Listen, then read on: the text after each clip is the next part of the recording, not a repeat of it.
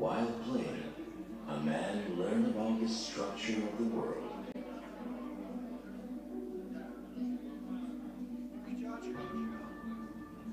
The world was evolving and becoming more complex.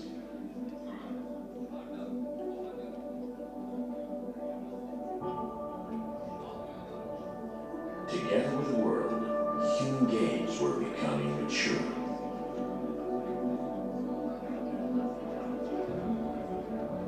They distracted people from worries. They trained the mind. They spurred us to get excited and gave the joy of victory to the strongest. The game of backgammon originated thousands of years ago.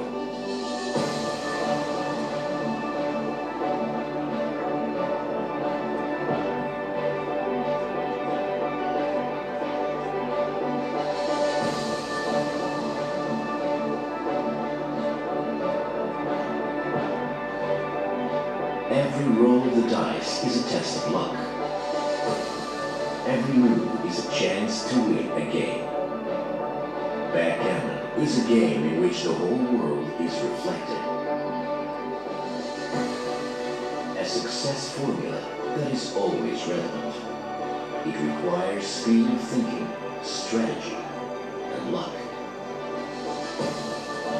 The backgammon game is filled with symbols of the universe, imbued with artifacts of time, and able to stop its flow. Ages pass, but backgammon is still captivating more new players. It allows us to feel part of a huge community. Backgammon is a living history that continues before our eyes. The game that took over the world and is striving for new heights. This is our game. This is our tournament. The tournament that brought competitors from all over the world together.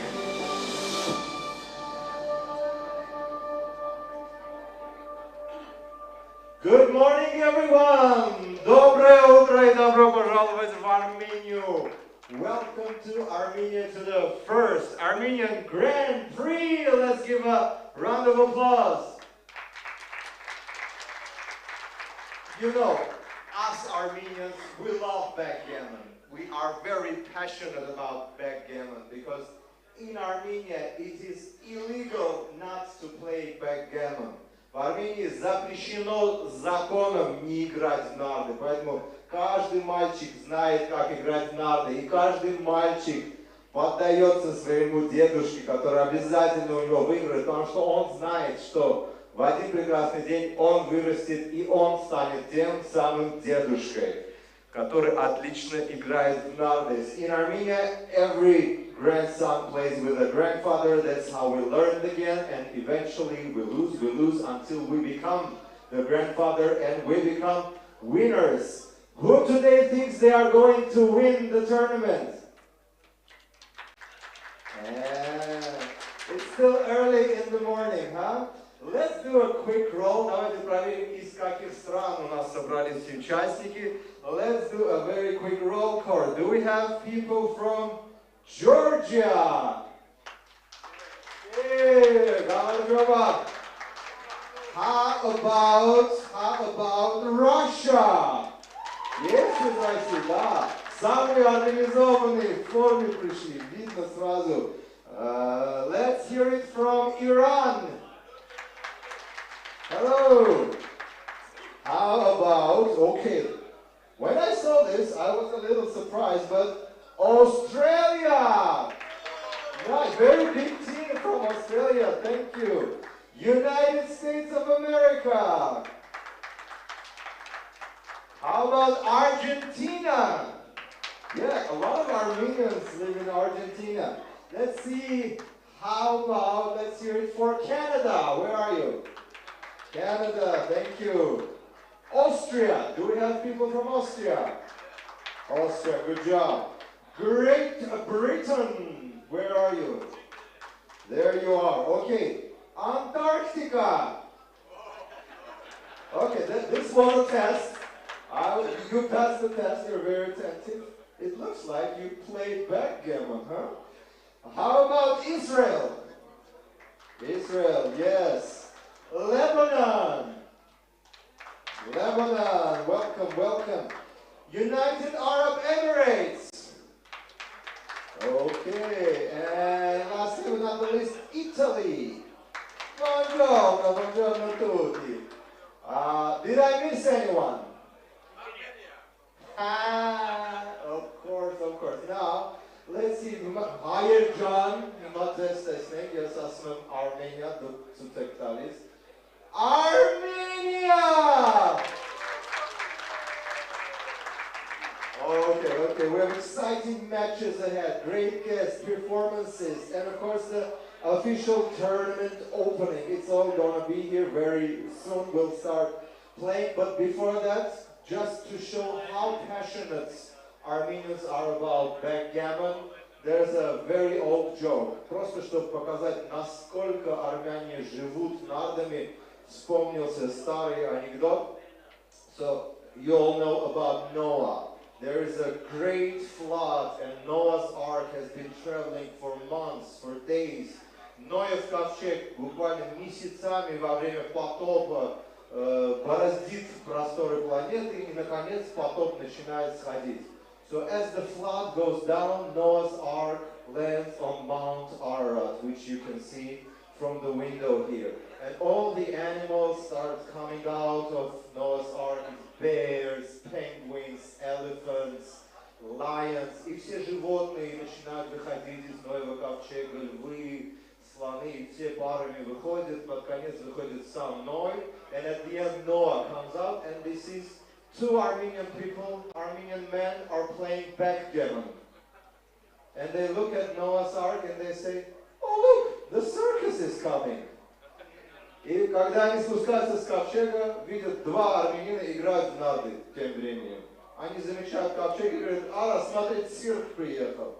That's how Armenians are passionate about these games, and we are very excited to have you all here because this is the first time that we have an international Grand Prix here in Armenia.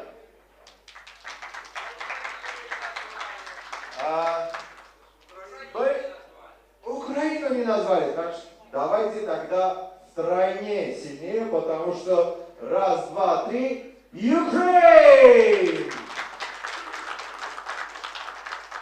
Отлично. Прежде чем начать, мы хотим вам показать народные армянские танцы, чтобы проникнуться духом Армении, куда многие из вас приехали, возможно, кто первый раз? Whose visit is the first time that you're here in Armenia? Please raise your hands. We hope you have a wonderful stay in our country. Надеемся, что просто самые хорошие впечатления будут от нашей страны у вас. И сейчас мы начнем с номера, в котором мы увидим армянские народные танцы. And if you look closely at this dance, you will see the passion that Armenians have, because when we sit down to play backgammon, it's all nice, everybody's nice, we just say, I will do a gammon on you, да, я тебе Марс сделаю, я тебя на Марс отправлю сначала вот так. By the end, sometimes we get into a fight, because not always we agree that the game is fair, и под конец очень часто превращается в небольшую ссору, игра в нарды, и все это вы увидите во время этих танцев. So let's give a round of applause to our wonderful dancers over there. Oh, we have Japan! Japan, where are you? Four times as stronger because we left them out and it was unjust. Japan! Yes. Thank you. Domo arigato. And now, please welcome our beautiful dancers.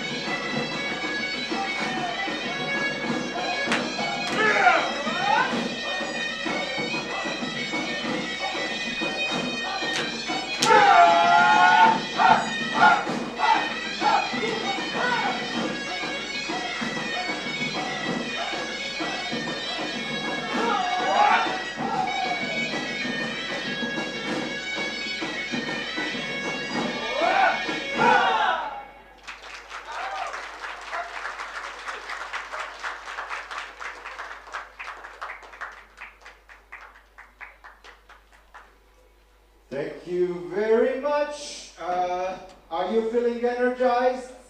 Are you ready to tear your opponents? Are you ready to rumble? We are, we so are.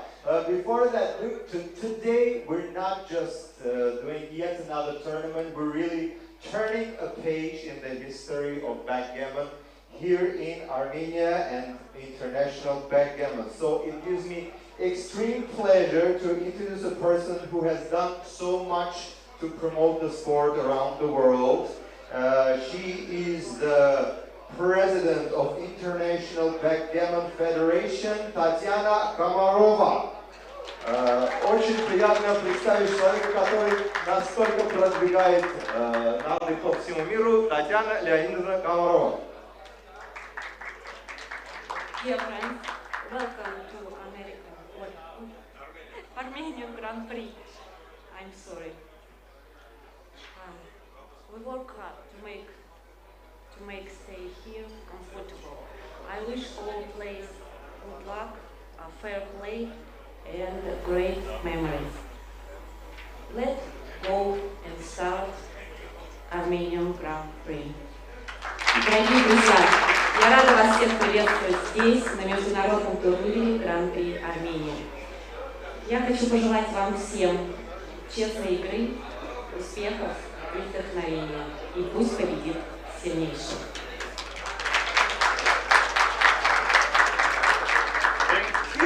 Thank you so much, Tatiana. And now I'd like to introduce the Armenian Backgammon National Federation by the man led by a person who has done so much to promote the sport here in Armenia. For many years they have organized local tournaments here, and now it's the first time we are doing this here internationally.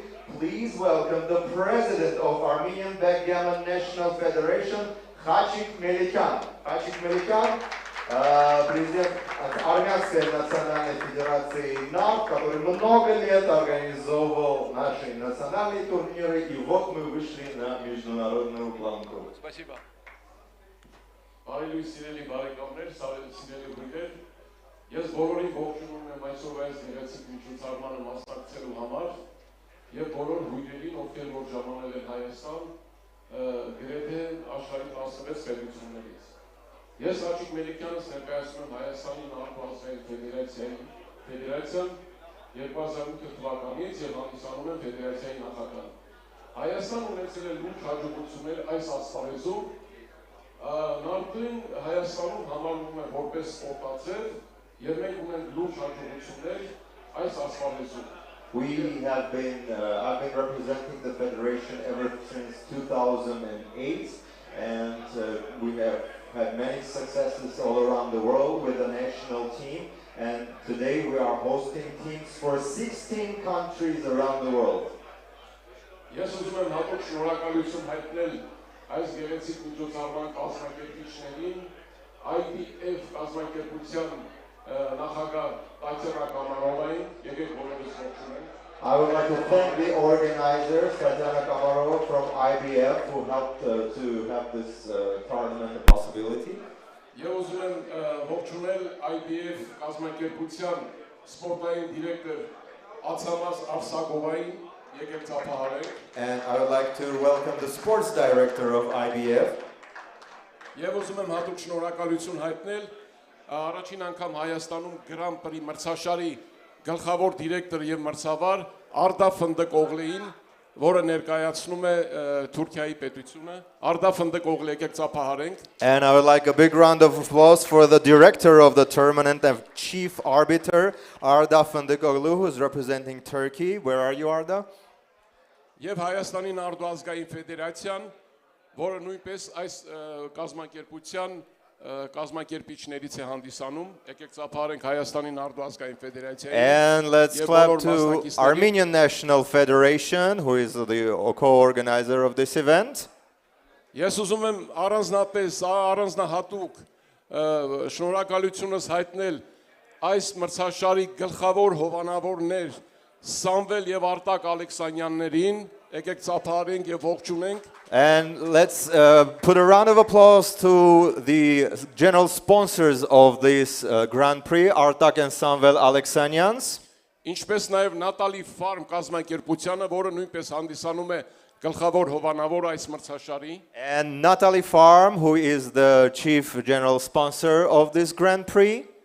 եւ ուզում եմ առանձնահատուկ շնորհակալությունս հայտնել Արմեն Գրիգորյանին, And special thanks to Armen Grigoryan from Armenia Travel. կազմակերպիչին, ով բոլոր հյուրերին ժամանակին, ճիշտ ժամանակին հայկական հյուրասիրությամբ ընդունել եւ բոլորը տեղավորվել են հյուրանոցներում.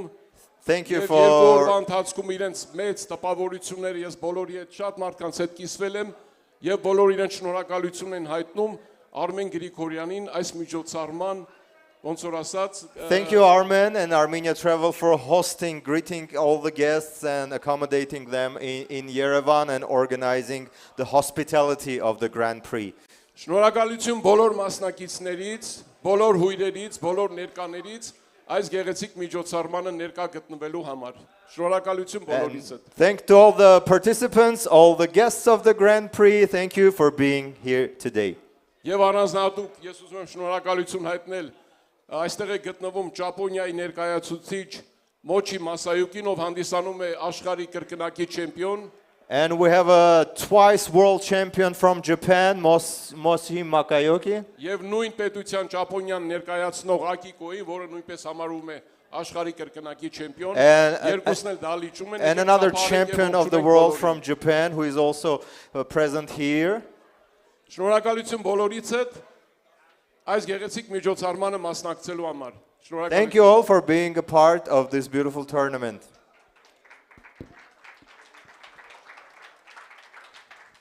Okay, so we have 9 disciplines that we will be competing in. Let's do a quick call. Clap if you're in one or more of these disciplines. So we have the open backgammon. Who is playing open? Кто играет в короткие нарды? What about Longgammon? Who is, yes, looking for to be there. We have doubles titles. Короткие нарды парами. Давайте похлопаем, даже если не играем, а чисто соревновательно нашим коллегам. We have Masters Cup. We have Blitz по коротким нардам.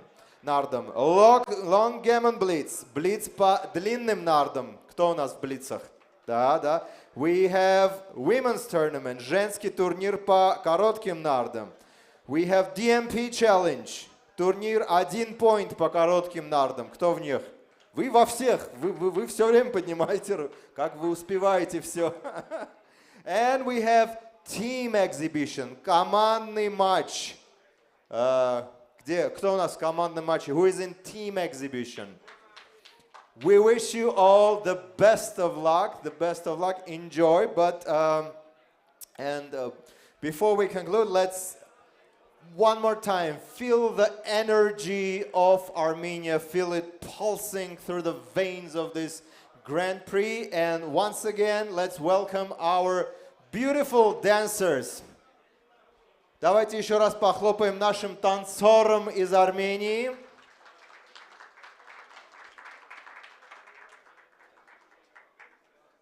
Пока они не вышли, я покажу пару приемов.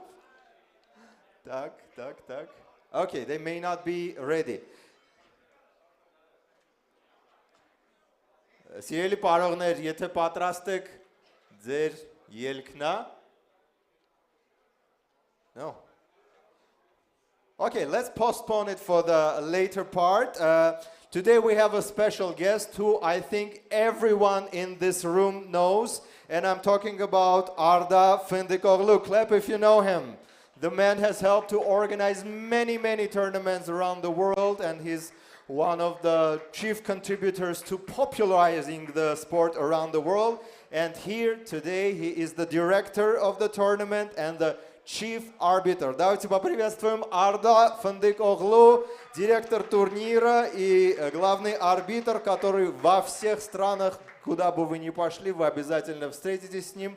Он везде, он помогает организовывать турниры, и сегодня он с нами в Армении. Arda. Thank you, sir.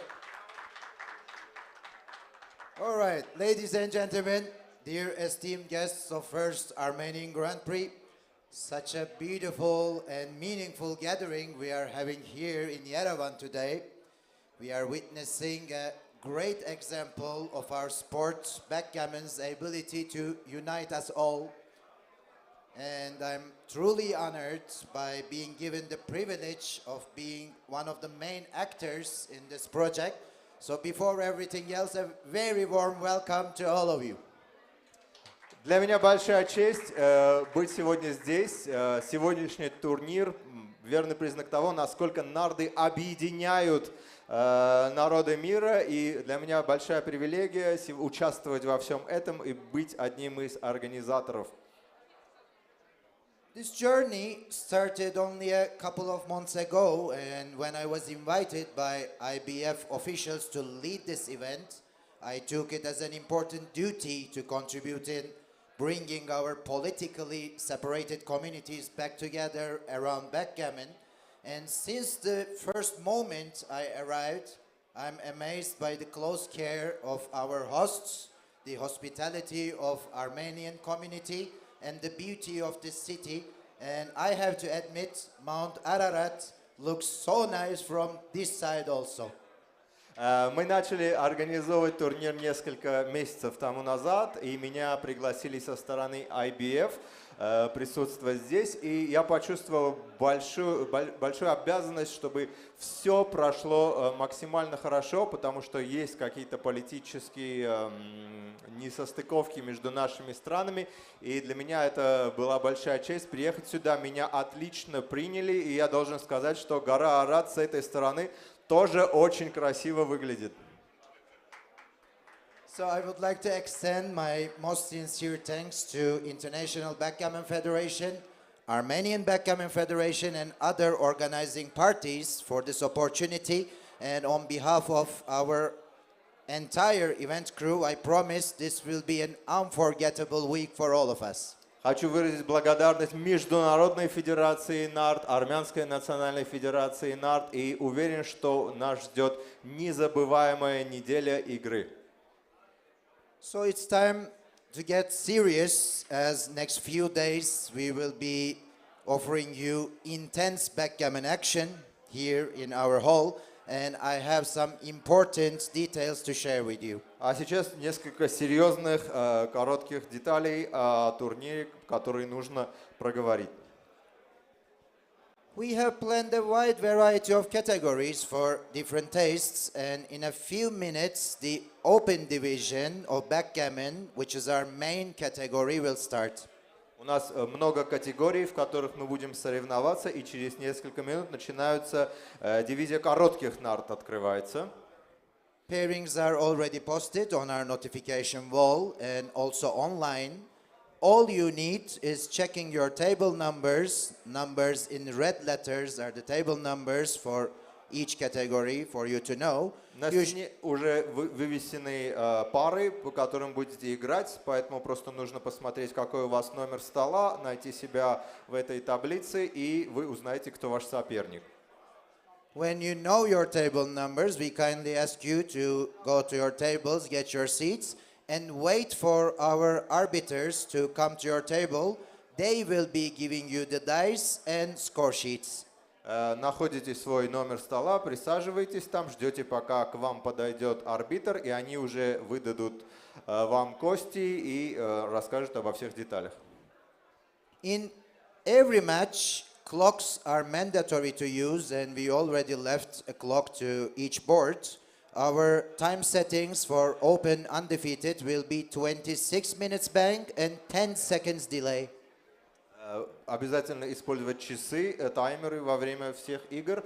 Максимум 26 минут. 26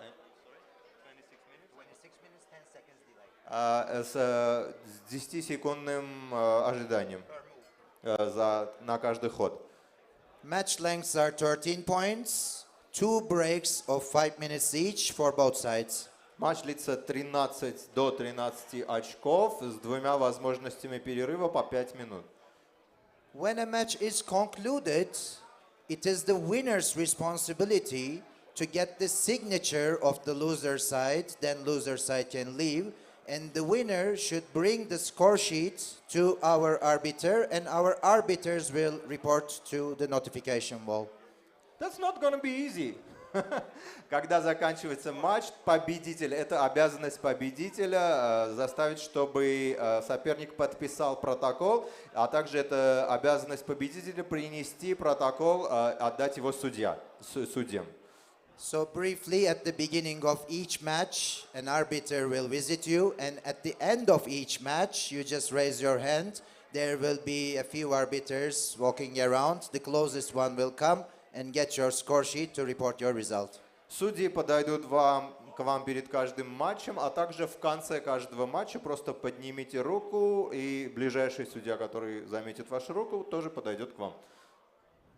All rounds have their fixed starting times, and in this championship we will be starting the clocks of every table the moment starting time comes.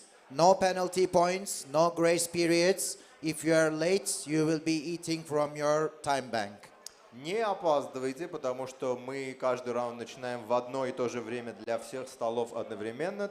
Если вы подходите позже, то это уже ваша вина. So please make sure when you have your fixed starting time for the next round, as long as you are still alive in a bracket, and try not to be late, please. Уточните, когда начинается точное время вашего матча, не опаздывайте к столу.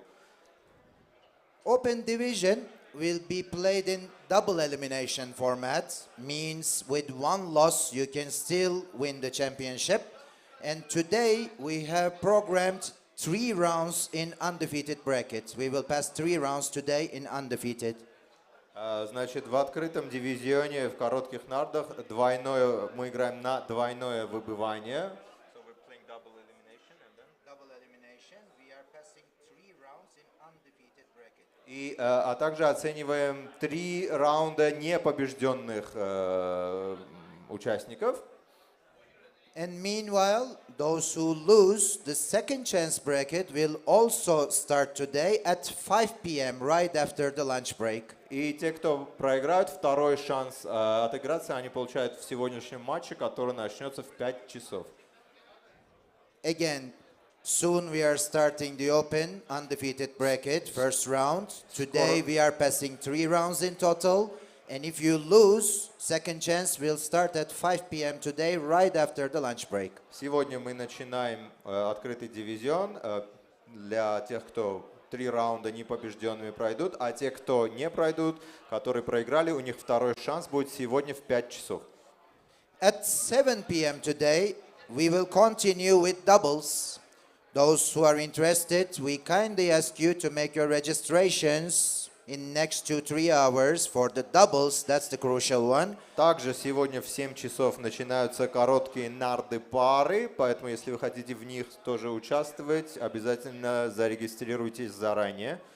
And because it is limited with its contingent also for Master Cup starting on Friday and Longgammon on Saturday, those who are interested, don't forget to make your registrations in advance. И поскольку у нас ограниченные места на Master Cup и Longgammon, обязательно заранее зарегистрируйтесь, потому что дальше такой возможности не будет.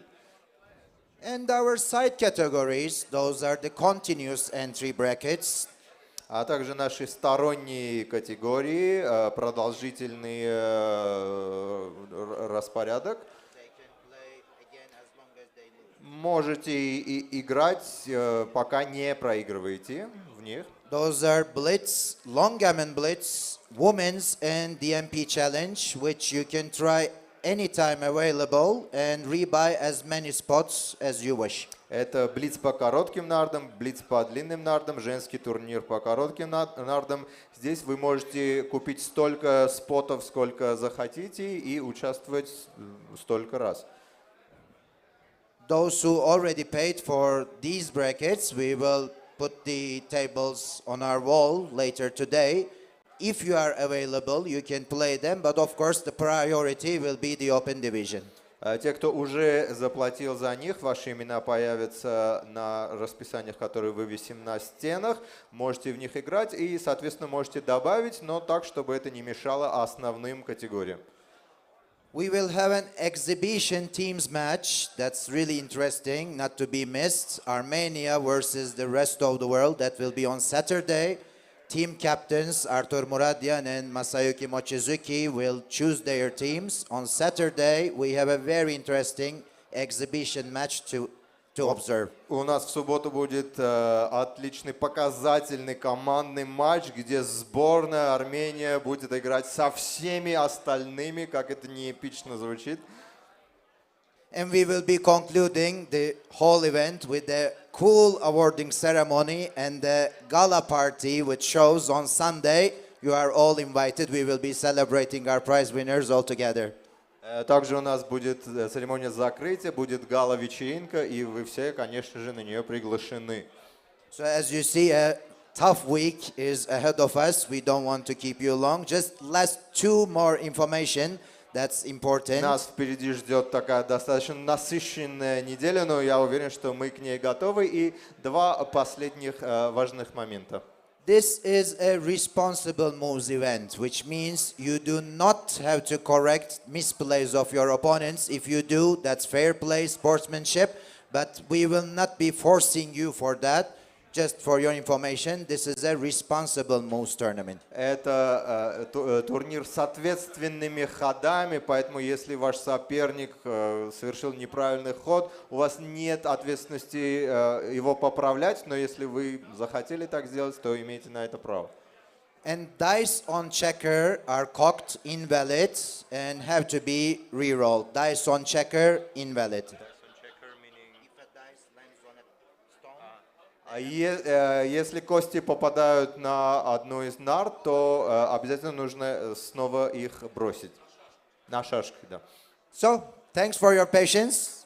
We will be getting down to business now. We will turn the lights on. We kindly ask you to check your table numbers, get your seats. What time is it, sir? It's 11:20.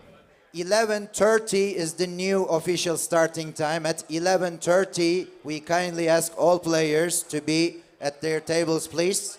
Wishing you all good luck and success once again. And welcome to first Armenian Grand Prix. Cheers. Thank you very much. Thank you. Thank you, Arda. Новое официальное время начала 11:30, то есть у нас буквально 9 минут осталось. Через 9 минут мы начинаем, поэтому обязательно займите свои места. Всем удачи. Мы открываем первый армянский турнир по нардам. И кто-то просил очень это сказать. Let's get it to rumble! Good luck everyone, բոլորին հաջողություն եւ հրաշալի խաղ։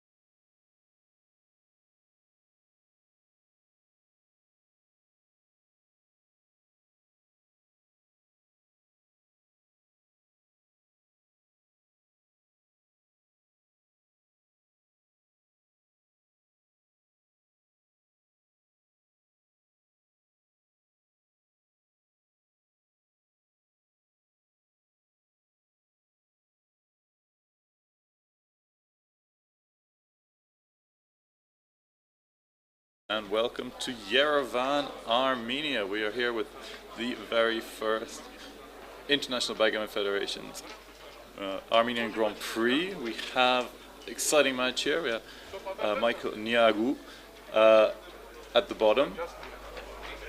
No. I think the names are slightly changed here because we're not playing a doubles match. Michael Niagu is at the top of the screen, I believe. And there will be Melikian at the bottom. It is Khalik Melikian. I apologize for the pronunciation, but yes, we are here in the Hotel Marriott in the center of Yerevan. This is in Armenia. For those who have not been here, don't know, Armenia is a country. It's in the Caucasus region. If you just look between Russia, Turkey, Iran, and Azerbaijan, and Georgia, you will find Armenia there. One of the oldest countries in the world, and Yerevan is the capital, one of the oldest cities in the world. It's actually been inhabited longer than Rome, so a huge amount of history. If you haven't been here, make sure you come and visit. It's beautiful. They call it the Pink City. It's made from this volcanic tufa stone. It shines pink when the light hits it, so it's stunning. I had a walk around yesterday evening. Food is great, the architecture is great. Weather is very hot at the moment. I think it's about 30 degrees. So stay at home and watch some backgammon with me. So this is the Armenian Grand Prix. That's a double elimination tournament. We have 13-point matches. The double elimination is pretty simple. You get 2 lives. If you win and you keep winning, you remain in the top table, and you will go straight through to the grand final. If you lose, you will drop down into the bottom. The earlier you lose, the more you have to play, because you'll be fighting through the waves of losers from the subsequent rounds. And eventually on Sunday we will get to the grand final. Traditionally, double eliminations would have 2 finals, but this time, as we've seen in Monte Carlo and other tournaments, the winner of the top tier, instead of having 2 lives and potentially 2 finals, the tournament actually buys their second life, and they get an extra percentage of the prize pool. So it's certainly worth playing for. Here, I think North American and European viewers will recognize Michael Niagu. Online, he was Team World Champion, I think in 2019, with Romania, but he lives in Canada. Very active online, Foolish Bear. His opponent is Khalik Melikian, who is Armenian. Not much information about him online. He doesn't seem to play much BMAB. He doesn't seem to have a WBIF profile. So I'm very interested to see how we play. Of course, this is in Armenia, so we do need to have an Armenian on the table on the stream for this first match. There are another 3 matches being streamed on the 3 other channels on this on the IBF YouTube channels. So check out those after this one. I do not think that they are commentated, but they may get commentary later. You can see we will have an XG feed. I'll try not to look at it too much. I prefer looking at it and just trying to analyze and assess rather than just telling you what you can already see. But we're having a little bit of a delay. I can see that Michael, you can see him on the top of your screen on the right-hand panel. He is here. I saw him this morning. He was there. He enjoyed the dancing, the opening ceremony, enjoyed maybe some coffee and cake in the reception area just here. So he's a very strong player. I don't think he has a Grandmaster title, but he's not far off. He doesn't do a lot of BMAB, but he consistently plays online in the 3s and 4s. So I'm looking forward to a good match from him. It's a 13-point match, so the clock settings are standard, 2 minutes per point, so 26-minute time bank each. There'll be a 12-second delay. We're not playing dice on checker, and we're not playing legal moves. This means that if you see that your opponent has made a mistake or misplay, you do not have to tell them. It is considered fair play to do so, but you're not obliged to. Okay, looks like Khalik Melikian is here. Melikian, okay. So we are opening. All right, we've already opened with a 4-1 and a 2-1. Okay. Here we have Michael Niagu, 5-3, makes the 3-point. This is very theoretical, very standard stuff. 5-3 is a hit. He sees this immediately. We can expect Melikyan, if he is a traditional Armenian player, he's going to play quite quickly. We're not going to see him use too much of his time bank. 6-4 enters, can't hit. So I'm not entirely sure. Do you come out to the 18 or do you come out to the 16? Probably preference to the 18, just so you have more contact with any shots. Remember, he does have a stronger board, so you can play a bit more openly, a bit more aggressively. At 4-5, he can hit twice, if not use cover, but your 4 is not great. I think I prefer the double hit here. Even though your board is weaker, you gain so much of a tempo advantage from doing this. Okay, going for the single hit on the 4-point, I don't mind. Okay, slightly better play according to XG. 4-5 enters and hits, so Michael in the driver's seat gets to make the valuable 18-point anchor.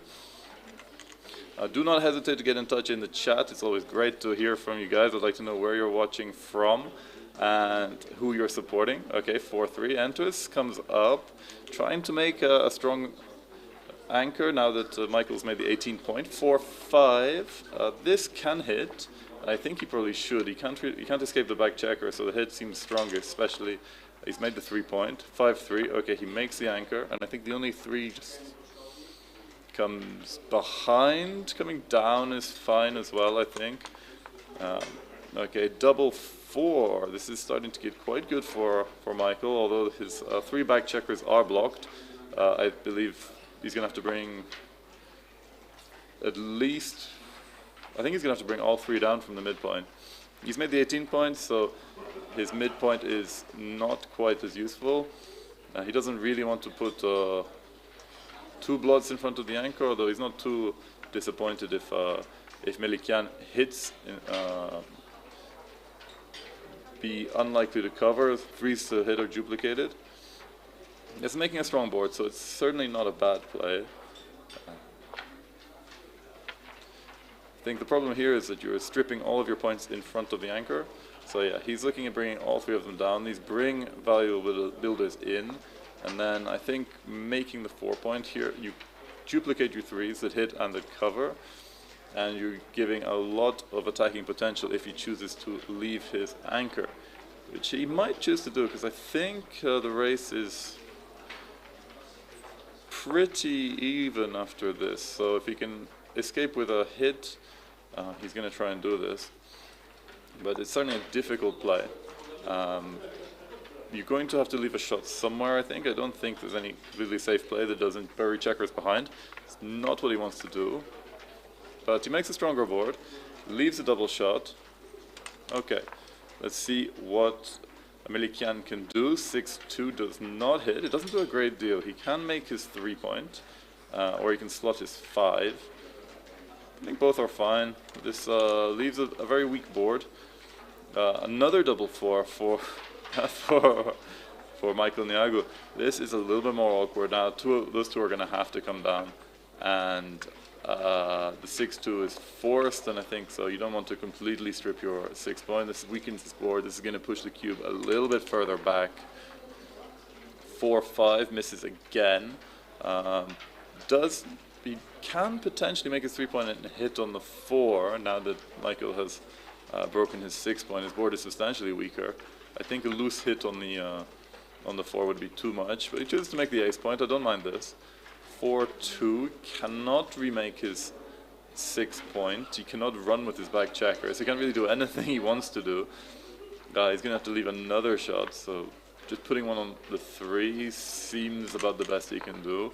A little bit away from a cube here. 2-4 for Melikyan.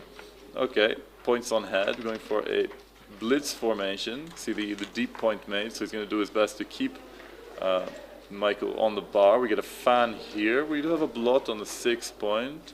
Not a huge amount of material in the zone. I suppose the 11-point is quite strong here. Now he can make the 5-point. This is very strong. If Michael fans here, I think we're going to see a cube. 2-5, okay, in, and the question, do you hide the blot on the 6 or do you come out to the 18? I have a preference for the 18 here, just because you really want to make that 6-point. And he doesn't really want to break his anchor to hit. Okay, so he can make a strong 5-point board here, or he can make the 8-point. This seems pretty good. Now you have a 5-point board. Michael's going to have to play pretty conservatively. Still cannot make that 6-point. And even worse, he's going to have to leave a shot, or possibly a double shot. There's nothing really nice here. I suppose 6-2 and then bring the one in from the 9. This is the best you can hope for. 18-8 is an option. This is a double shot. It's still a double pass according to XG. Let's see. Okay, yeah, Michael is very happy to let this one go. So we get an early advantage to the Armenian. Amiryan goes 1-0 up, 12 away, 13 away. We're not going to see a great deal of adjustment of this score, although maybe Michael is going to be a little bit more aggressive with the cube, and especially re-cube if there are gammons on the table.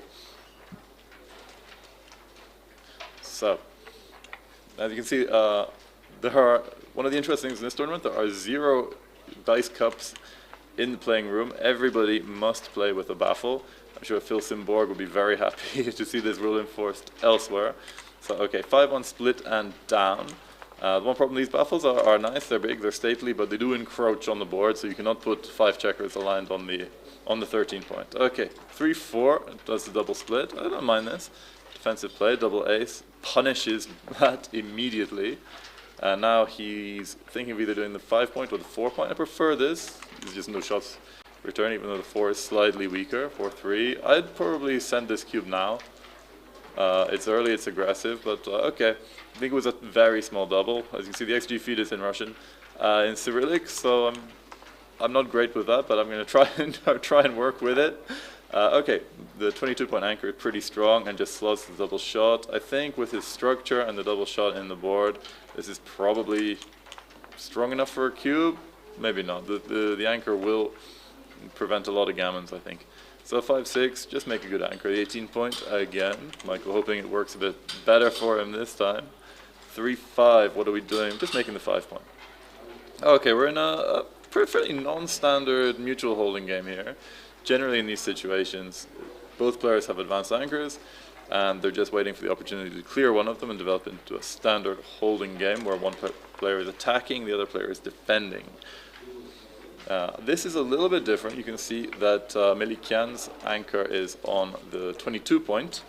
This means it can be primed a bit more easily, especially now with a 3-1. Michael has put together a 5 prime. This is strong. This could be a cube soon, even though normally in mutual holding games you don't generally send a cube until you've broken your anchor and have turned it into a standard holding game. As you can see with the analysis,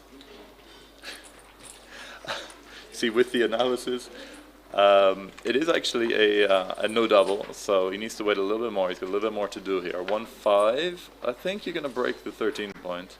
A hit is not fatal, and you don't really want to put a checker behind. You really want to be able to have maximum attacking potential to punish the anchor. Although, all right, looking at Extreme Gammon after the fact, it seems the safe play is correct. You just need to maintain the position and wait for Melikyan to weaken his sufficiently so you can send it. This double 2 is not bad. I'm not entirely sure what you can do here. Probably bring 3 down from the mid and just slot the 3. Okay, he's slotting the 9. Seems fine. Extreme Gammon prefers bringing them all in from the 8. Here 4-2 is a hit. This could potentially have been a cube, but I think with the blot on his 2-point and Melikyan's strong board, it would be a little bit early. We'll see if he dances, we're going to see a cube. If he hits, we're not. So I think this has to be a cube now. And it is a small double and quite a big pass. And yeah, Melikyan, he lets this go. We go to 1-1, 12 away, 12 away. I know this match equity is exactly 50% for each. So everything to play for. I caught a quick glimpse of the PR. Michael is playing an almost flawless game, a PR below 1. If you can maintain this, it would be super grandmaster level, but in a long 13-point match, it's unlikely to happen. 6-5 is the running game. The lover's leap runs all the way from the 24 to the 13. 5-6. Michael's just going to do exactly the same. Certain scores you might come down, be a bit more aggressive, but unnecessary here with that 3 6-5s in a row. So found out Melikian's game plan. 5-1 brings one in and slots the 5. I think Michael is just going to have to sit back and wait for a shot, build his board. Indirects are good, but there would be... Okay, the automatic play would be making the 4-point, but seeing as that back checker is primed, you do want to bring it up here. 3-1 is a little bit awkward. Yeah, he just comes in, brings one down. It's an indirect shot. It's only 6-1s and 5-2s, so 3-4s on play. 6-1, I think you still hit. Worst comes to worst, you have a checker back, except with 4-3, 5-3, 5-4. 4-6 does not hit.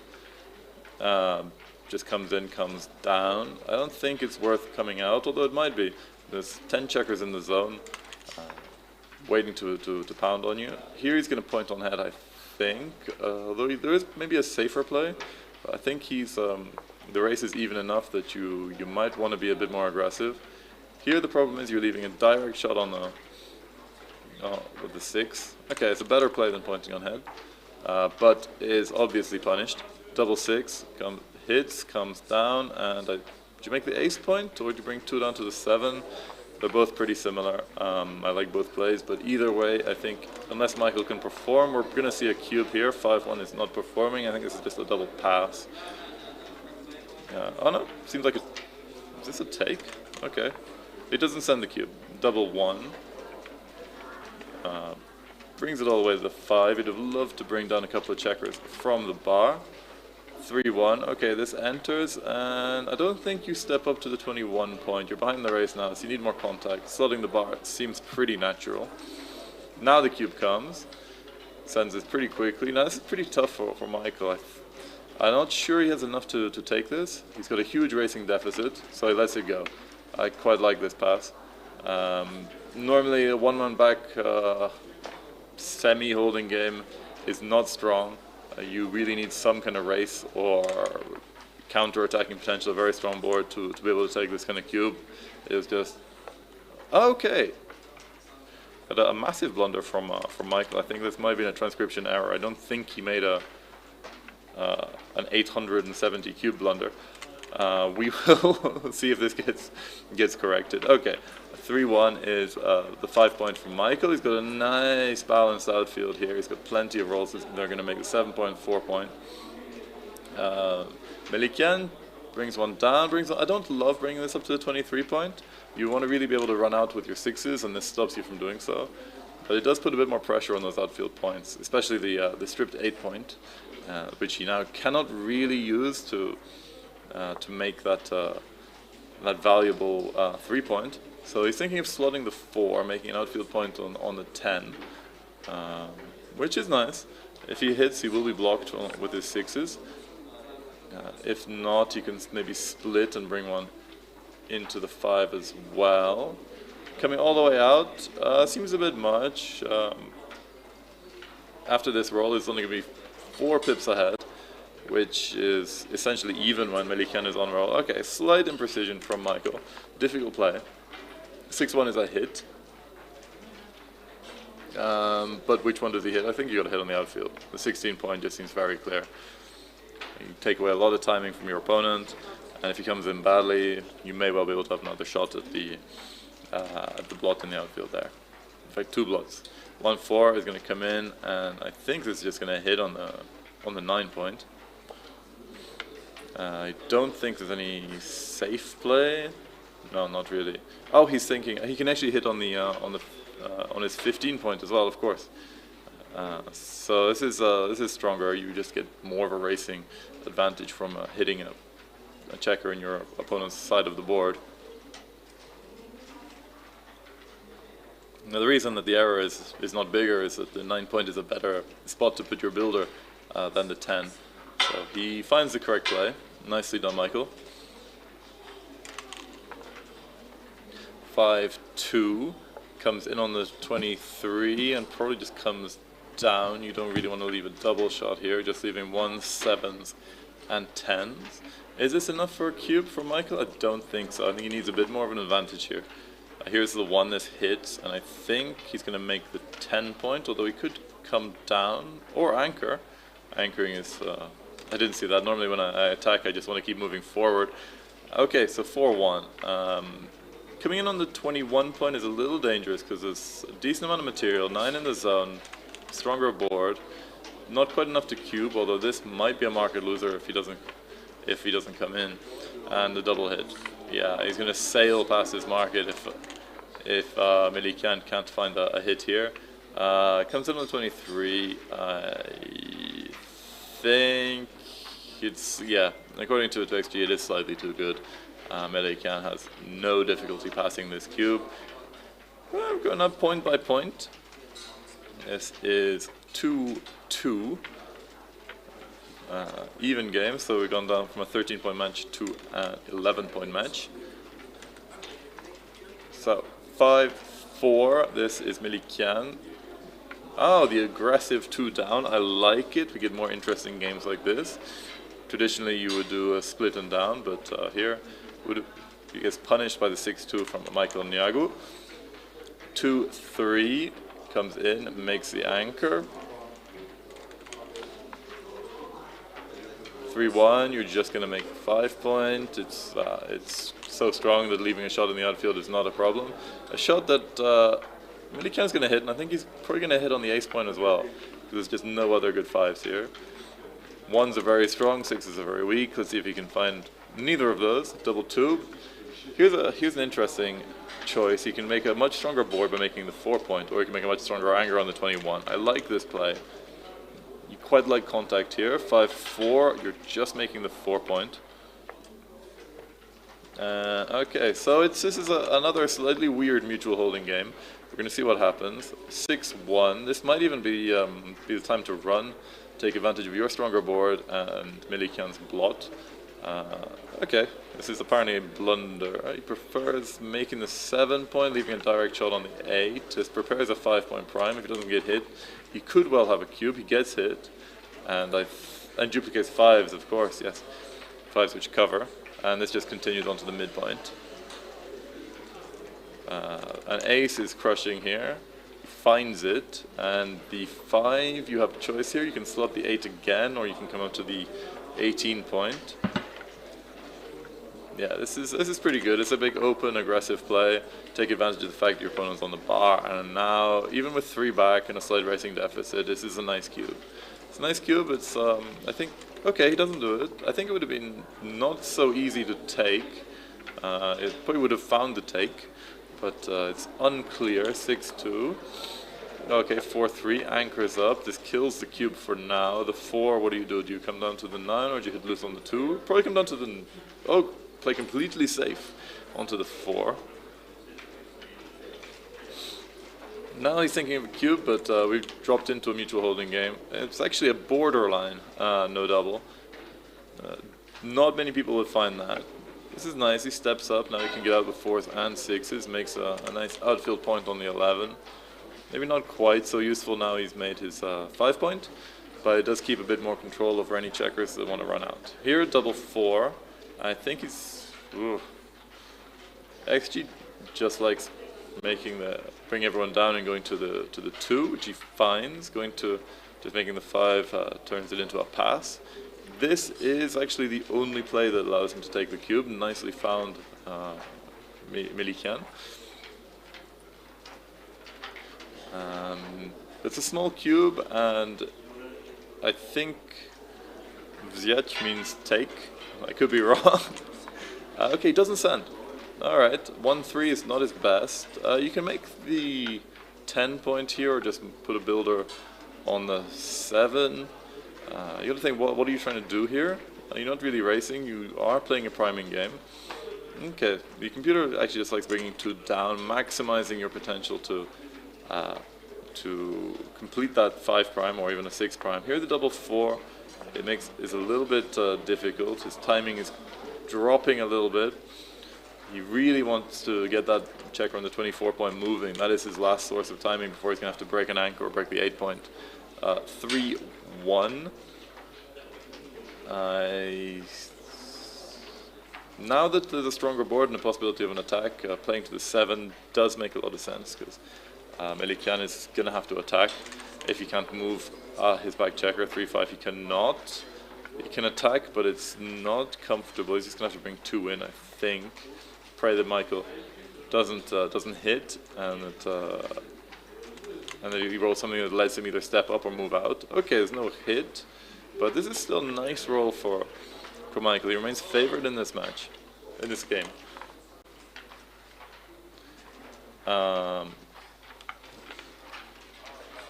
Okay. Hits and comes out. This is a big play. Should just be aware that Michael is playing blue, as I've been commenting him, and Melikian is in white. I can see this just because of Melikian's sleeves are quite noticeable. Hopefully they will change. If I see someone, I will ask them to do so. Okay, we have a fan from Michael. This is big. Now we have an interesting cube because there are a lot of gammons in this position. Okay, it was a huge cube, a massive cube, a 400 cube, and he blows past it. This could be expensive. If this was a PR battle, you wouldn't want to do that, but maybe he is not so confident, is not so used to these kind of positions. This is, once again, this is not a cube. You really need to get that last checker moving. Now he sends it. It seems like this is okay. That was too good. Right.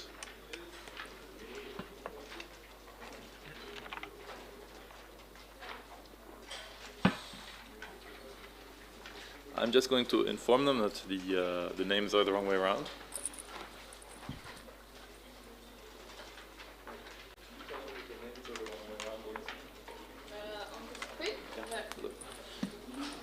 Should be the other way. Oh, okay. Thank you. Okay, so we've had a 4-2 opening from Michael, and 5-1 just splits them down. This is very normal. 2-6 just comes out, and running is good. You got 4 checkers on the 8 point, but coming down is not too bad. This is a more natural play, but you don't like him to activate those checkers on the 8 point. 3-1, I think you're just making the 5 point. It's so valuable that you can ignore the hit for this turn, and maybe it'll be back next time. 6-6, this is a fun one. XG really likes just making the anchor and the prime. There is a blitzing play. It's not as strong, especially as he hasn't turned the cube. Thinking about the slot on the 5, this is a little bit big considering Melikian's board is stronger than Michael's, and it would be a double shot with 3s and 4s. He's going to consider the blitzing play here, the double shot, or the 2 point and the 7 point. I would generally, if you're going for a blitz, the 7 point is not very valuable. If you're blitzing, then I would probably just hit on the ace point, as he's looking at. But he hasn't sent the cube yet. You really want to do this kind of play after you've sent the cube. What happens is that if it goes well and you get a fan, you've lost your market by a very long way. And if you hit, you don't have a cube at all. So your cube is not very efficient or effective when you do this. You want to build up your position, get it strong enough so that you send it, and then you start your attack, and you get the maximum benefit from your roll, from your cube as well. So he's thinking about this. This is the first, seems like the first move where he's really taken a lot of time over it, even though he is down to 19 minutes compared with 24.5 for Melikian. As I mentioned, it's quite likely that Melikian would play a bit faster than Michael. Armenian, Georgian, Russian players, they do tend to whip it around the board. Lots of very skilled players, but just the style is quite fast. North American, European can be a little bit slower. Western European, Central European can be a little bit slower. Both are very fun to watch. I do like these fast-paced games, though. Keeps you on your toes, especially when you're commentating.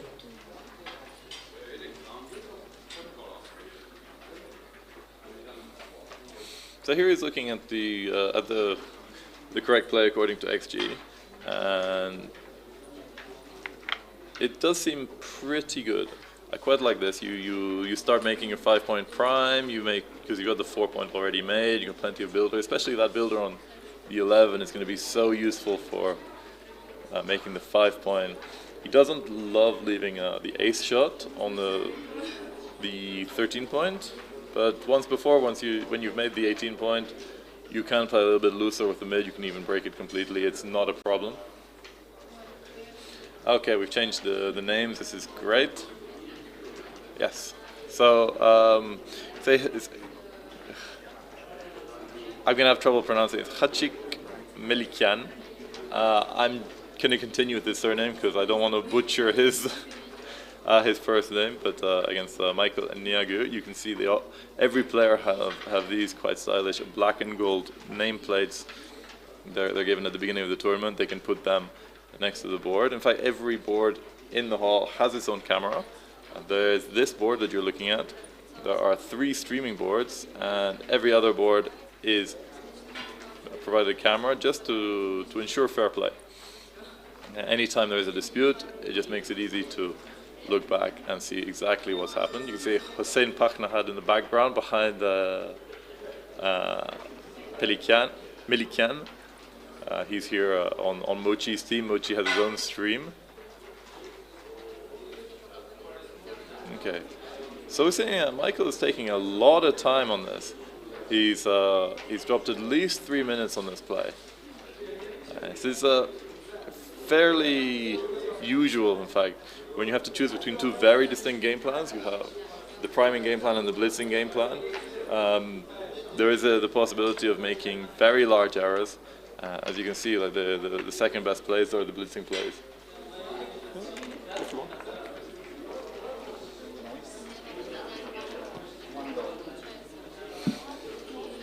Okay, he goes for the blitz. It was a slight error, but yeah, as we can see, he sends the cube, and it's a huge pass. So once again, we have a game worth 1 point. And this is going to go to 3-3. Yeah, this is the first big error we've seen from Michael. I don't think we'll see many of them. He's an extremely strong player. I think he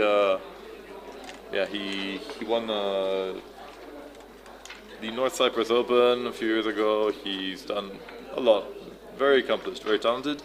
And we're going to end up with a PR in the 3s or 4s.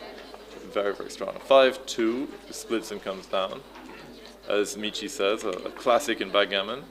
When you're not sure about what to do with an opening roll, splitting it down is almost never wrong. Okay, 5-3 points on head. 5-3 in return, has to come in on the 20-point and brings one down on the 3.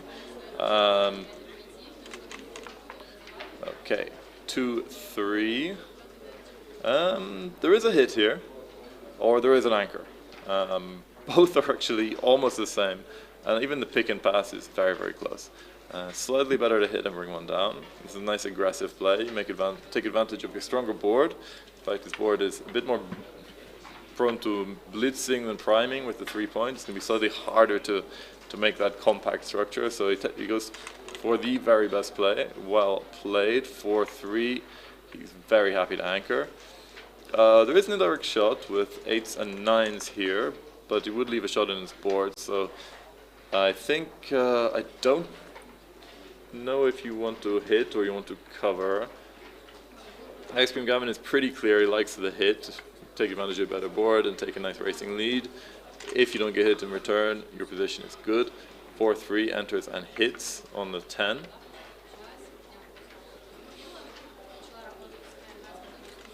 Okay. 4-5 for Michael. This is yeah, come in, come out. I don't see any reason to strip your midpoint and let him attack with those big stacks on his 6 and 8 points. 2 and 1, yeah, you got to hit. Use that pretty useless third checker on your anchor. And now the 2 is a little bit tricky. Do you come out or do you put a 5th one on the 8 point? Yeah, I think this is better. Just you gotta look at your opponent's board. what's going to happen if I get hit? It's going to hurt. Okay, now we get hit in return. You see this theory in practice. You have a stronger board, you attack. 4-3, and again, this is a little bit nasty, but just comes in, comes out. We're quite away from a cube. With that anchor, Michael's going to have to bring most of these checkers to safety. He's happy to leave a double shot because he gets the benefit of the 5-point and the 21-point anchor. 2-3 manages to miss. This is a fairly ugly one, but at least it cleans up that blot on the 18-point. So back in a mutual holding game. Another mutual holding game in which Michael has the slightly upper hand. Race is pretty even here, but he has a better board. Okay, here the 3-1. I think you're making the 5 rather than hitting. Hitting is a little bit dangerous, you're leaving yourself wide open. 5-1. Okay, happy to make the 8-point, and then you can either come up or distribute your attackers. This seems fine. You're leaving direct 6s, but you'd have left direct 5s anyway. 5-3, rather than running, you're making the point. You generally don't run unless you have a racing lead and a stronger board. Double 2 from Michael. The 9-point looks pretty good here. But, okay, he does this. This was actually a blunder. He had to play a bit safer. Just a little bit too dangerous with Milikian's board. 4-3, once again, cannot hit these pesky checkers in the outfield.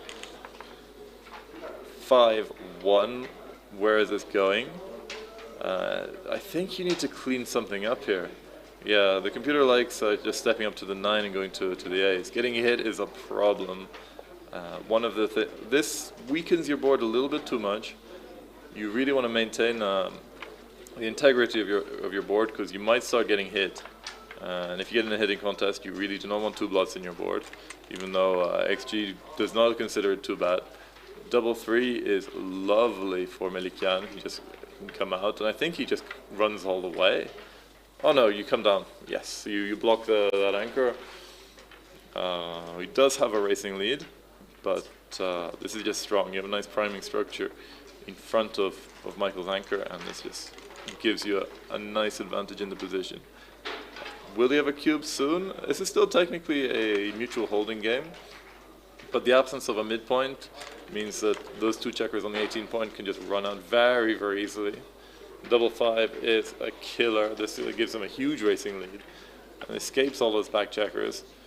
You might think potentially about making the ace point, but bringing them all down, and then unless Michael could roll a double 5 of his own, I think we're going to see a cube. 4-6, is this going to be enough? Yes, it'll be enough for a take, for sure. A 15-point racing lead with an anchor, a slightly inflexible position. Yeah, I might have sent it there. Might have sent it. Okay, 5-4 brings 2 in. You're keeping your anchor for now, I think. There's no reason to leave it. There's a lot of material in the zone here. 4-2 just makes it 2 points, strengthens the board, makes it more difficult for Michael to run out. 5-3. He can run out with both. This leaves a double shot on 2 blots, or he can bring one in and just make his full board. I think, yeah, running out is not even on the list of you can see on the right of your screen here. Yeah, he does have a racing lead, but it's just too dangerous. Leaving it, if you could run out and just leave a single shot, he might do this, but this is a little bit too much. And you make a really strong board. Are there any bad rolls? This double 6 is going to leave a shot. Double 4, a little bit awkward, but it plays. Okay, sends it. Pretty easy take. Race is very close. Double 1. Does he want to maintain that priming structure? Does he want to maintain that blocking point on the 10? It's not easy, but in fact, most of these moves very similar. Michael's going to be forced off with 6. Instead, he has to crunch his board unless he wants to leave many, many shots. Yeah, going all the way to the 1 makes sense. You want to leave yourself a 5. 2-4. I think I maintain the structure. Okay, slightly better to just make the ace point and break the 3. 4-1. Comes in. You can go all the way or you can go 4-3. This one looks a bit better. Slightly better for the race. You don't really want to be stacking up on the ace point here. 2-3, just bring him in. The race still very close, but a little bit of wastage on Michael's side. You can see those extra checkers on the ace point, deuce point, 3 point. They're not great for the race. That means when he gets into the last stages of bearing in, he's going to be wasting all those pips from any 6s, 5s, and 4s he rolls. Double 1 is lovely. I think he just switches. Actually, yeah, he does. This is a natural play, but he could have been a bit more creative. Apparently, I'm not sure. For me, I find it hard to leave all of those fly shots, especially because Michael still has a strong board. Okay, 6-1, 3-5. I recommend that you guys do not pay attention to the PRs on the screen. There's been a slight issue with the transcription, and I can guarantee you that Michael is not playing a PR 27. I think it was a little bit of an issue when they had to change the name. So double 3, there are a couple of gammons here. If Michael can't enter now, he does. He comes in and bounces out. Just make those crossovers, get those checkers from one quarter of the board to the other. Just helps you get home faster. This is not quite the double he wanted, but there are still a couple of gammons. If you can roll one more, and if Michael rolls small, 6-5 is not small. It just comes all the way in and around. Very efficient double crossover to the 6 point. 4-5, okay. Michael's going to need to roll very small, and Milikan will require... Okay, and there we go. That's just a 2 point. This is the first game we've had that has not just been worth 1 point. And first accepted cube.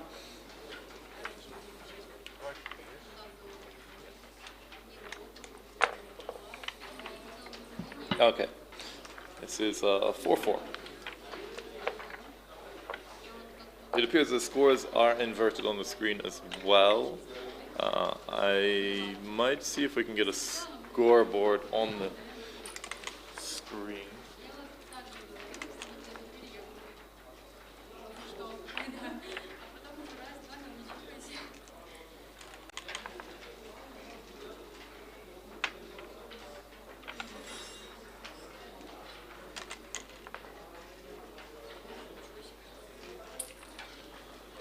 Okay, we've opened strongly with double aces from Michael.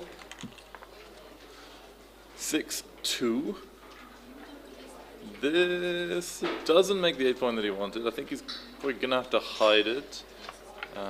Comes out to the 18. Comes up. You're not leaving an extra shot there, and you don't mind the extra contact. 6-1 is just gonna point on head for sure. Looks like it's gonna be quite a dynamic game here. 5-1. Yeah, you don't really want to come in on the 24 point when your opponent has made their 7 point. It's just a bit too hard to get these checkers moving.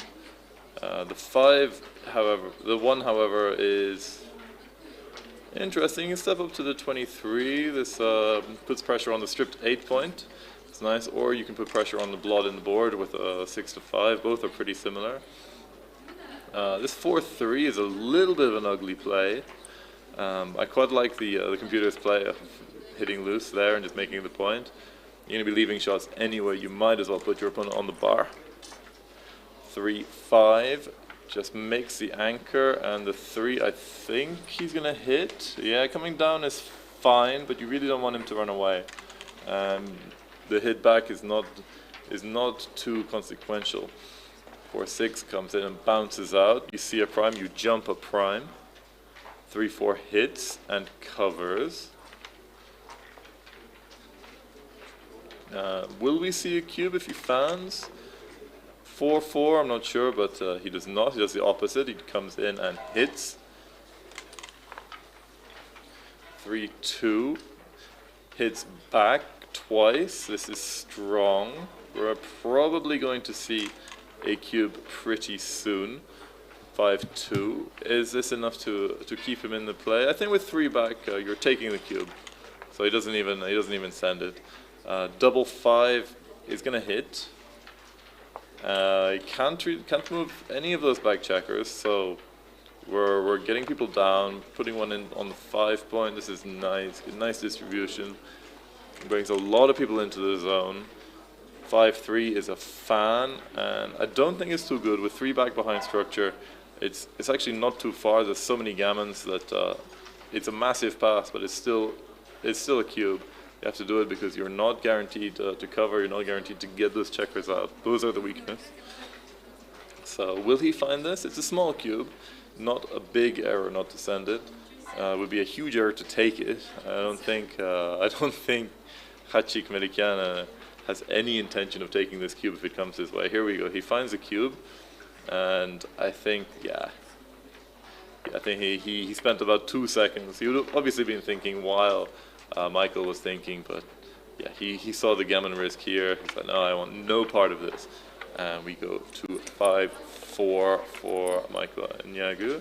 Yeah, so you can see that the scores are inverted. Actually, Michael's score is on the bottom, and Hachik's score is on the top. 5-2 splits.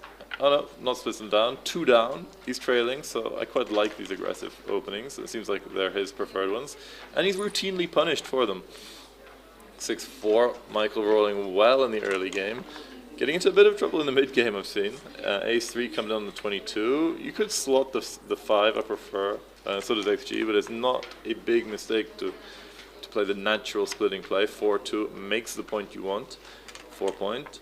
There is a direct 2, and this hits from the 22 point. So a little bit of momentum going Melikian's way. 1-4. You got a stronger board. You want to play open. You want to come in on the 21 point. I'm not used to seeing these. Normally I'm used to seeing bar 21. Here it's 25-21, which is a little bit exotic. I like it. But yeah, the XG actually likes coming up to 23, which is not easy to find. It puts you under the gun from those spare checkers on the 8 point, but it's missed by all of them. Hachik is just going to make a point in his board.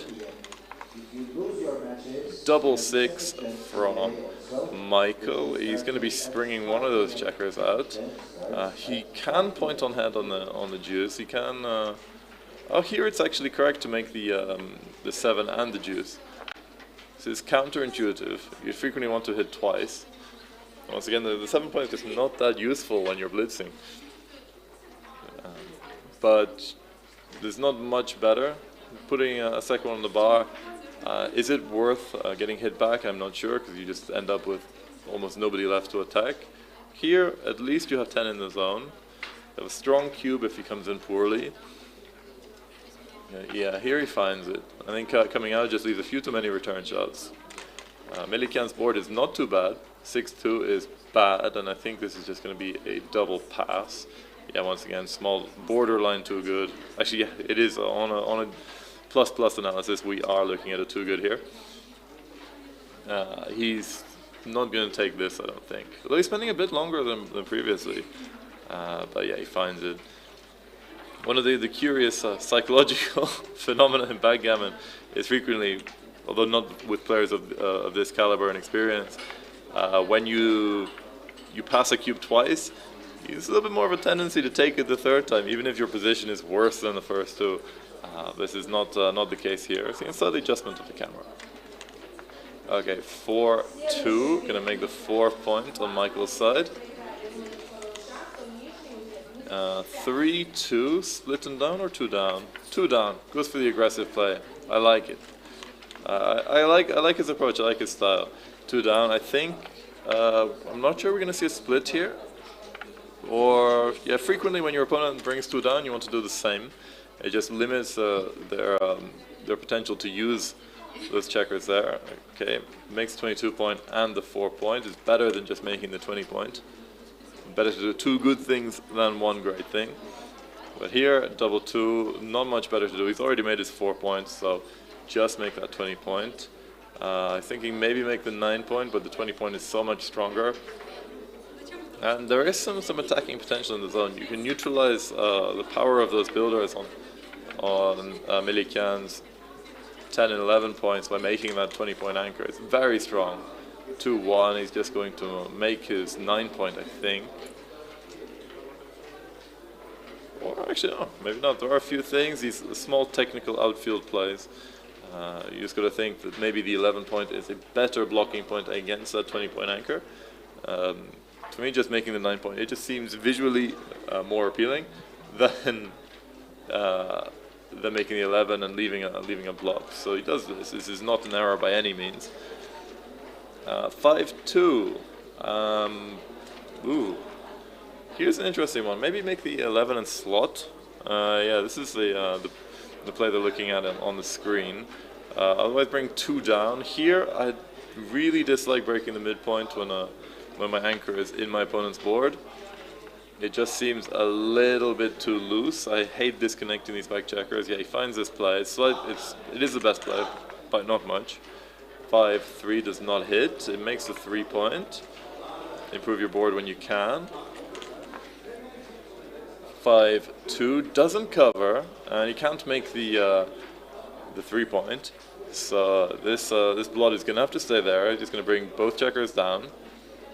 So 2s are looking very valuable for Amiryan. 6-3, not quite what he wanted. He can run off the midpoint, and it is actually what he should do. He's got a racing lead, I think. Yeah. Yeah, just run off the midpoint.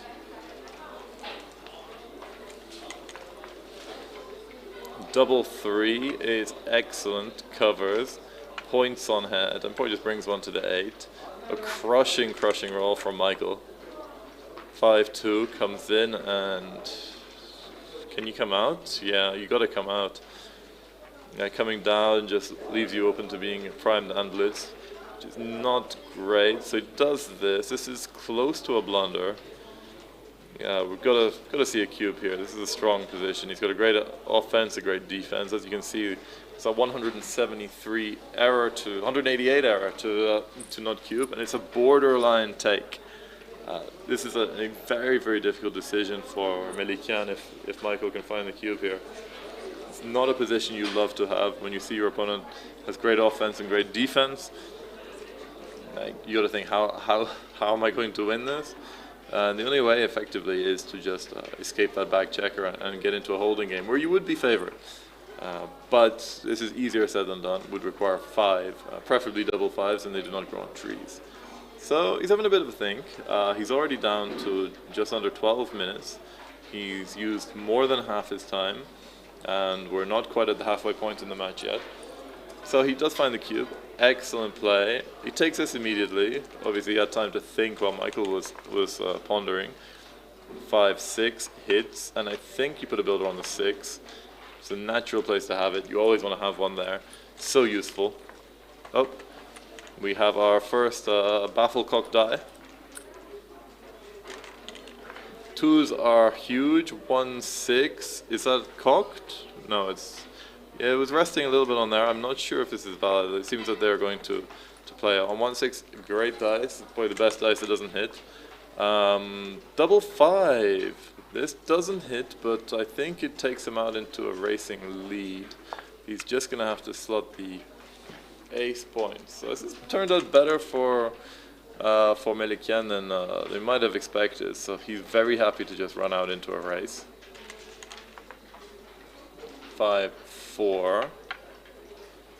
Yeah, you can see with the racing lead as with the score, it's inverted. Michael has a clear race advantage here and is cruising to victory with 93%. The double 4 will make a bit of a dent, gives him another 8 or 9% chance in the game. He's going to need more than that. Here, puts one on the 4. I like this. You don't really want to super stack your 6. You got the time. Most things here are a bit academic. It's going to make very little difference. But they both know their theory. They're not going to make mistakes bearing in. So, 1 in, 1 off. We're going to need big doubles from the Armenian here. Okay. I don't know what they said. something, but he's taking one checker off, and probably could just put it on the other side. Alright, 4-2, takes 2 off. 1-3 brings both in. He's got an efficient structure, but he's going to need some pretty heavy-duty dice to get through it. He's about a 5% underdog to take this game. You need double sixes, double fives. Michael misses with the 2, but happy to take one off the 5. 1-6 misses as well with the ace, but unstacks a heavy 6 point. Means double sixes, double fives, extremely efficient. We'll take all 4 checkers off and clear the point. Okay. 6-1 is a miss, so I think, yeah, we're down to less than 2% here. It's going to take a miracle. We're almost certainly not going to see a recube. Double 6 kills it, and yeah, puts it to bed. So now I believe we are on 8-4 for Michael. Yes. 8-4.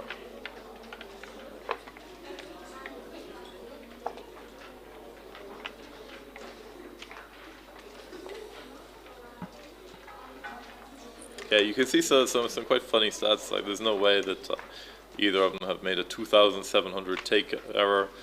So yeah, let's just focus on the board. 6-2 comes out and comes down.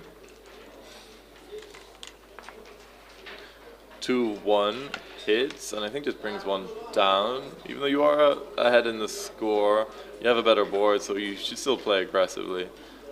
Splitting is not a big error here, especially when you made 3 point. When you have a stronger board, attack. Now, probably coming to the 24, making the 11. Although, actually, I don't know, it's much better to make the 23 point. Yeah, especially with that broken 8 point, it becomes much more valuable. It's not favored to remake it. 2-6 does not remake it, but makes a 5 point. Hits with 6s. 5-4 is a miss. I think he's probably keeping that anchor and just bringing 2 down. I like this. You got to try and build. You got to create something, especially while Michael is on his ace point. He brings 2 down. He could split, but there's a lot in the zone there. In fact, he needed to split. Happy he didn't. A double 5 would have been quite something. Now he makes a beautiful 18-point anchor, makes it 3 point. The flavor of this game has changed dramatically. I think, yeah, you got a better board, and yeah, you need to split. You need to get those checkers moving. And I suppose if you're doing that, there's no need to leave a shot in the outfield. You don't want to leave double shots. Nicely played from Michael. 4-5 is a little bit of a bump on the board there, but it's not considered cocked. 4-5 just points on head.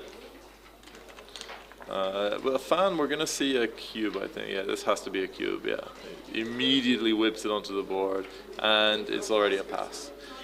The attack is too strong, the defense is too strong. Michael just doesn't really have much way forward in this position. 14 pip deficit on the bar. No real attack against that 18-point anchor, but he does take. Okay, so a cube blunder from Michael.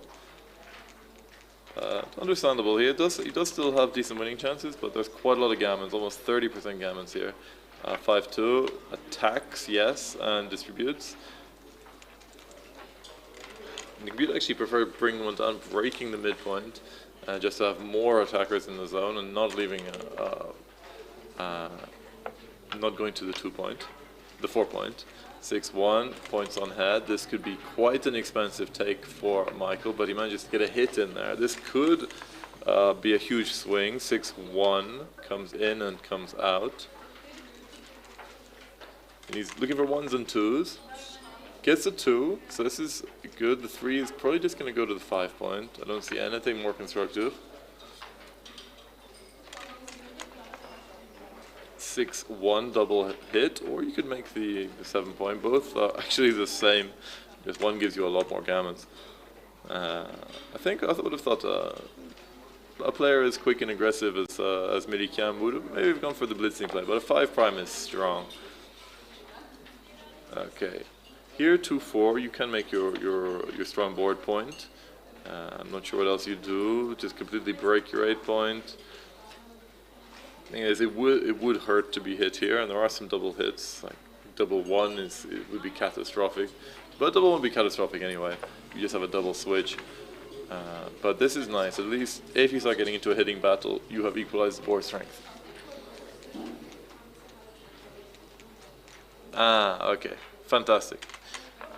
Yeah, this is okay. I was following the scores on the screen. It's 7-5 rather than 8-4. This is important. 6 away rather than 5 away. Double 5 is a fan. 4-3. This doesn't cover. Just swings one around. Michael really hoping for a 2 here. Doesn't find it. Another fan. Yeah, this could be an expensive game. This could take. This could take the Armenian to 4 away, 6 away. Swing the match completely in his favor if he manages to get a gammon here. Putting a second one on the bar is a big step to doing so. Yeah, I quite like coming into the 4. Although XG preferred actually hitting inside the board just to prevent Michael from getting an anchor. This will save quite a few gammons, but he has a 6 prime now. This 5 is. I'm not sure. I think I would probably swing one over there, duplicate aces, but the computer really likes maintaining contact, making sure that you get any benefit, all the benefit possible out of breaking the midpoint for Michael. Okay, 5-1, he's in, and yeah, you can't hit. Well, it's not much of an error, but you don't want to do it. You don't want to be putting 2 blots out there. You're losing a lot of gammons anyway, but you really need your opponent to crack, and if he stays on the bar, then it's gonna be tricky. All right, Michael needs him to roll a 1. He does not. Hachik very happy to fan. 1-6. Now we're gonna start the crunching process. Yeah, just 6-5, sure. There are some terrible rolls for Michael now. 6-5 is appalling. 4-1, just break the 6. Kill your 5s. Here you're behind a 6 prime, so his 6 is already dead. He can't play anywhere. So now 5s won't play at all either, so I will just slow down the crunch. But yeah, he's looking very, very bad in this position. A fairly weak ace-point game. Now he's left another blot. Can he hit with an ace? He cannot, but he's still happy to fan. The more Michael crunches, the happier he is. 5-2, he can't even cover. I think you just go 5-3 here. This seems pretty reasonable.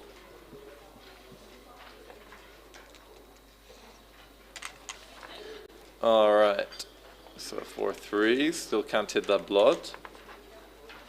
5-4, leaves another one. Can he roll the 5 this time? Nope. Stays on the bar. Michael is not happy, just crunching further and further. He's with a compact 4-point board. He's killed his 5s, killed his 4s. Hachik is finally out of there. 6-1. Yeah, these ones are all the same. He's down to about 3% chance of winning. There are quite a lot of gammons here. 33%, but according to XG. I would have had more if he managed to pick up one of those other checkers. It didn't happen. The 6-6 is not too bad. Puts the builders exactly where they want to be. The only bad ones now are double 5. 4-1, just bring them in. Beautiful structure. And 6s are great. Double 2 is the opposite. Crunches and leaves a blot. Yeah, this is looking very bad for Michael. He's going to lose the lead he's accumulated throughout this match. 6-5. Okay, at least manages to run. This saves a few gammons. 1-4. You take one off, and I think, yeah, 5-4. Both very similar. Putting one on the 2 point. It's not really where you want to leave it, but I appreciate that he wants to maintain maximum flexibility. Here you can either make his 3-point or come out. I think there are enough builders that you don't want to let Melikian attack, especially when you still have a blot in your board, because he will not hesitate to do so. In fact, it's a pretty big error to come out. So nicely played. 6-2 takes 2 off for sure. 1-2 crunches further. All right, Michael has essentially zero chance of winning this game, but he might get off the gammons. In fact, a few times out of 4 he will. So this one, I'm not sure what he was thinking about. Maybe he thought he could play a very aggressive play, break the 3-point, but clearing from the rear is fine. 2-1, doesn't run. Double 6. This will accelerate the gammons. Now the gammons are very much in effect. 5-4 has to run. This is not forced. He could have come up with both, but if you can get a hit, you'd be happy. And there is a hit here. I find it hard to choose between the two here. The Extreme Gammon prefers the hitting play, just because when your opponent stays on the bar or even just slows down a little bit, you get more gammons. And yeah, getting another checker off here would take you to 5 rather than 6, so it's not as valuable. It doesn't win you any more time in the bear-up. 5-1 would have been hit, but there's probably going to be another shot lever. 4-3 there is, takes 2 off. Alright, this is the last chance to save some gammons here. Can he roll a 2? He does roll a 2. He's certainly not winning this game. It would be an absolute miracle, although Melikian is doing his best. Okay, just playing from the back, maintain a bit of control. This is not your classic containment game. You're not trying to win, you're just trying to save the gammon. 6-4 comes in, comes out. He will hit if he can, but he's not going to. Just bring it in and be very happy. Are there any gammons still? Double 6. Double 6 won't win one. But okay, looks like the gammons are saved. Is there anything that doesn't win one? No, 2-1 is fine. There are. Alright. He rolls. He was asking. Okay, so by some miracle, Michael has saved his shirt here on this game. I thought the gammon was assured. But it's okay, it's neck and neck, 7-7, both 6 away, 6 away. I'm not sure we're going to see anybody on Backgammon go, but we might see some interesting cube decisions. We're going to be cubing relatively quickly because you do want to get to either 2 away or 4 away. Okay, so 4-1 is classic split and down. 6-4 points on head. 3-5. I think you're coming on the 5, and you bring one down, or you can, yeah, better than stacking the 6 for sure. Well, actually, the computer prefers putting a 4th one on the 8 point. 5-2 splits, and okay, goes for the loose hit just to cancel the advantage of those builders. So forced to make the anchor, and I think you can't bring a 3rd one to the outfield. You can't hit anything, just 10-8 is fine. Minimize your shots, minimize the blots, because your board is still weaker than your opponent's. 4-3 does not hit, doesn't do much actually, it just comes out, sure, could have come to the 6. Oh, I didn't see yet, there are actually 5 checkers on that midpoint. 2-1 hits, 2-4, I think, yeah, he's just going to play them all inside his opponent's board. Coming down is not necessary. The race is pretty even, so you don't really want to get hit here. You don't get much of an advantage, but he can see those builders, and he knows that Melikian can't do everything, but this double 1 is an excellent roll. Insta prime. There are some loose hits. This double 5 is not great. It goes way too fast. Does not get any of those checkers out. So hides the blot. That slows 2 points. Okay. And now we have a cube, and this is. Oh, he passes. Okay. With 0 board, I'm not. I think it might have. Okay, no. Very good pass. I think he was, as he was playing the double 5, he was fairly sure that the cube was coming and that he would let it go. But yeah, with that timing, it's not tenable. 5 prime is coming. Okay, 8-7, 5 away, 6 away for Melikian. Double 2, this is nice. You're coming down with 2. The aggressive play, especially when you're behind in the score. 6-3 does not do much, just comes all the way out to the 15 point. 2-6. This can hit. I'm not sure if you need to. Splitting to the 18 is nice. You're looking for contact. Okay, a third on the 18 point gives you a bit more activity to make the 5 point in the future. The 11 point can take the place of the midpoint, so it's not so bad stripping your point here. Another amazing double 1 for Melikian. Okay, this has turned this game upside down already. 2-5. I think you just have to go to the 6. You don't want to leave a shot here. That double ace has strengthened Hachik's board way too much. 3-1 is a little bit awkward. He would have loved to get rid of that blot on his 15 point, but he can't do it. So just steps up. It's a little bit better. In fact, it's a lot better having a blot on the 22 point than the 23. You just can escape much more easily. 5-4. I think he has to hit, and the 4 is ugly. Yeah, he's looking at going to 7. This is an error, just these too many blots lying around. 4-2 is not punished for it. So certainly nowhere near a cube. Melikian's structure is too solid. Here,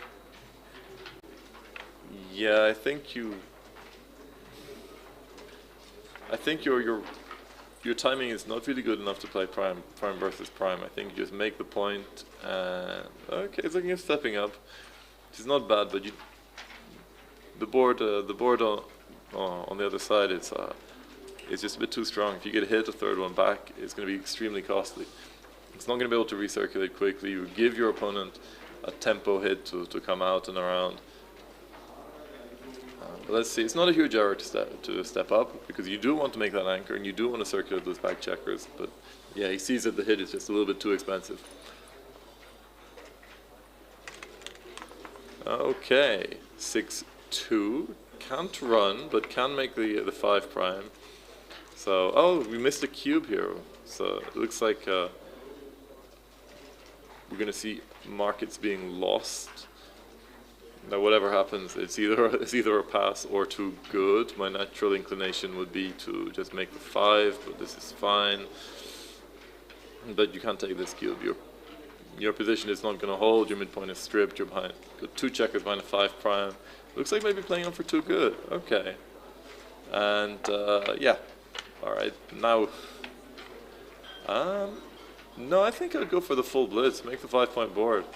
You've chosen not to cube, so you might as well go for the gammon. And this double 5 is ironically not ideal for your priming game, because you just lost a ton of timing. 3-1. Okay, you step up and you come to the 10 point. Double 6. Okay, this is looking pretty bad for Michael. He's happy that he's not holding a cube. 5-3 comes out, probably comes down, making that classic broken 8 prime.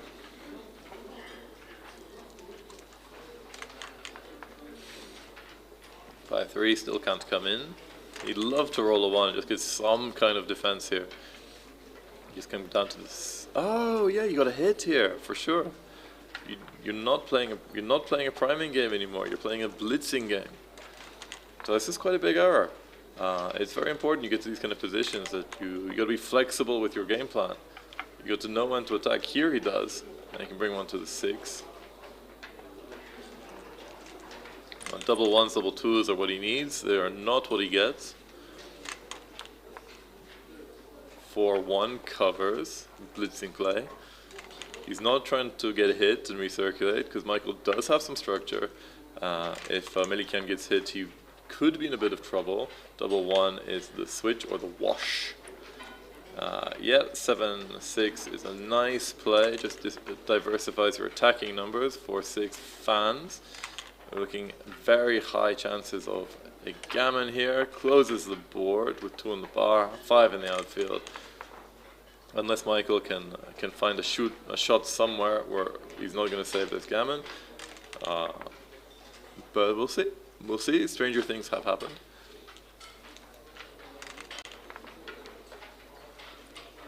Let's go see how aggressively Milikian wants to bear off. I think the Gammons are pretty much assured, well, unless he gets hit, so might as well play safe.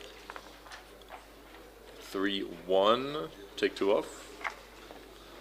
Just good. 98% wins, 95% Gammons. This is what he likes to see. 6-4. 6-1, takes the checker off, plays it in, of course, don't leave a shot now. 5-4, okay, he's in. There are some gammon saving chances, but not many. 1 in 20, now 1 in 100 possibly. That double 5 is crushing. 3-4 is not enough, but he gets a nice crossover down, yeah. XG is saying it's 1 in 1,000 chance that he saves the gammon. I think he needs to roll multiple double 6s. Will he do it? Double 3? Halfway there. It's 3 in, get a crossover. 2 in, get 2 crossovers. Okay, he's now got 0.6% chance. He's going to need a double 6 now. This is not it, and yeah, that's the gammon. And we are looking at 10-7. 3-way, 6 away.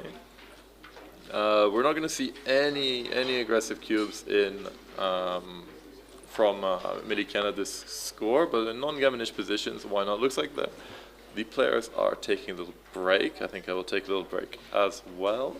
I will see you guys in a minute.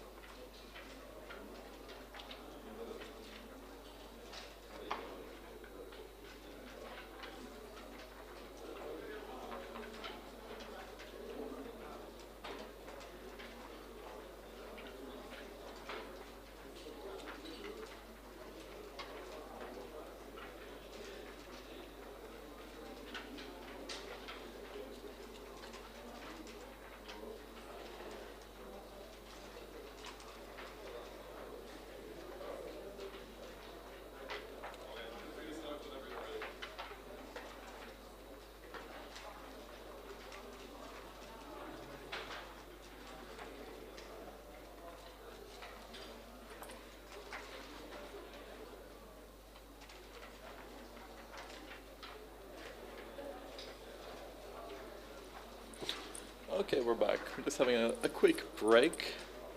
Just saw Michael in the hall. I think it's a 5-minute break. We don't see it, but on... oh yeah, there we are. There's a little egg timer there. If that egg timer runs out, they'll start the clock.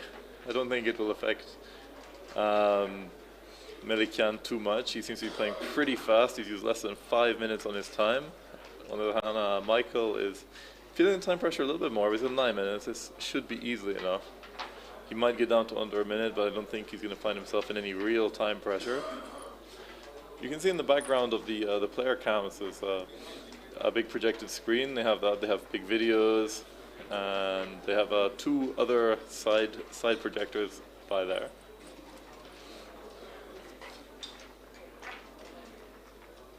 And so this is a 3 away, 6 away. Interesting score. Amiryan is not going to be doubling in any gammonish positions. It's too dangerous. And he doesn't need 4 points, he just needs 3. So he'll probably be waiting till he gets to a pretty non-volatile position, like a race or holding game or something like that, before sending the cube, which could be a little bit difficult for Michael. He does want the opportunity to send it to 4 for sure, but letting Amiryan get to Crawford would give him an enormous advantage in this match. As he is okay. See, Michael is sitting down. All of the Amiryan is back. They're going to remove that timer. See that for every break, one of the arbiters will put an egg timer on the board. Once the 5 minutes have elapsed, they will start the clock. But both of them have been pretty prompt. I think especially as I streamed, there's a bit more pressure to get back and get moving, not waste too much time.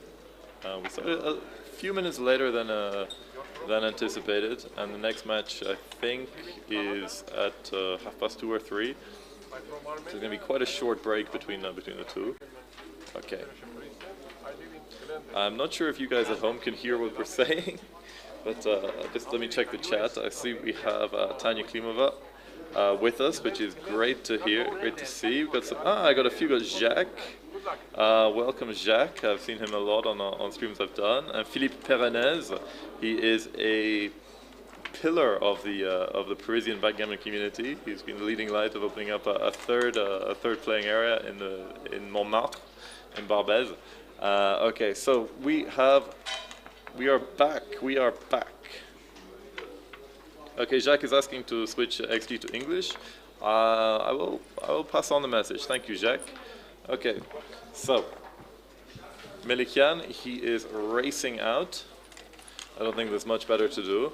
4-1 is going to hit and just remake the 8-point. I think it's probably better than splitting. You don't want to leave that many fly shots. And the 8-point is still pretty strong. Double 3 here, we're going to see an early cube for sure. And it's a small take. This is a huge cube, and it's right on the border, so not an error to pass, which he does immediately. Amiryan not interested in letting Michael get a foothold in a gammonish position. He would not want to lose that elite he just got. Okay. 3-1. Great start, makes it a 5-point. 3-1, okay, 5-point again. A pretty symmetrical game so far. 6-5, runs out. You are welcome, Philippe. Okay, 5-2. I think you're splitting. Your opponent is trying to build a prime, so you don't want to stay back on the 24-point. It's a little bit too dangerous. 2-3 hits. You could double hit. Choose to hit and come down. Small error, not huge. 5-6 is awful. Obviously, no cube at this score. 5-6 is a very different story for Amiryan. Comes out slightly better to bring a builder to the 5, maintain the attack. 4-3 is just going to anchor up. So this keeps Michael in the game for sure. 3 bloods to clean up. Can't touch the checker on the 18-point. He's going to have to leave a shot on the outfield as well. So 1 6s and 6-1 is duped, but other 7s will hit, like this one for example. Interesting to see if we get a fan here, we'll have a cube. This is unlikely. There are some bad entering numbers. For example, 2-6 is pretty rough. Still a bit too early for a cube. Melikyan's board is just too strong. There's not enough of an attack, although 6-6 is going to change this. This is probably just going to, certainly hitting twice. And then, do you make the 7-point, or do you run out?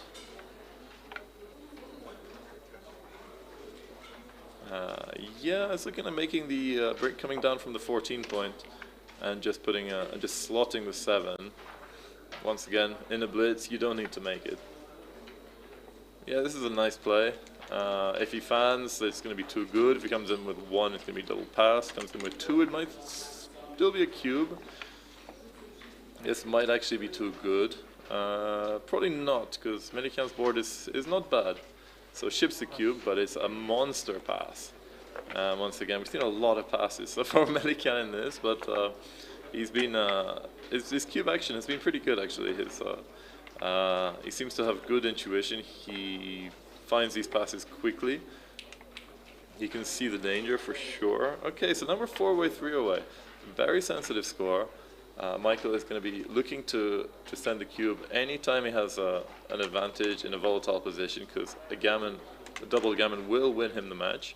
6-3, splits and down. Gets a slight advantage. We'll see what happens here. 6-3 hits in the outfield. Not obviously, but it does hit on the outfield. You could hit it on the 18, but it's much better to take that racing advantage. 5-2 makes that valuable 18-point. Love it. 1-4. This is a little bit awkward. You're coming down, and I think you're just continuing. Although Extreme Gammon does enjoy slotting the 5-point. I'm not sure I like that much. This I like even less. Once again, having your last checker on the 23-point just reduces its mobility and means you can be blitzed, but the blitzing play is not actually the top play. XG prefers it bringing everyone down from the midpoint. You get yourself a nice structure here. But I think if you do this, when you look at your other ones, okay. Plays a blitzing play because he wants to go for gammons. 1-1 is, I think this is a cube now. Blitzing position. Could this be a cube? Are there enough gammons? I'm not sure. There's a very slight advantage. No, it's not a cube yet. 6-5. Yeah, probably run all the way, although he could point on head. It's not quite correct. Just take your racing lead.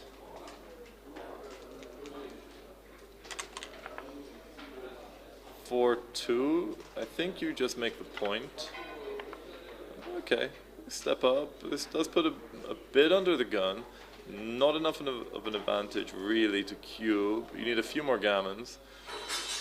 XG hates this cube, but it also thinks that it's Melikyan who would be sending it. So, okay.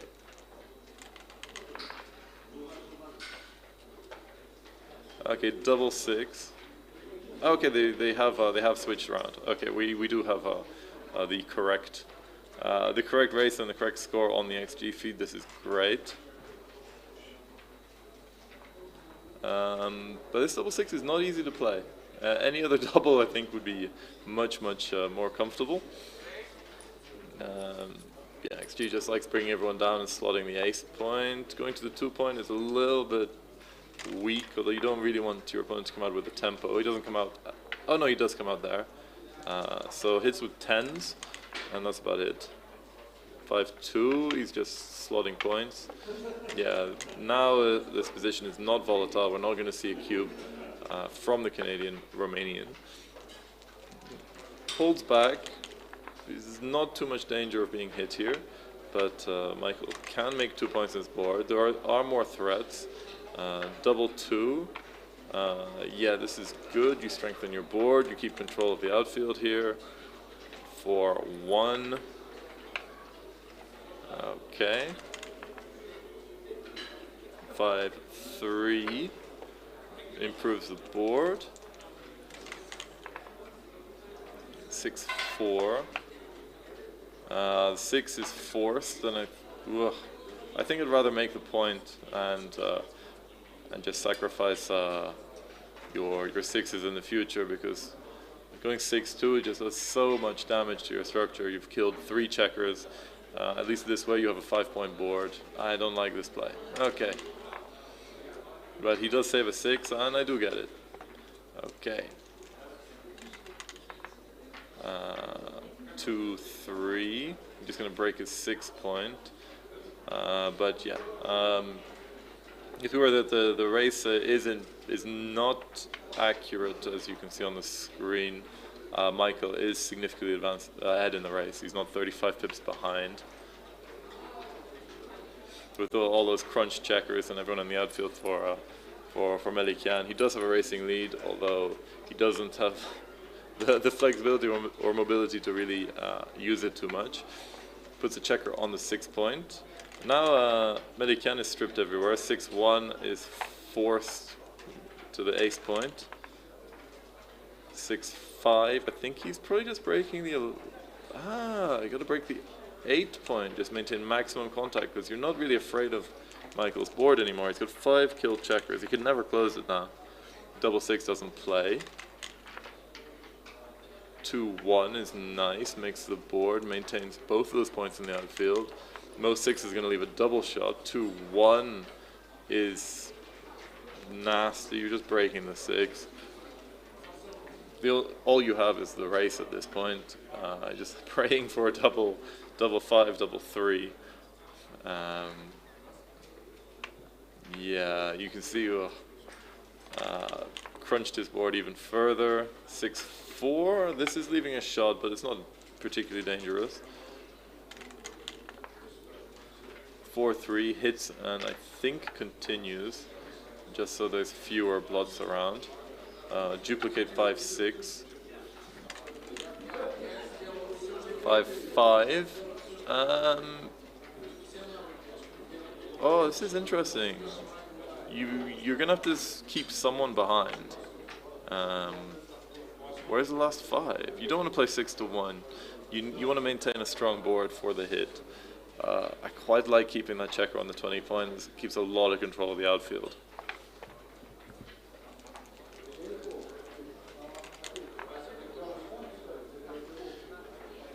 Okay. Yeah, Jack likes that everyone uses a baffle. It is quite nice, although it makes it a little bit more difficult to see who is actually playing. Normally you can just use the position of the dice on the board for this, but obviously with the baffle, both players are rolling on the right-hand side. Not a cube. Oh, it is a cube. Oh, okay. 6-3 is just gonna hit. Both plays are reasonable. But now, yeah, if he doesn't hit, we have a cube. If he hits, it's probably a cube the other way. 4-2 is, yeah, doesn't matter. It's double pass. Can't take this cube. The race is way too strong. Yeah, as you can see, the pass is large. Okay, so 3 away. Another really interesting score. Here you're actually going to be cubing early, not necessarily to get gammons, but to win those 2 points, which would take you to one away, 3 away Crawford. It gives you a very large, I think 75% chance of winning the match. So we'll see how they play. You want to be aggressive with sending and conservative with taking at this score. Imagine both players know their theory. We're not going to see a lot of cube blunders here. 3-1 is not hitting, it is making the point. 2-3 is probably just running to the mid. 6-4 is the only hitter here. 2-3, one of those is splitting, I'm pretty sure. He can bring 2 down, but you want to get those checkers moving, I think. You can even split with both. But he's looking at coming to the 10 rather than the 11, because he'd like more builders for the 4 point.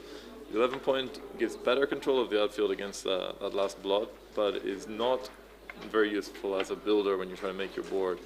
So, but he finds the correct play, nicely done. He gets punished for it, naturally. Double 2 makes the 11, makes the 4 on hand, and steps up. looking pretty good for the Armenian here. Has to come in on the ace. The 4, I think, the only thing, yeah, now it's a pretty strong cube. Yeah, as you can see, it's a huge cube, and it's still a take. A small take, but a take. This is not easy. It's not a cube that you want, but he finds it. Well played. Because the re-cubes are pretty violent at this score as well. So the main difference between 3-away, 3-away, and 3-away, 2-away, the cube is still live.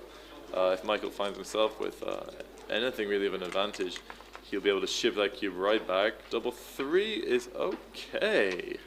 He comes in, he points on head, and the last one I think is just coming down, get a builder. If he fans, you might play on for the gammon. He does not fan. This is actually a really nice roll. Comes in and makes 5 points, so no recube here. 4-1. There's no hitting. Oh, there is hitting, sorry. Yeah, there is hitting for sure. Making a point in the outfield is nice. You don't really want to lose a gammon either. Yeah, you don't want to step up with the 24. He's thinking of maybe the pick and pass. He is aware that Amiryan has a strong board. He does this. It is very small inaccuracy. 4-1 is not punished. So this, yeah. Okay. Difficult to step up to the 21 when you got that much ammunition. Aiming at you, 3-5. Is there a hit? No, there's no hit here, but just cleans up at the back. I like it. 5-3 for Amiryan. Just yeah, run out. Just XG actually just really likes hitting from the 11.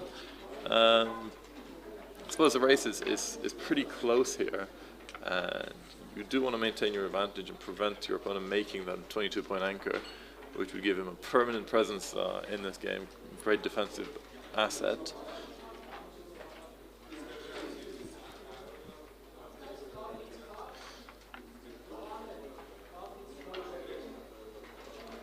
Okay. This is not an easy one. I think I would have been tempted just to run out. Would have been an error, but he finds the correct play. Very nice. 5-4 is an expensive fan. 3-2 covers, or he can point on head. Yeah, my initial reaction was to cover as well, but this is much stronger. You're winning a lot of gammons. You're stopping him from anchoring. You giving yourself the time you need to come out, and you are eliminating any fly shots. 2-6 would be a huge swing if he didn't hit. So look for double 2, double 3, 6-4 is a fan. Amiryan is cruising at the moment in this. Yeah, now you got to press your advantage with the attack. XG really likes bringing one down to the 7 here, just to maximize your offensive possibility. He's going to hit with any 5-3-2. The combinations will point on head. 4-1 is just a hit for sure. Mike will pay good money for a 3 here. Can he do it? He cannot. He fans. 2s and 3s are almost lights out here. Double 5 covers.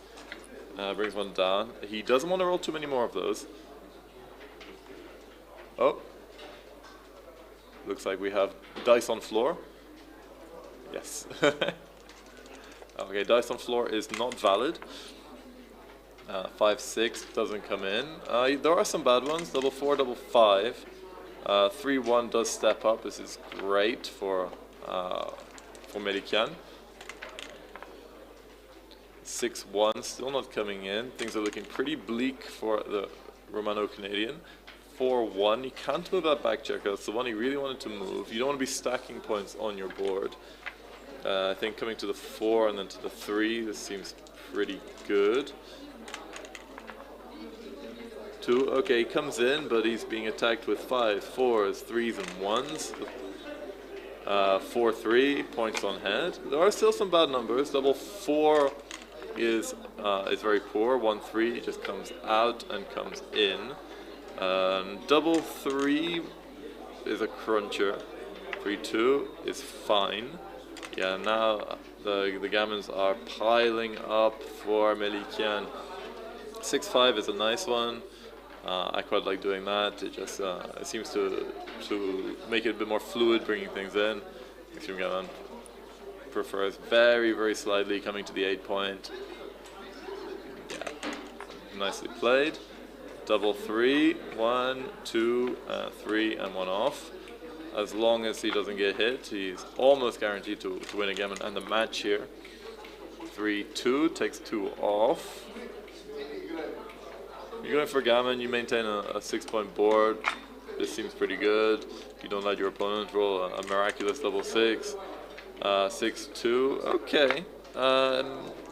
Big doubles will leave shots here. Big doubles leave shots, double 6, double 5, double 4. 5-2, okay. He's odd on the outside, but he's odd on 2 numbers, so his doubles will play okay. 5-1 comes in. Combination 6-5-4 will leave shots. 6-2 is clean. All right, very, very few chances for Michael here. He's just hoping to remain on the bar and that the Melikian leaves a shot. Okay, if you can roll a 1-2 combination 1, 2, or 3, he's still in the game, and he does not. And this is certainly a gammon and the match. Yeah, XG is giving it 100% for the gammon win and the match win here. So yeah, this is not. And we get the handshake. Congratulations, we have our first on-stream winner. Khachik Melikian has beaten Michael Niagu 13-10. Close match, close match. Could have gone either way, but that last one was just a very strong blitz from the Armenian. It was a correct take, but only just. I think in retrospect, he would have been happier to pass it, but all right, congratulations to Armenia, and Michael will, of course, continue in the fighters bracket. But to win this tournament, he's going to have to fight his way all the way through all of the other tiers of losers in this tournament. It's not going to be easy, but he's a strong player. He can do it.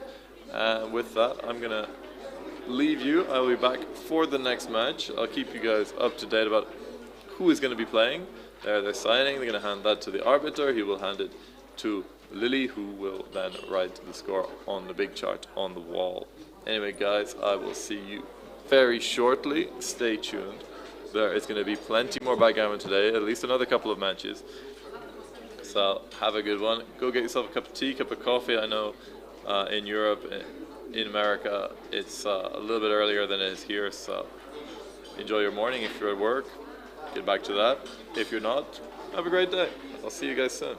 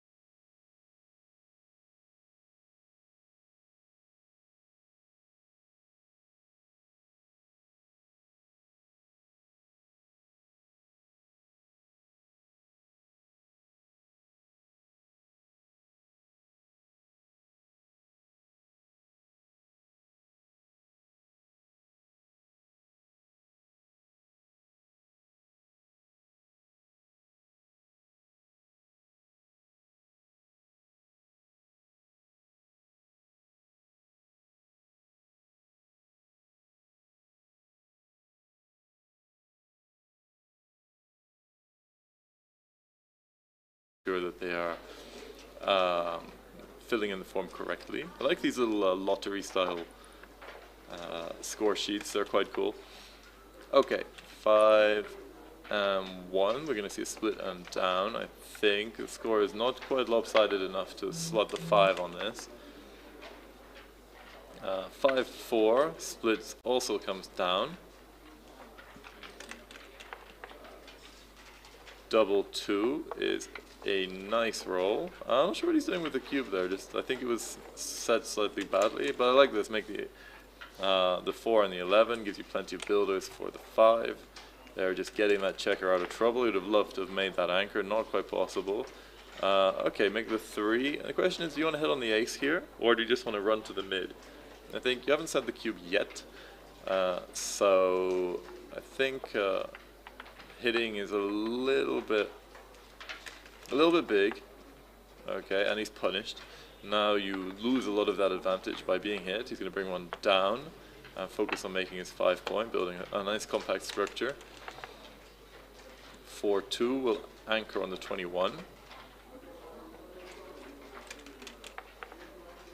6-2, this does not hit. He's not going to break his anchor. Oh, sorry, this is Stefan to play. I get confused with the baffle. Okay, 3-4, where are we going? We are hitting, and the 3 is an interesting decision. XG really loves coming down just for a maximum of flexibility and builders. He finds this is a nice play, because you quite like having that goalkeeper. You don't need to leave it, and you could cube here. And it's a take. Okay, he sails right past it. It seems that Edouard is maybe a little bit hesitant with the cube, or rather, he tends to really just blow past it. Here he's going for the blitzing play.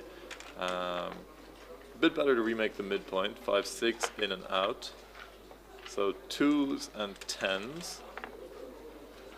4 and 1. That's just got to hide that blot, and unfortunately this means that a lot of the advantage is gone, and Edouard will have to work quite hard to get those 3 checkers up and around. Luckily for him, Stefan hasn't built anything yet, and he's not going to build much with this one. Edouard's board is too big to do anything to make a huge play. I think I prefer coming down to the 11 rather than super stacking the 6. It's a nice play. Got quite a few good building numbers afterwards. Double 5. Coming out with those 2 at least once. I like making the 5 point. Maintain some pressure on that weak midpoint. This is a very nice play. Okay, so pressure is on. 6-2, does nothing. Maybe just go to the 3 point. Yeah. In any case, it's a double pass according to the bot. So, but you should take a little bit of time. But yeah, he's going to the 2, but I don't.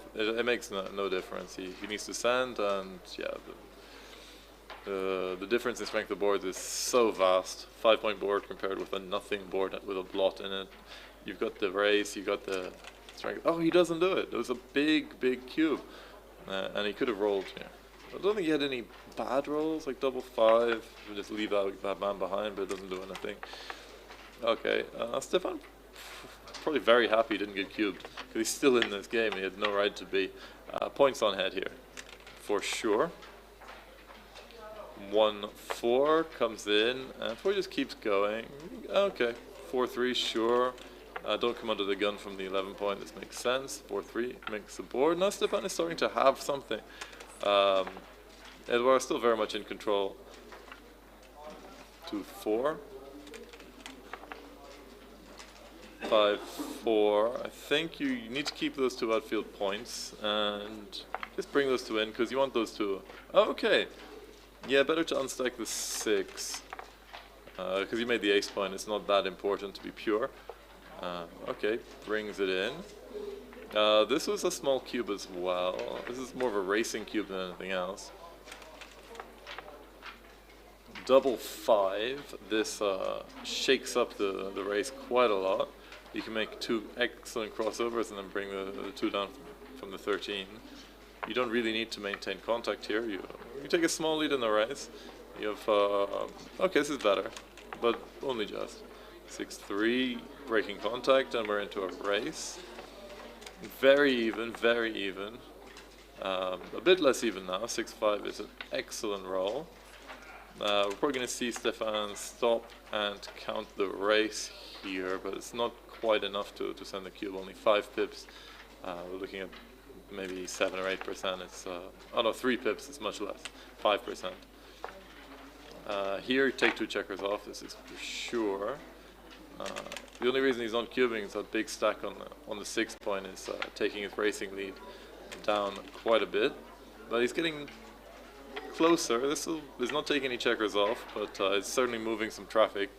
Takes him up into cubing territory. Obviously, this will depend on what Edouard can roll.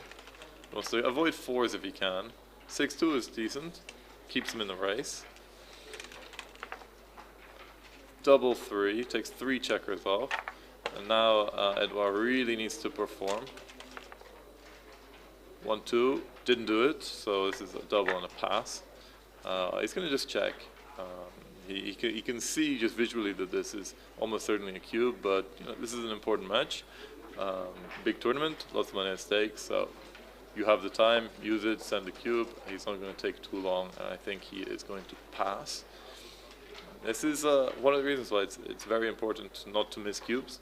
He had positions where he could have easily just taken a point, and instead he's losing one, so that's instead of going 3-0 up, he's 2-1 up. But he might take this. Don't think he should. Oh, he took the cube. Okay, he has a 11% race in this. That's a large error. Certainly see a difference in cube experience between the two players. I think Stefan clearly has the advantage here. 6-3. Takes 2 off. There could be an upset, of course. 6-4 is a miss, but he's still taking off with 4 rolls. Unless he manages to roll 4 ones, which can happen. 4-1 takes 2 off. So it says 4 checkers against 4 checkers, but by no means is this an even race. Edouard will miss a lot of the time, for example, when he takes 1 off, and now he's down to less than 2% winning chances here. He needs 2 doubles, or 1 double 6 now. He does not get it, and this is game over. That was a very expensive cube to take, I think. In terms of PR, obviously it's only 1 point more than he would have lost had he just passed, but points are precious. Don't give them away. I don't think he counted the race. He might not be used to counting these sort of asymmetrical pair-off positions. Generally use Keith count, so it accounts for wastage, counts for caps. You could even use effective pip count, which I don't use. People of players of Stefan's caliber probably do. It does take a little bit of math. But we are at 2-2. It's an 11-point match. 11 away, 11 away. 4-2. Okay, nice start for Stefan. 3-1. Nice response. 3-4. Split and down, I believe. Yes. You see a priming structure developing in front of your back checkers. You want to get them moving. 5-3. You can't hit. I don't think you want to make your 3-point here. Yeah, just come into the 5. It seems pretty standard. He's got a bit of attacking potential, but no more. Stefan's made that 21-point anchor. Not enough for a cube. So he just. Oh, these 2 plays are pretty close. You really want to get your back checkers moving, but you can make the next best point in your board, so it's something you want to do. And we're going to get close to a cube for Stefan, unless Edouard can pull something out of the bag. He does not. I would send this cube. He rolls past it. And now I think if he can't do anything, it's going to be more difficult. The split is important. I like this double split, because the European split or the Middle Eastern split. Now this is a considerable double and a big take. Splitting those back checkers has helped Edouard's position a huge amount. He doesn't go for it, okay, but he did think. This 4-2 is a little bit awkward. XG likes the hitting play. It's not immediately obvious because your game plan is the prime. So you normally want to be hitting on the next good points. This is what he's playing for. This is the second best play. Not a big error, slight imprecision, but you're leaving your opponent a little bit of time to work with. The hit would have paid off dividends with that 5-4. 3-4. Is he gonna resist the hit now? Now there's this seems to be a couple of top moves according to the bot. The hitting play still comes out top, but bringing 2 down just gives you a lot of builders, but it does leave quite a few indirects. Okay, he finds the hit and 11-8. Lots of covering numbers. Hits the clock with a little bit of gusto. 2-4 is a hitter and comes down.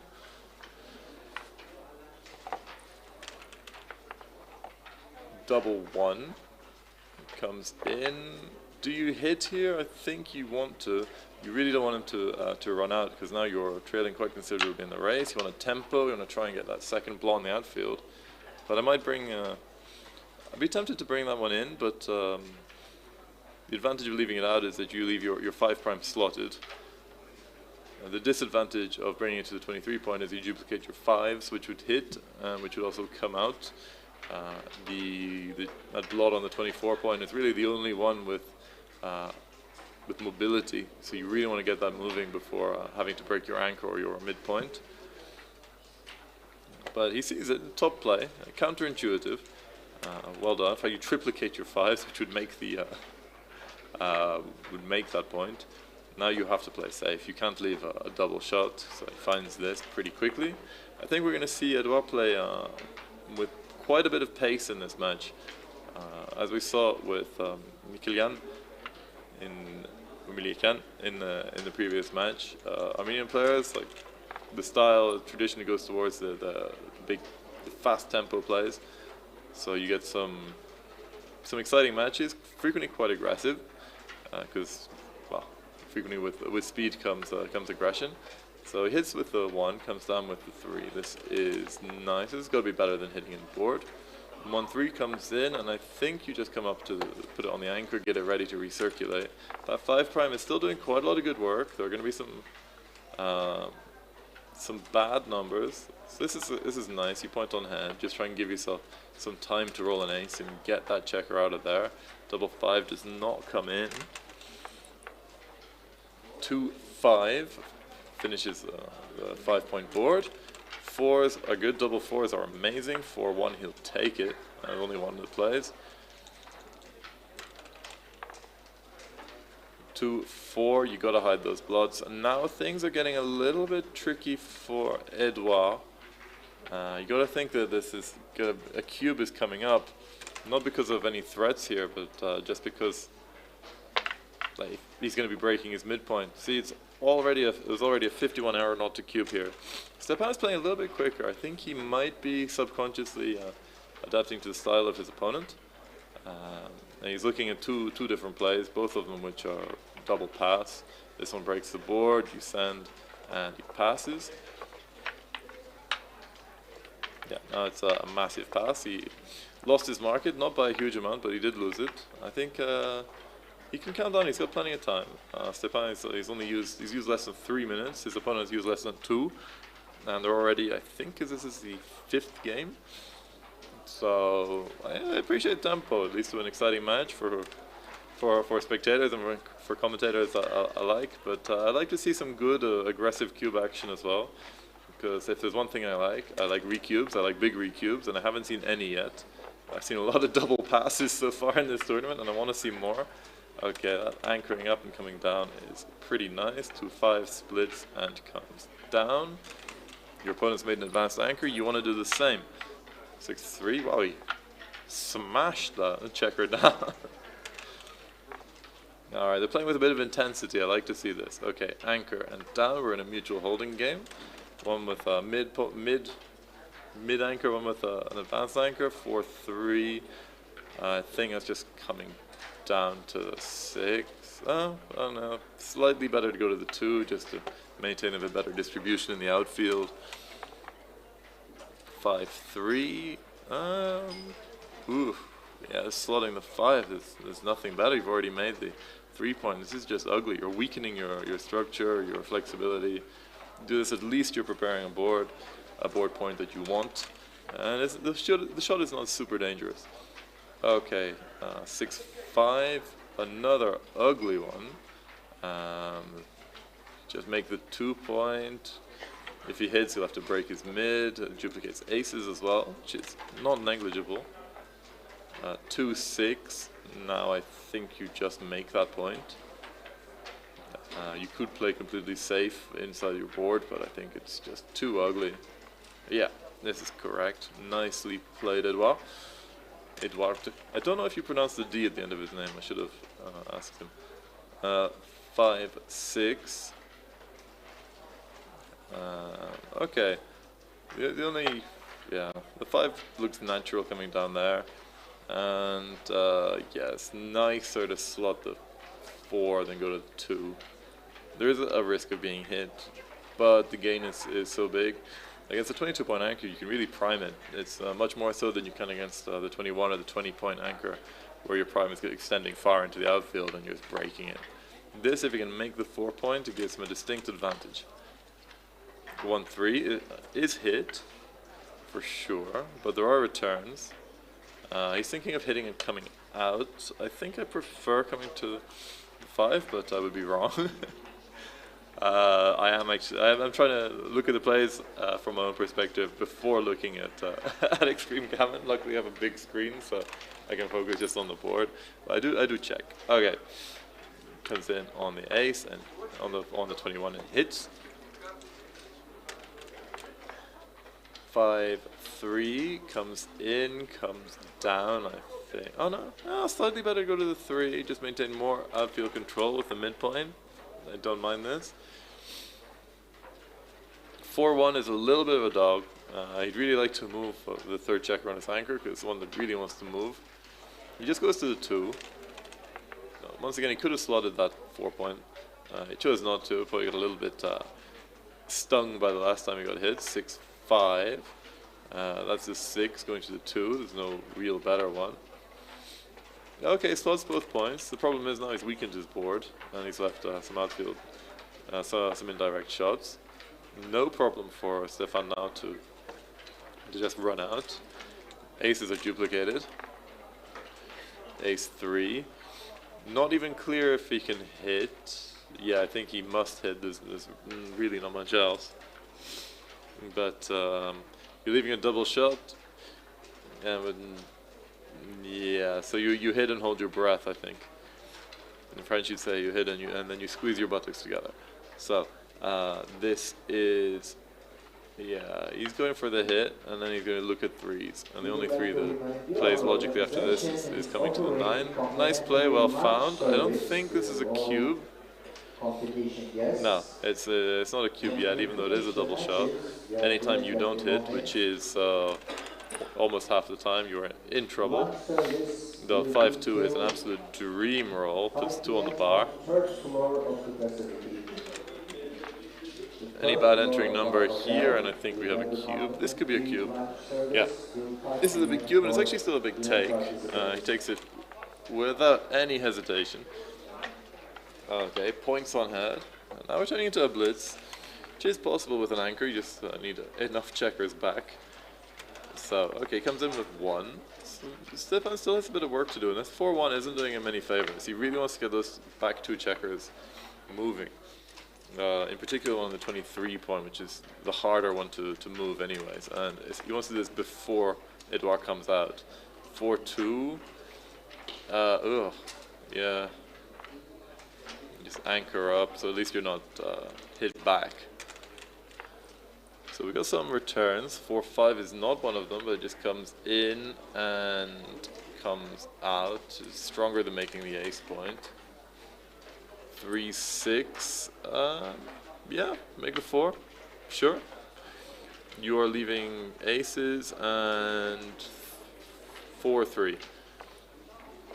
So it's 13 shots with a blood-in board. You're not loving hitting with the 4-3, though. You do it, and he will. The hit is mandatory here. You don't have another play. It's a bit scary, a bit dangerous, but you're so far behind in the race, it's the only way you're going to win this. The difference in winning percentage is immense. It goes from you hit, you're almost 50-50, and if you don't hit, you're down to less than 1 in 3. We have Gagik Sardarian in the chat. He's a supporter of Armenia. Good to have you with us. Okay, double 4 comes in, breaks the board. It's not ideal. 6-2 doesn't hit. Can make the ace point. Oh, that's interesting. Really likes coming out to the 16 just to maintain maximum outfield control. You're not really worried about being attacked on the 22 point anymore, even though there are a combination of 3 and 1 which could do it. I don't like this really, because you want to have a strong board in case you can hit. Here your board is now weaker than your opponent's, although he would have been punished. 3-1 would have pointed on head, so you know the dice proved him correct. 1-4 hits, and where does it go? Yes, stacks up there. 1 could be fatal here. He gets it and bounces out. 4-2 can't move. 2-3. I think you want to come out to the 18 at least, and then yeah, probably keep going. There's no real need to do this. No, this one you're gonna cause yourself problems. You want to take advantage of your opponent being on the bar to move those backjackers. You have a stronger board, and now you come up with both. Oh no, you hit. I didn't see the hit. 5-2. Things are looking bleak for Edward. 3-1. Probably comes to the 13. Oh no, it comes to the 18. Yeah, it comes to the 18 for sure. Okay, he's giving himself some builders for the 6 point. It's not too bad, but he wants to avoid his opponent rolling double 6, which is an outstanding roll. There's not much else you're going to be doing with these, although he's certainly taking his time, which is good to see. Hits, for sure, and like I don't know where you're going to put the other 6. You don't really want to put it on the bar point. This is pretty good. Double 1. It's in. You don't really want to leave a direct shot in your own outfield, so apparently the correct play has just come in. This is already a double pass. Going to XG, gets hit.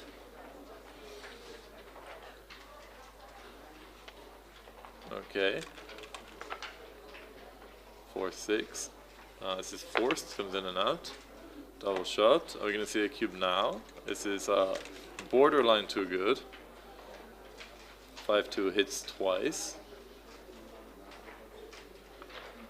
Okay, continues on. It could have been a bit stronger with that semi-crunched board. 4-5 and out to the 18. This is a pretty nice roll. That's really the checker that needs to move. Now, your anchor can hold on as long as the other one can move. 5-4 runs to the mid, I think. Or slots to the... slotting the 2 is so counterintuitive. That's just to maintain maximum control of the outfield. Coming to the mid is, yeah, almost the same.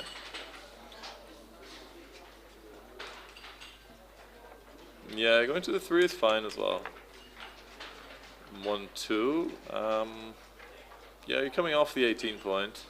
Then you might as well keep going. You could slot the 3, but you're not favored to cover it soon. And if you start getting into to a shooting contest, you don't really love having that lot there. 4-1 is a miss, but you can make the 2 point, so you should do this. Fantastic. So what are we getting hit with? We're getting hit with 8, 6 up double 2, and that's about it. 5-1. Yeah, you got to keep moving up. Only 4s and 9s are hitting really. 3-2. It's actually a pretty big error running to the mid because you're behind in the race. Your opponent's board is crunched. You need to maintain contact. You're not that afraid of indirect shots. He finds this play, breaking the 8, which isn't doing a huge amount of work, but putting 2 really nice builders on the 2-3. Some bad ones like 6-3, for example. 4-1 doesn't do a great deal, just comes out. If you can avoid being hit, he's in a pretty decent position. He does. And this is actually an awful roll.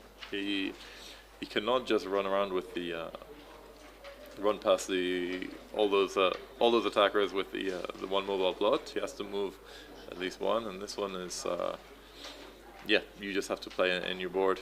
You cannot leave. You cannot break the midpoint here. And this is not a double shot. This I don't think you can do. This is just leaving a few too many blots around, because if he hits one, he's quite likely to hit another, and then you're looking at gammon. So here at least, you hit one, you're not leaving anything else in the outfield that can be picked up.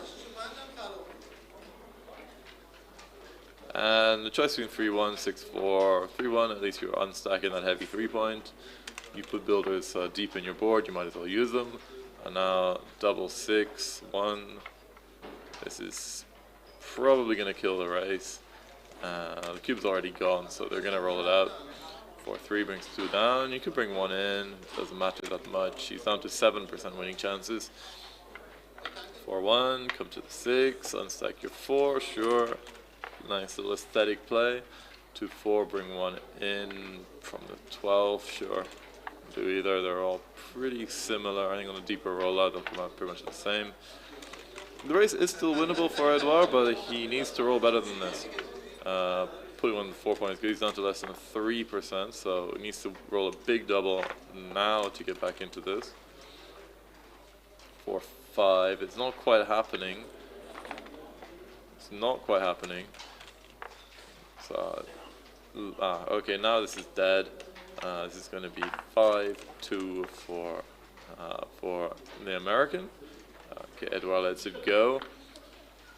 So 5-2, 8 away, 2 away, 8 away, 11 away, sorry. We're going to see a little bit of adaptation to the score from Stefan. He, in volatile positions where there's gammons, he's probably not going to cube as readily. Generally, when you do cube in these, you don't have a huge amount of winning chances. So you wait till he has something a bit less volatile but has decent winning chances, so he's not going to see a recube quite as quickly. You think at 8 away he might be tempted to send aggressive recubes, but doing that when you're a leader is a little bit dangerous. You need to make sure you are certainly favored. Okay, 5-6 runs. 4-3. You can anchor, you can make a point. Both are very similar.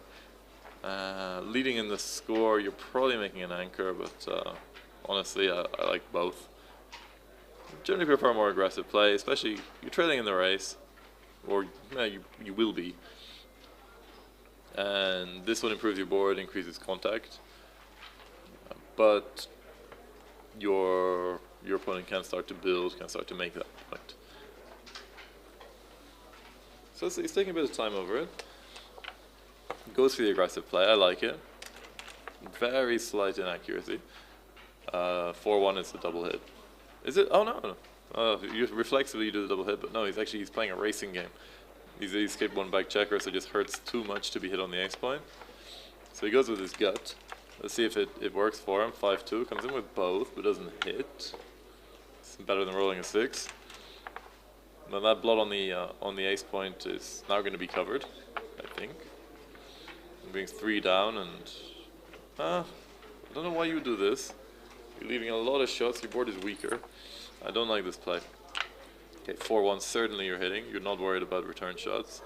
Do you come out or do you come down? Coming down is more aggressive. Coming out is actually, yeah, you disconnect these checkers. I get why it's an error, but I'd be tempted to do it just to get out of the way of all of those. It's paid off. He would have been pointed on. So I think, yeah, make the 5 point, and there's no real other 3 to play, so just make that. Now I don't see any point in making the ace. You should have made that the turn before.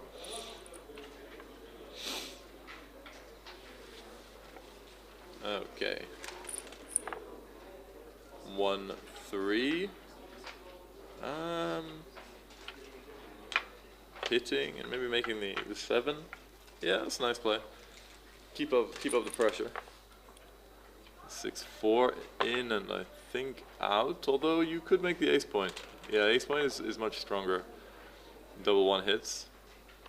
And 6-5, or do you go 23, 22? Okay, 3-1 hits twice, I think.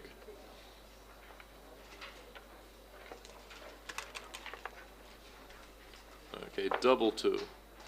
Beautiful roll. Goes for the hit. The advanced anchor is not quite as valuable. He really wants the tempo hit. Okay, 2-3 hit. Okay, 2-3. You'd have loved to anchor, can't do it. The 3 just comes up. You don't want to be leaving any more blots in your own board. Hitting is a little bit too big, I think. Now this is apparently this is not enough for a cube. Those 2 checkers back there are a little bit misplaced. 4-2 can hit. Probably should hit. You can also make the 16 point. But tempo hit is really useful when you have that many builders. Okay, he's looking at the race.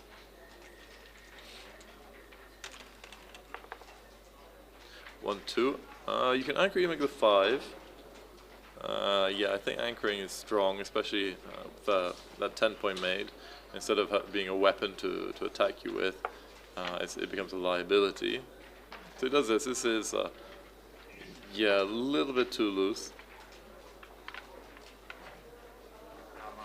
Yeah, this is a good play. Nice spot.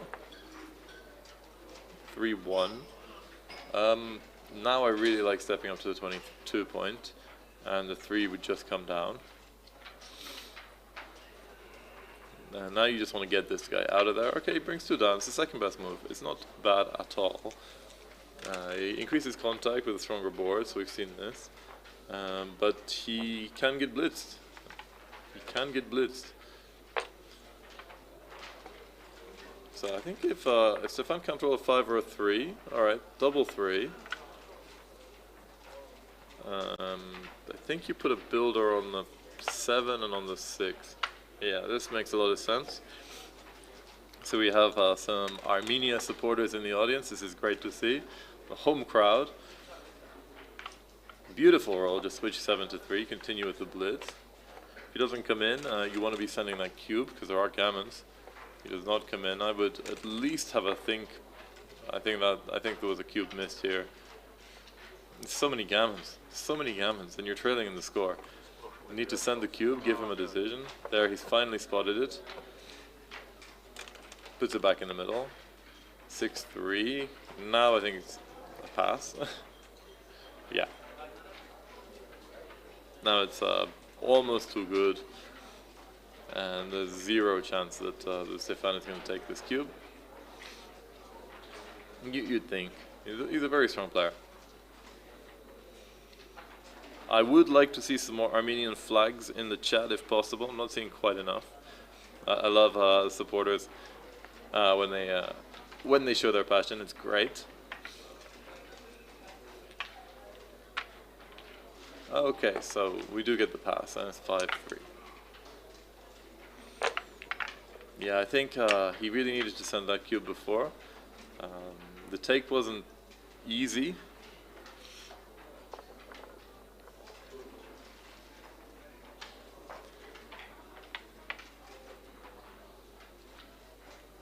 Okay.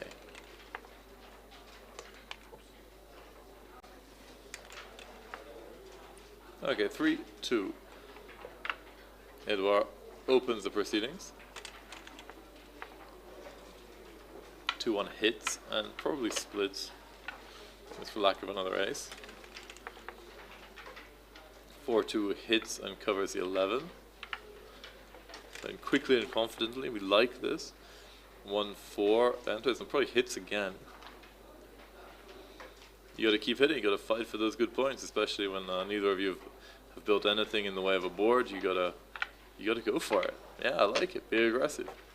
Doesn't matter, you get 10 checkers back, it's fun. It's great for the spectators. Double 2 hits, makes the point. Okay, things are looking pretty good for Edouard. We might see a cube if Stefan can't perform. You gotta come out to the 20, I think. Cube this. Certainly cube this. He's thinking about it. No. No, he's gotta be a bit more aggressive because so much attacking potential here. Okay. Hits and comes down or comes out. Both are fine. Actually, apparently it's better to just run because you haven't sent the cube yet. You don't want to be going for the big attack. 2-3 enters and hits.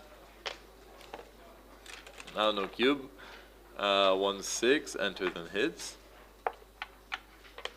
I love these games where you start to get loads back. 4-2 enters and hits. We're getting into a nice complex game. Had a lot of races, a lot of holding games, a lot of mutual holding games. Let's get a mutual back game. They're great. Enters, and this is beautiful actually. 3-3 makes a 5 point on his head. You look for the third. You could come down. You could split. You could go in. There's a few options. None of them are terrible. 4-3 hits. So we're. Oh, he sends it now.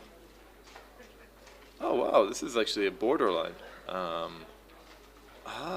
Oh yeah, so it's very much a positional cube because there are market losers. Anytime he hits, you got to do this before your opponent makes the double anchor.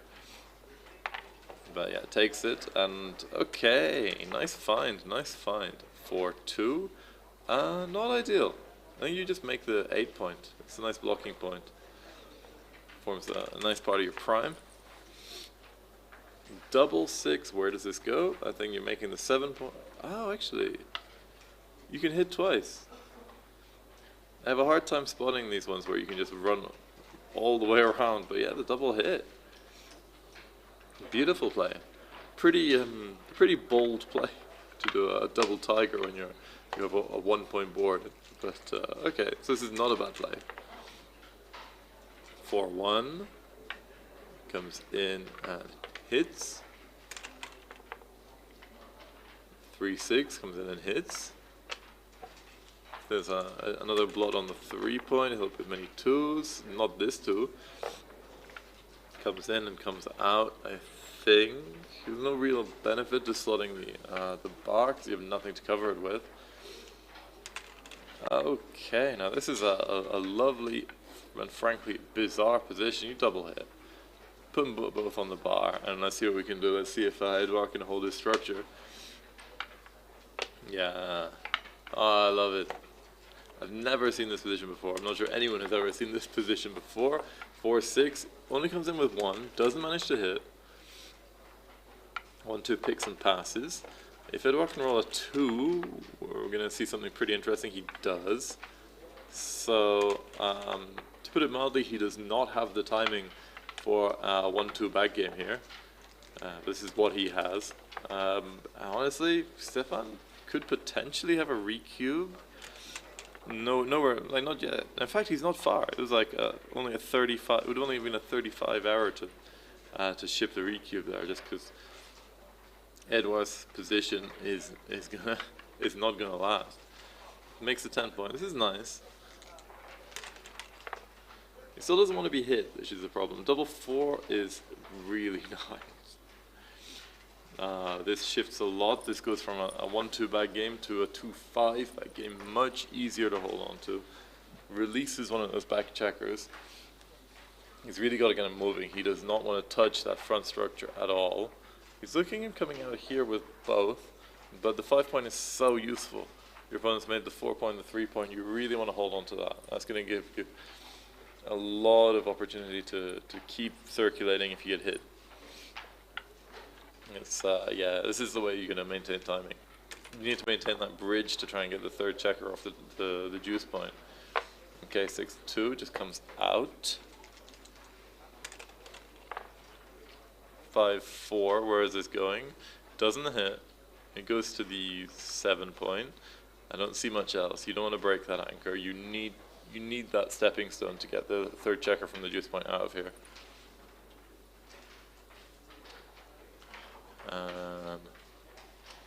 Trying to think what else you can do. You just got to come to the 7 and hold your breath. You really don't want to be putting a checker that deep behind. You're going to be leaving shots anyway. Might as well have it in a place where it might do some good. Oh no, I don't like this. You're killing your flexibility and your timing. I don't like this play. 6-3. Can't move the juice point. Oh no, he can hit there and just kind of come around and down. This actually might improve Eduard's timing, provided he can spring one of these checkers loose. This is terrible. Whoa. Yeah. You just gotta break the 8. This is why you really don't want to put a checker back. You need that flexibility. Like having one more checker on the 6 point would have been the difference between like having a prime, a potential 5 prime, and being stripped back to a 3 prime. This is not a cube yet. The reason is like he can just keep playing on and play for gammons. He needs to have a little bit better of a position. He's not really looking at threats. When you're ahead in the score, you're not really looking at gammons when you're cubing, and especially not recubing, even though a gammon on a 4 cube would mean the match. And he's probably thinking of the cube that Eduard took before. It was an enormous pass, but he still took. So I think he can probably hold on a little bit more. Okay, here we have Eduard. I think it's better to come out. Yeah, making the 3 is a fairly serious error here. Because what happens afterwards, this is a perfect opportunity to run one of those checkers out. Just go up from the 23 point. Now it's really a question of mobility. You can't. It's much more dangerous for you to collapse your board than to get hit. So just come out. If you don't get hit, you have good control of the outfield. You can maybe remake that 8 point, which is a really nice blocking point against the juice. Remember, he's not. Stefan is not favored to hit. He'll only hit with 6s and 1 5. So it's 13 out of 36. So maybe a bit more than 1 and 3. Yeah, this is a nice play. Well done, good find, Eduard. The instinctive play is just to make the 3 point. As we've seen, makes the correct play, gets punished. The 2, I like going to the 6. This is nice. 6, as I say, is where you want to have a builder. 6-5 comes in and I think comes out. Yeah, this one is fine. Kind of minimizing shots, but once again, you're not worried about being hit here. Here, Eduard's actually improved his position. He's got a bit more timing. Okay, 4-3. It's not brilliant. Yeah, okay. This is fine. You maintain control of the outfield. You really want to keep hitting. If you can send any checkers to the ace point, you'd be very happy. So okay, he hits with the indirect. 2-5 comes in and probably hits on the ace point. And let's have a look. 6-3. What are we looking at now? He's looking at the cube. I'm not sure. I think there's so many gammons that you want to keep it to yourself. However, you have some bad rolls. You roll double 3, double 4, even double 2 here, and your position is going to collapse. Eduard has quite a lot of time. He's got that 1 checker on the bar that he can run out, but that 5 point mate has done a huge amount to his position, so wisely he does not send the cube. Yeah, now you've really got to run. You do not have time to stay back. You cannot afford to roll one of those horrible cracking rolls. 6-3 doesn't come in. Now he's just going to play on for the gammons. There are many. 6-1 comes in. Oh no, comes out and hits. 2 on the bar. Can he roll a 1? Try and slow the pace a little bit. Does. He'd probably prefer to come in with a 5 now. I'd quite like it if Stefan could roll an ace, ace 5, ace 4, ace 6 here.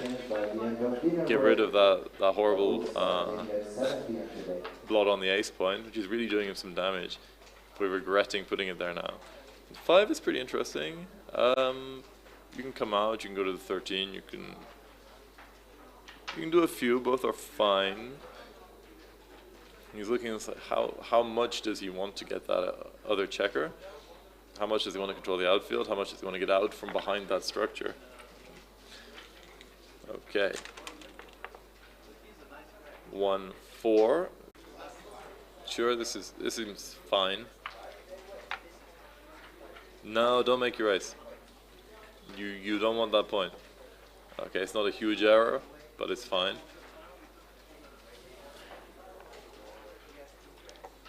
Oh, now he sends it, and he knew he was going to be scooped up. This is a pretty sizable error, because he's only winning a bit more than two times out of three, and he just handed his opponent a 4-cube.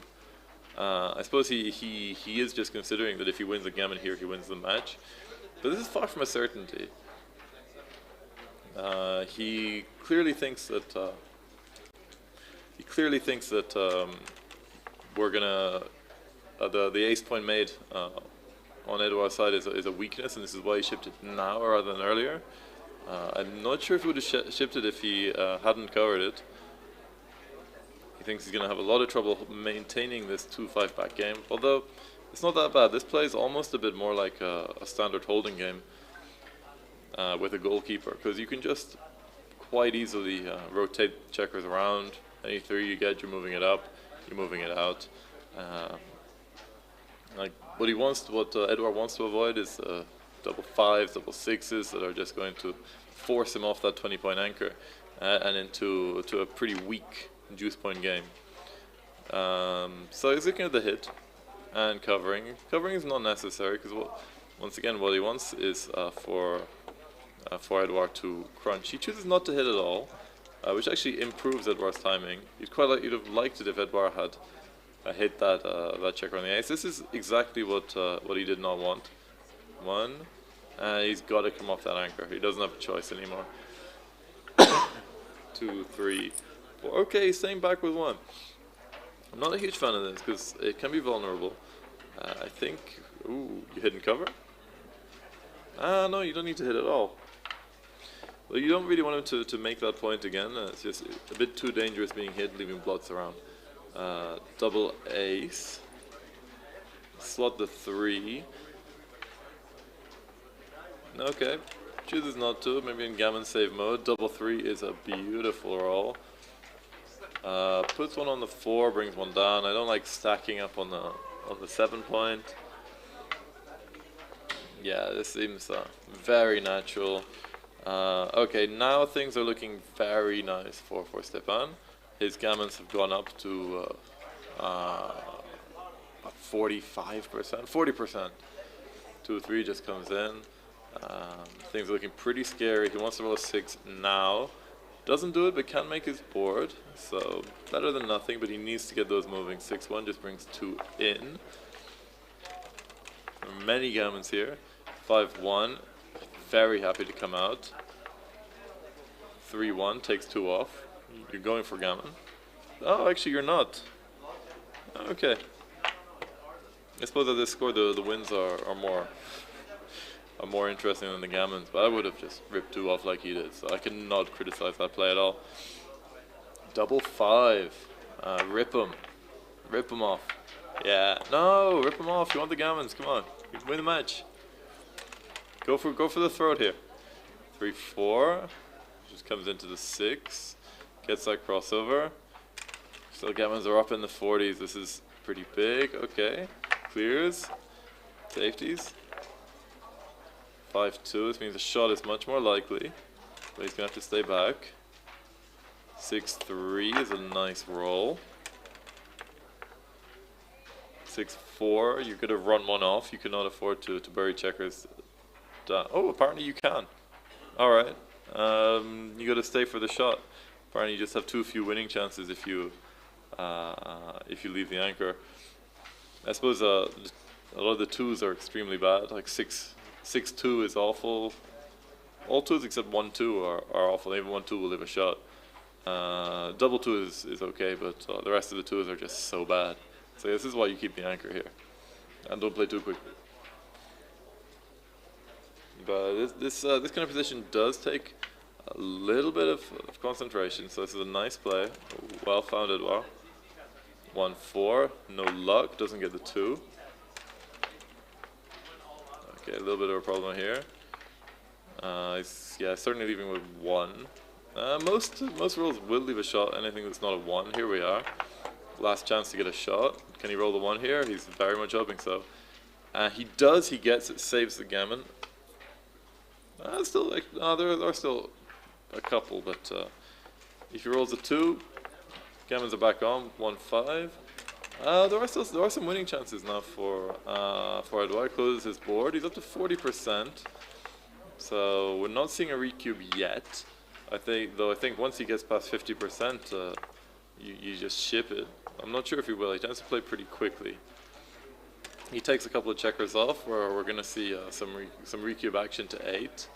And you want to send it early because you really want your opponent to take it. If he can win 8 points on this game, extremely happy. Goes up 11-5 from losing 5-3. But obviously, if you send the 8 and you lose, then you lose the match. So this is not great. You would have loved to keep. You should just rip one off the 6. Well, I suppose if he comes out, you're losing anyway. So at least give yourself a chance to shoot it on the way back. Here, you certainly want to take a checker off. This is a bit too safe. He's looking at the recube. He knows he really wants to be able to ship it. This is going to make it harder. Okay. He knows he wants to take a checker off. So this is okay. This is an error, but it's not too bad. So any 5s are golden for Stefan. He does not get one. 6 would have hit if he'd done the top play. 4-2. This is good. 4-6. I maybe recube. Start thinking about the recube. No. Okay, he takes 2 off. Recube. Like you're more than 50%. I recube this now. 1-6, leaves a shot. This goes to the 5. So how many is he taking off? He's taking off 5 compared with 9. So okay. Now can you recube this? If you still been on the bar, you could. But now it's a little bit soft. But he has the advantage. Yeah, you gotta ship it now. Ship it now. No, he keeps going. 4-2, takes 2 off. 76%. 5-3. Down, ship the cube. And now it's a pass. He blew past his market. He had to send it. Because he can still lose this game. Huge cube. He can still lose this game. Like one big double from Stefan, and it's all over almost. 5-6. Or even one small double now. Send the cube now. Just cash it. Oh my god. Oh. That was quite a cardiac event there. Okay. But now you've got to send these cubes. You've got to do it. Like, how much would you be kicking yourself if you didn't send it and your opponent rolled double 6? Especially if you're not winning any gammons, you know they're not going to take it. Ship it, take the points. Next one. So it looks like Stefan is playing at 5.4. Edouard at 13.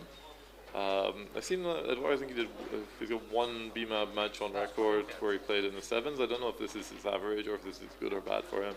So we'll see. At the moment it seems like he's a little bit unsure of himself with the cube, and this is costing him points. Like he should be 11-5 up now. Would have been a huge advantage. Stefan is so happy that he didn't send the cube earlier, because he would be in immense difficulty. Okay, so 2-6 enters and hits.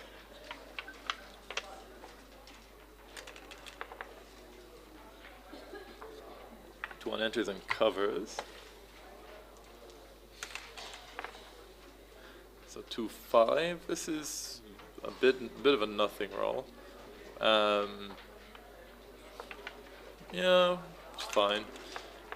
It's slightly better making the outfield point. 6-1. I think you're just making the point.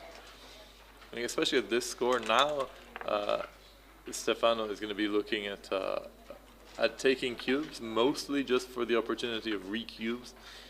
Anytime the position is volatile, Edouard should really be careful with the cube. This score is at 8 away, it's like being 4 away in terms of recubes. So 4-2 comes down, maybe. I quite like bringing 2 down. maximize your coverage for the 5 point. Although with Edouard's strong board, you do not love being hit. So he finds the top play. Well done.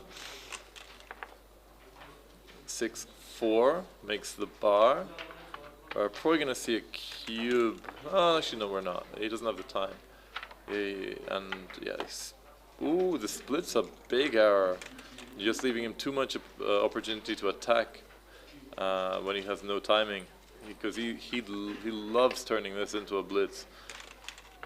Might give him the time to get away. All right, 3-1.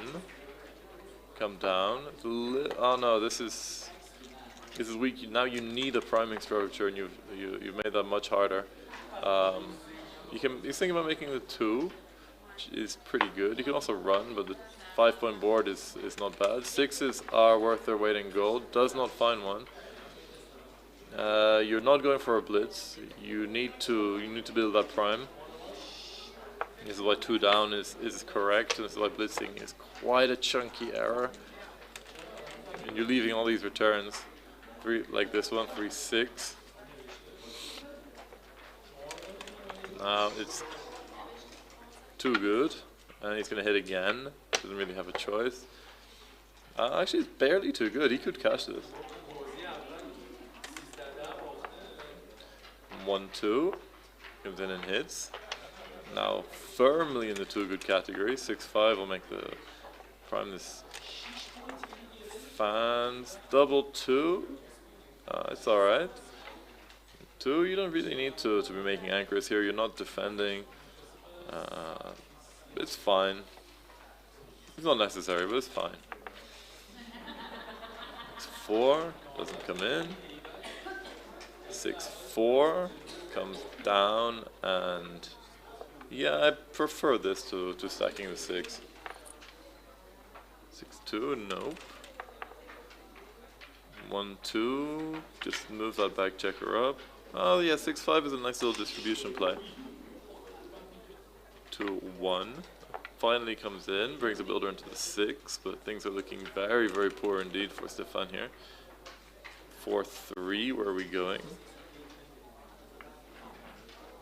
Yeah, you can come into the 6. You're not too worried about an indirect. It's just 6-3, and his board is Swiss cheese. 6-5 has to run out.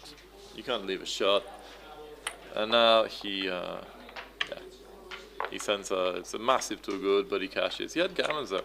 Going to 9 instead of 8 is quite a big difference. Like 4 away instead of 5 away means that you're winning in 1 double gammon or just two standard double pointed games. So okay, so Edouard's cube play is a little bit random. Stefan is playing okay. He's made a couple of errors, but difficult under difficult conditions. 6-2 hits. Okay, so we are 8 away, 5 away. So this is a fun score. Re-cubes are so dangerous here. But it doesn't look like Edouard is particularly aggressive with the cubes, so we're probably not going to see many early cubes here. 6-4. You hit and probably come out. Okay, comes down, chooses the aggressive play. Let's go. 4-1 enters and probably hits. Oh no, hitting coming out is a bit better, but it's a lot of artillery. But having 3 on the ace point is rarely a good thing. Hit. 25-21. I like that. Calling the bar the 25 point. Okay, 6-1 comes in and hits. It's a nice breather for Stefan. 3-1. Ooh. Yeah, anchoring up on the 20 is just nice. You're not that worried about the 2s. Oh no, I don't like this. This is wide open. 3-6 hits on the 18, I believe. You use that checker on the 24. Yes. I might see an aggressive cube from Stefan here. Comes in and hits. Oh, she doesn't hit. Just makes the 8. Yeah. You can't keep getting your checkers sent back, man. Hits twice. Oh, hits. Oh no. Oh no. Hang on. Points on head, I think. Yeah. But he does have a double hit, but it doesn't really get him much. He's just increasing the chance that Edouard makes a really nice anchor on the 5-point or 4-point. This is a nice play, and yeah, come up, make an anchor here. We're quite a balanced game here. 5-6, and makes the bar. Sure. Oh, actually, hitting loose was second best play. Wouldn't have thought so. This hits, and I think just keeps going. I'm not sure what else you want to do here. Oh no, you can hit directly from 23 to the 12. I didn't see that. Nice spot. Oh, we have Diceman USA with us. Hello, great to have you. We are on round 2 of the first Armenian Grand Prix. Edouard Amiryan against Stefan Nunez. Armenia versus USA. It's been quite a battle. Okay, and we are seeing many hits here. Another back game from the Armenian. Seems like he's quite comfortable in these positions. 5-3. Oof. What do you do here? Come in on the 5 and hit? Oh no, it's sorry, it's Stefan. Okay. Yeah, just come out. This is pretty normal. 4-2. Just gonna make sure you don't miss too many cubes in these positions if you're Stefan, because you really want a nice aggressive cube. Thank you, Dice Man. 2-1. Yeah, make 15 point. Why not?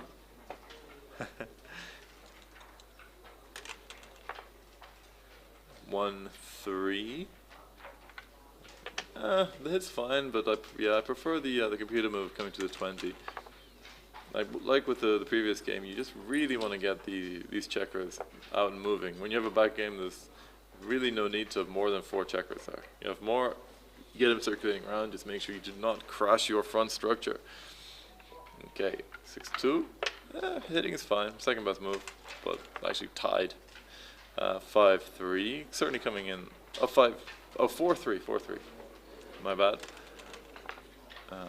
2-6. Comes in and hits. Not too much to actually. Oh, coming out again is slightly better. You don't really want to be improving your opponent's timing so much here. It's in and out. 2-3 is a bit of a miss. God, the computer wants to just go to the 2-point. Yeah, because you don't want to get a third one sent back. You don't want your own structure to crash either. So he finds it. Nice play. 5-4. I still think you want to move that checker out. Yeah, and that's exactly what the computer wants as well. Just go all the way to the midpoint. It's a 5th checker on a back game. You don't need it. The commentator, I am your host. My name is James McNaughton. French people probably know me more for commentary. I do a lot in French with my club in Paris Video. Shout out to all the members. But it's really nice to be here in Yerevan with Arda Findikoglu and the team. It's an exciting first edition of this tournament. So okay, 3-6, bouncing in and out. 5-5. What are we doing here? Okay, so the 23-point does not move. There don't seem to be any hits here. Doesn't seem to be any covering numbers either. 1, 2, nope. Just come down, make some points. Making the 1 point, I don't love it. You really want to keep that structure in front of those back checkers. You're never really going for a blitz in this position. But here, Edouard can. He has the manpower, so sure. 3-1, probably coming on the 24 and just come out. This seems fine. And yeah, now it's actually quite hard to tell who's winning here. I'll probably say Stefan, but it's unclear. The momentum seems to be here. Oh, this is okay. You have to break your 20-point. That's a hard play to find. Though this one is just very ugly and so inflexible. As a general rule, when you have a lot of checkers back, you want to keep your checkers away from the deep end of your board. It just reduces your flexibility and timing so badly. It's better to get hit than do that. Here it's even worse. It's now a pass. Now it was 50-50 a couple of rolls ago, and now it's a DP. Okay. Small double, big pass. 3-1. Okay, might as well make the ace point. I find these backgammon cubes very difficult to spot. Normally you have some references. You're down to 3 points in front, and then you cube. But here, your opponent's timing is stripped. Like any sixes, for example, this one, are terrible. And he moves into what is essentially just a slightly weak holding game. Here, no pick and pass. 4-1 is a little bit ugly. There's a shot unless you want to go 2-1, which the computer likes. But you never enjoy doing it. This leaves indirects with 7s and 11s. 10 is probably just gonna go to the 6. I don't see much better. Okay. 4-1. Yeah, just come down to the 11. Don't leave a shot. Good rule of thumb: when your opponent has a stronger board than you, don't get hit. Okay, 16-10 is the preferred move, but all moves should result in a double and a pass. Because are there actually many gammons? Yeah, opponent actually has 15% gammons, and those hurt at this score.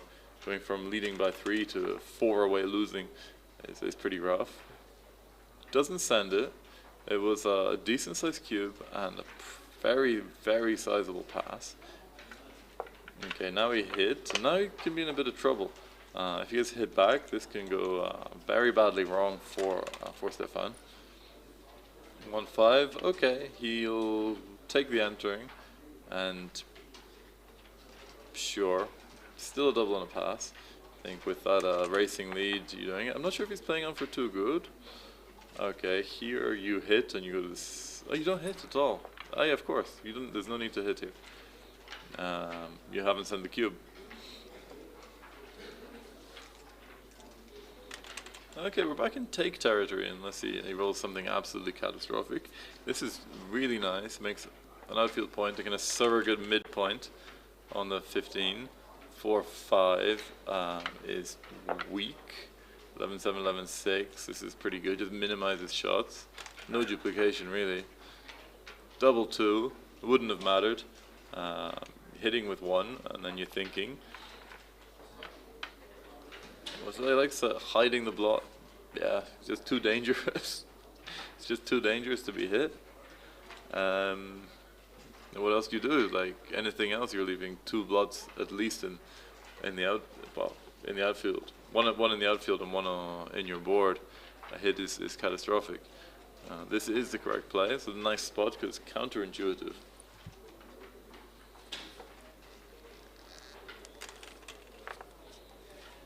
Okay, double 3. Comes in and breaks the board quietly by one of the few good rolls. He actually had a cube there. Double 6. What does this do? Does it point on head? It does. Okay. 5-4, in and out. Amazing roll.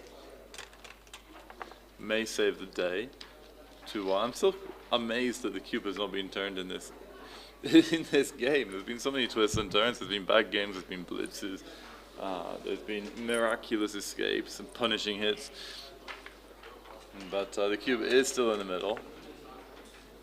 I think Stefan should be chomping at the bit to send it, but he's not in a position to do it now. 2-3 the hitter. There are some returns. 5-4, 5-6. Doesn't find him. Could cube this now, pass him out. Cube him out, nope. Rolls right past it. 5-4, which brings it round, I think. And this one's fine. Double 6, almost the miracle 5-6. Now he cashes it. Okay, and now we're at that beautiful, beautiful score. 4 away, 8 away. Love it. I want to see an aggressive early cube from Edouard, and I want to see an even more aggressive wild cube from Stefan and get an exciting match. An exciting game. It's been an exciting match, but I love these ultra sensitive scores, and especially it seems that Edouard is not quite as familiar with the cube as Stefan, so he might not be aware of the danger with a recube from Stefan if it comes. All right, 2-1. Yes, you play aggressively. Stefan would be very happy to get an early cube. He'd be even happier to get an early recube. So Edouard hits. 5-3 comes in and hits.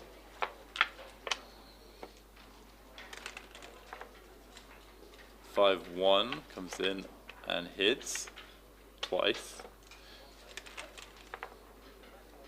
I think with this position, it's like at 4 away, you would like to win a doubled gammon, but you really hate seeing the recube come back at you. Okay, 2-1 points on head.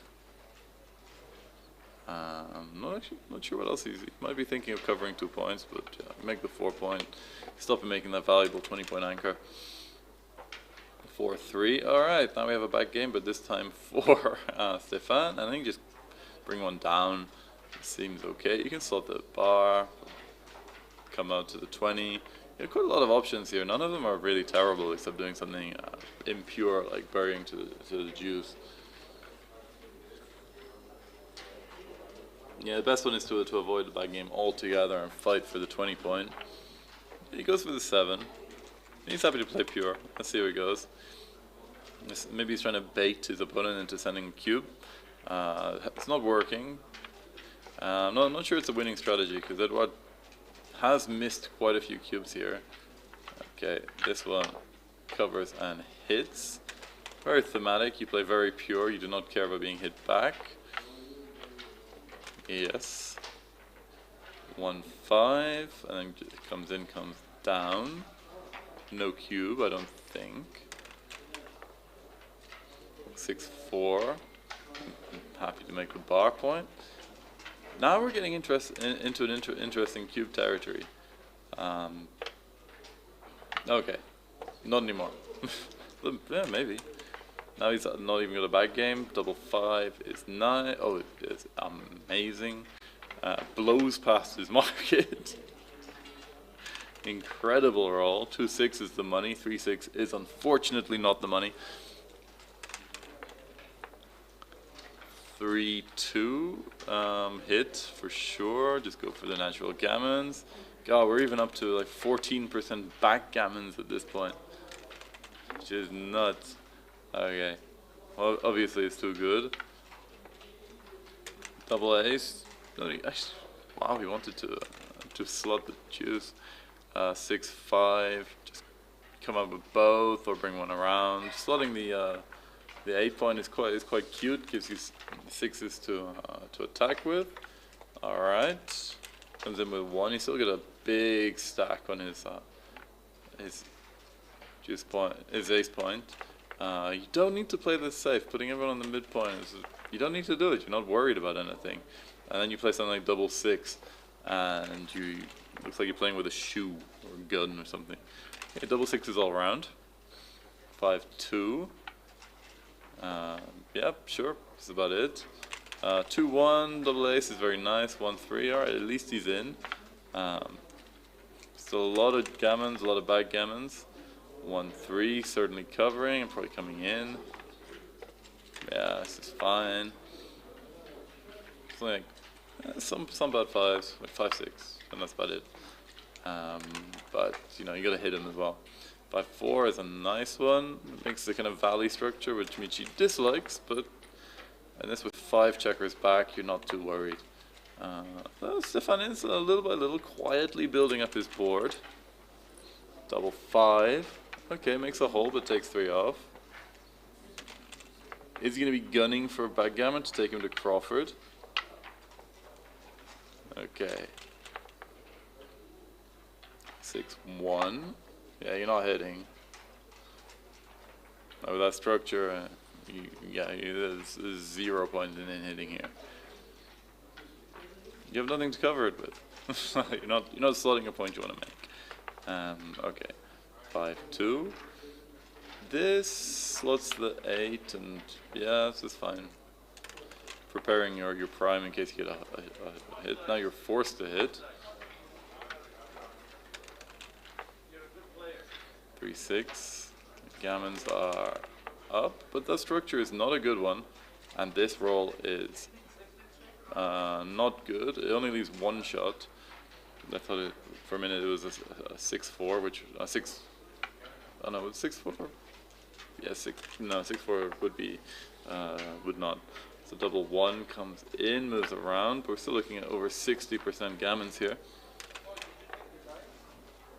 3-6 leaves another shot. Play to the 3 and take one off the 4. Does he have the 3? No, but double 5 does save a couple of G's. Yeah. I think. Do you play? You've already got 5 primes, so any shot's gonna be pretty good anyway. You just want to shift some traffic, get it around. 1-6. That's interesting. Yeah. I guess you got a lot of nice rolls to take those last 2 off. But I might see if we're gonna stay for a coup classique. I would have thought so. 2-3. Okay, we have a shot. Yeah, you take him off. Take him off. Or, in the terms of this version of XG, put them on the 0 point, which I love. Okay. There's always space on the 0 point. Nah, rip him. It's fine. Okay. He's gunning for a 2 here. Does he have it? He does not. Is he going to stay? Is there enough risk of BG? No, there are still some bad ones. Yeah, anytime he rolls a 1 or a 2, he's... Oh no, only 1, 2. He's gonna be odd. 6-5 takes 2 off. All right, now he's running. It's because there's so little payoff. If he rolls a 1, you got to come out now. He knows his theory. 100% wins, 100% gammons, 0% backgammons, and we are at 6 away, 2 away. So, still going to see early aggressive cube from Stefan. He would love to get to 4-away, 2-away score. And I think Edouard is going to go all out to try and get an advanced anchor and stop that aggressive cube from happening. Let's see how it works. Taking a quick look at the PRs, 6.5 for Stefan. He'd be disappointed with that. Edouard is playing around a 12. I don't know if this is good or bad for him. It's the first time I've watched him play. Double 1. Lovely opener. 4-1. You want to split for sure.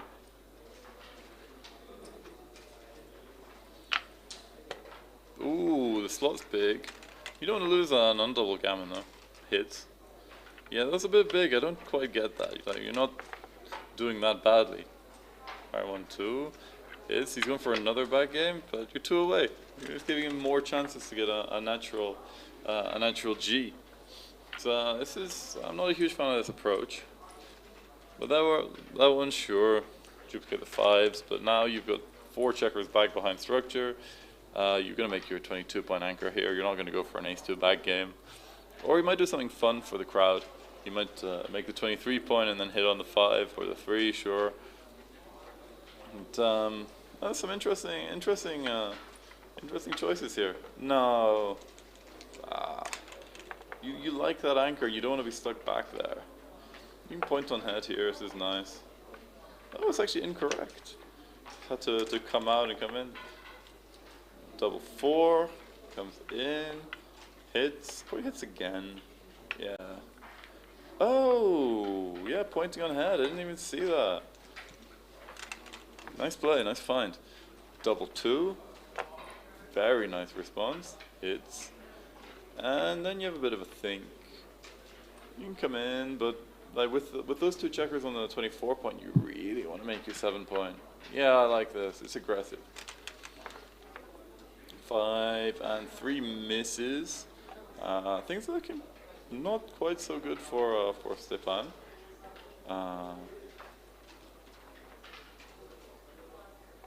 Yeah, he's on the bar. He's apologizing.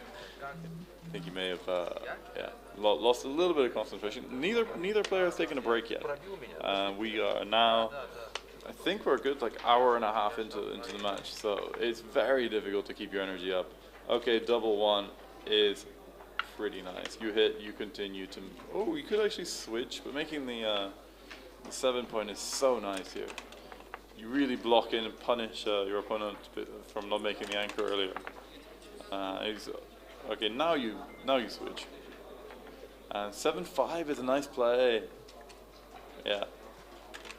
You go for the blitz, 1-2, and we're back into familiar territory for Stefan. Multiple checkers on the ace point. Some on the bar. Yeah, I like coming down here. Maybe it's a little bit better to break that anchor. 5-3 at least brings one in. He's going to be attacking. He really doesn't want him to make a second anchor here. 4-5 is perfect. Uses those two builders to make a point on his head. 1s and 4s. Double 1. All right, there's 5 on the ace point, but he can make his bar. Put Edouard back a bit. Ooh, 6-3 is a fan. There are some bad ones. Double 5 is a bit rough. 4-5 does nothing good. He's got a slot of 4. And that's an unpleasant thing to have to do when your opponent has a 4-point board and you have 5 on the ace point. He finds that with disgust he slots that point. Double 6 he finds again. Stefan would pay good money for a double 6, but yeah, you make the point, you come out. You gotta get moving. You cannot stay back there. Okay. It's a big error, but it's not massive. But you have 5 checkers on your on your 24 point. If you can get them moving, you must do this. 4-1. Now, yeah. Now problems are starting. You can probably slot your 5. But you're leaving a shot anyway. Might as well slot the point you want to make. Give yourself a 4, which you don't have otherwise. But things are. This is pretty interesting. Okay, 3-5 hits and comes out. Sure. Could actually hit and come down, but I don't think it was necessary. 1-3 comes to the 21. Very happy about that. Okay. 3 and 6 hits, yeah, for sure. He's staring those gammons in the face. He can almost taste the victory at bar. And he covers, and yeah, it's not going to be completely smooth sailing. He's going to roll 3s or 6s to come out. You're not always guaranteed to get them. That 6 is good. It just keeps going, sure. You're winning so many gammons with 5 on the ace point and 1 on the bar that you don't need to pick up another. You don't need to go for the BG. This double 4 is a little bit fast, but makes the 7 point. And then just comes in. He's got a bit of time to roll this. Ace 3. I think Stefan might have preferred not to come in because now he's the one at risk of destroying his front structure. 4-6. Yeah, bring it out. 6-4. And here comes the crack up to 75 point. Like almost 76% gammons here. This is not going well. A lot of this came down to the fact that he played that the really big open play he did not need to do. He started the 5 and he got punished for it, and and then he didn't make the 22-point anchor when maybe he should have. And yeah, things are looking bad. He's crunched his board. This match could easily be over in this game. Going up to must be like 80% gammons now, 85% gammons. There are a couple of bad ones. He could slip up. He could have an accident. Okay, Stefan requires 6s, preferably in pairs, or 4s actually. 4s are now out, not winning, but okay, doesn't get either. 6-1, nice, cleans up. 6-4, finally comes out. Would have loved to have the 6-4 last roll. 2-5, pretty smooth. There will be some short levers, but you won't be able to punish them. Okay, so that's the point. It's down to less than 2% chance of winning this. Double 5 is monstrous. If he doesn't get hit, gammons are almost a certainty.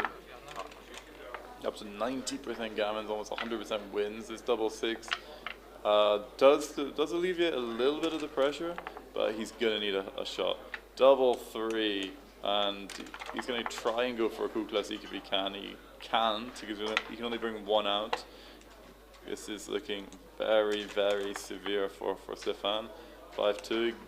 Can he get this last minute shot? Can he roll the 1? No, he cannot, and he resigns. Bravo, Edouard. Thank you for the performance, Stefan. It was an exciting match, and I don't know about you, but I haven't had lunch yet. I'm going to go do that. I will be back later for the third round. Do not go anywhere, or go somewhere but for a short period and come back. See you guys pretty soon.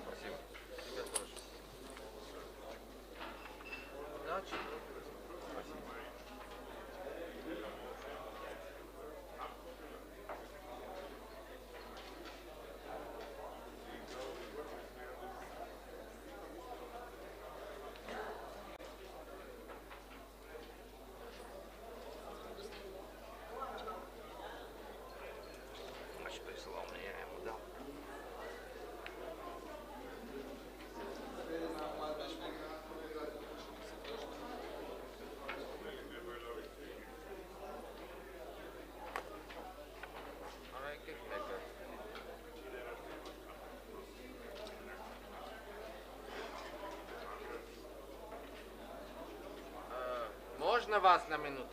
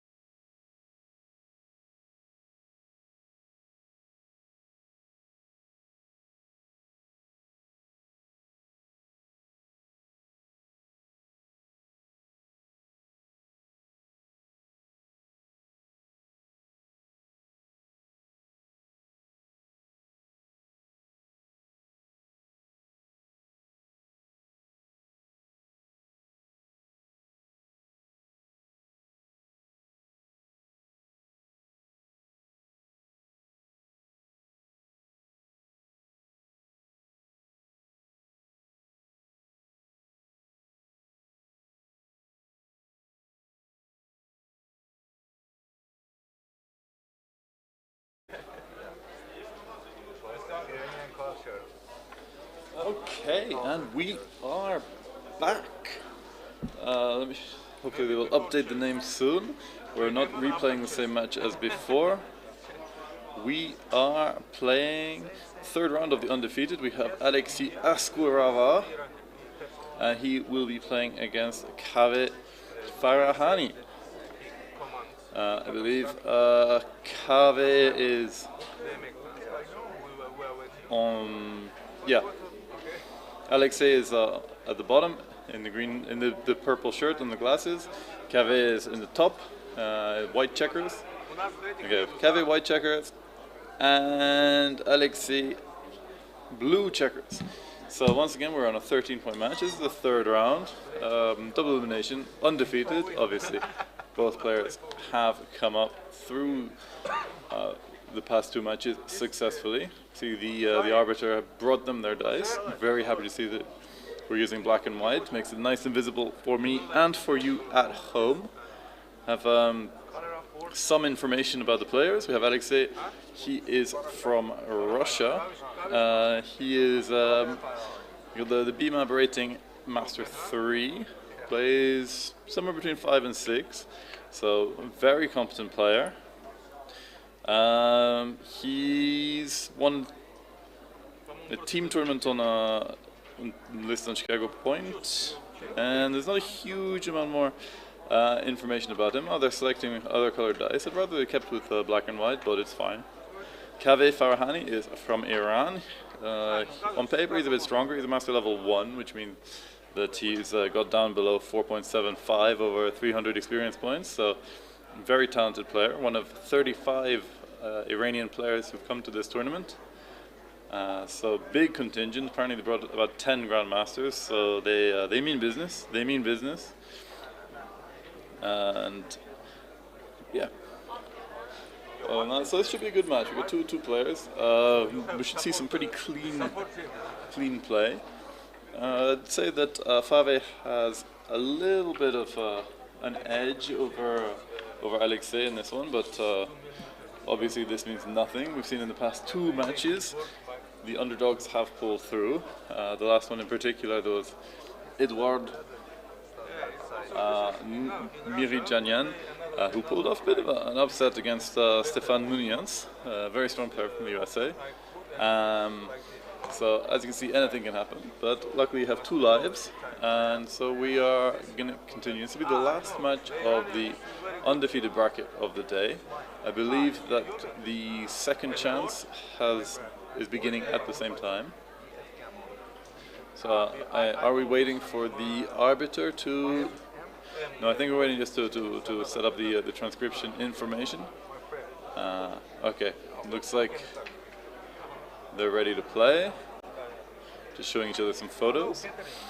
So for anyone who was not with us before, we are in the Marriott Hotel in the center of Yerevan, one of the oldest continuously inhabited cities in the world. Beautiful place. Highly recommend you come here. They call it the Pink City because of the volcanic tufa stone. And it's just very nice. It's vibrant. It's quite young. There's lots of parks. You have a good time and you eat and drink extremely well here. So we are off 6. We have a 4 and a 3. So Alexei brings 2 down. I love this aggressive opening. It makes for very interesting ones. And when your opponent rolls double 5, you're pretty happy that you didn't split. So no blitz for a Kave. 6-1, I think. Yeah, you don't have anything better to do than to make your 7-point. You're certainly not going to be splitting into a blitz. Here, he'll make his 7 as well. It's not really the point he wants to make with the structure. He's going to have a hard time doing any priming, but he'll take it. With that racing lead at the double 5, he really wants to get those back checkers moving. So this is a bit interesting. You could make the 5-point, but it leaves quite a lot on. As you can see, it's the second best one, but still a big error. So you make the structure and you just slot the 4. The idea is you don't want to leave too many shots, but you really want to unstack that heavy 6-point. The checkers that want to move here really are the 2 back checkers. If you weren't going to get blitzed on, or the big stack on the 5. He's already stripped his midpoint. It's one of the slight disadvantages of playing 2 down at the beginning. You strip it early, so he plays a fairly considerable error. But it's early. We've just come back from a lunch break. Here the lunch break is from 4 p.m. to 5 p.m. So a little bit later than many of you are used to. So I don't know about you, but I've seen in tournaments I generally play my worst backgammon after lunch. You've just eaten all your energies in your stomach. So we might see a little bit of a slow start.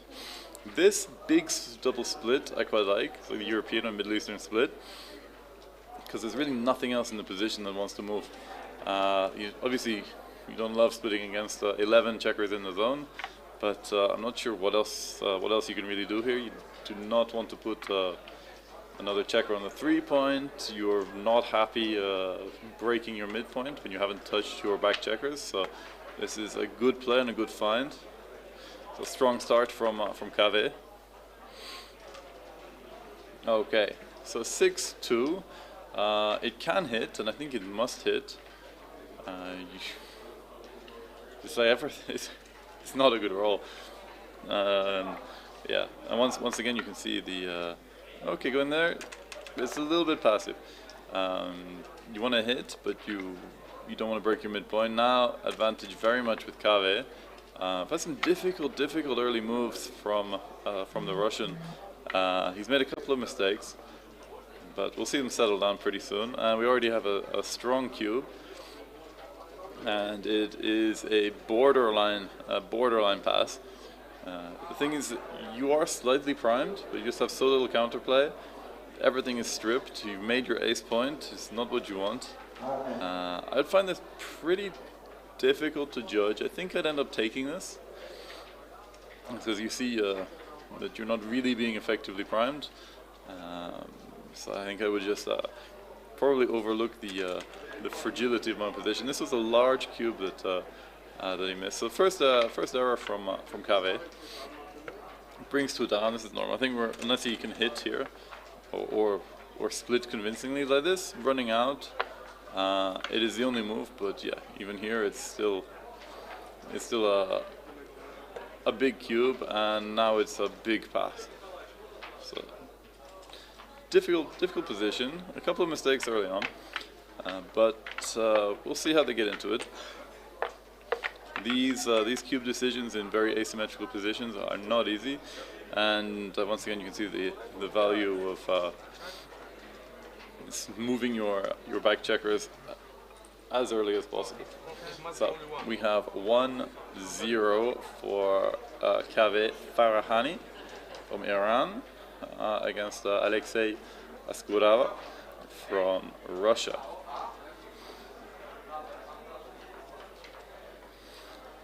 Once again, even on screen matches, every point must be recorded on that little lottery score sheet.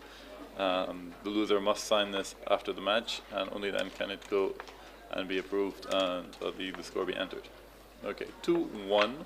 Are we going to see? Okay, this high theory splits at a 1-point lead. I don't mind it, but prefer the other way. Okay, so this is nice. You make your anchor, you bring 2 down, 6-5. Very happy to make that 7-point anchor, or 18-point anchor rather. Double 2. The 4-point is easy. The next ones are not so much. You can come down to the 9. I think is nice. Your opponent is not too happy to hit with a 2, even something like a 2-3 or 2-5. So double 1 doesn't get hit. Go to the 6 maybe. Yeah. You don't really want to get hit either. You've made your anchor. It serves no real purpose getting another one sent back. So it looks like we're going to be in a fairly standard mutual holding game. This 6-4 is awkward. You kind of want to slot the 5, but yeah, okay. Slight inaccuracy. It's not really the point you want to be slotting, and putting a spare on the 4 is not ideal. 6-4 plays much more comfortably for Fave, makes that bar point, and the 4 prime in front of that anchor. Pretty difficult to prime a 21-point anchor. It's any prime of 5 or 6 is going to extend way into the outfield. Okay, 6-2 comes down and just keep going. I think there's no real benefit to breaking the midpoint yet. 4-5, I think, yeah, you're breaking the 10 point. Now you can slot the 5.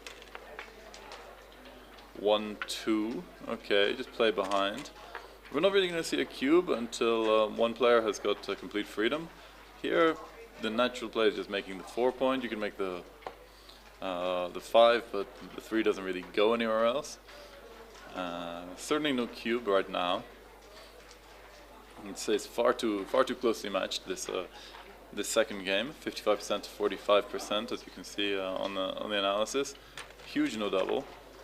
In general, a good rule of thumb for mutual holding games is don't cube. you want to wait until you get to a position where it's fairly clear who has the advantage, because it's not a particularly volatile position. You need decent winning chances, so you need to know you're winning. It's quite rare to win gammons from these, unless your opponent is forced off the anchor or chooses to leave too early.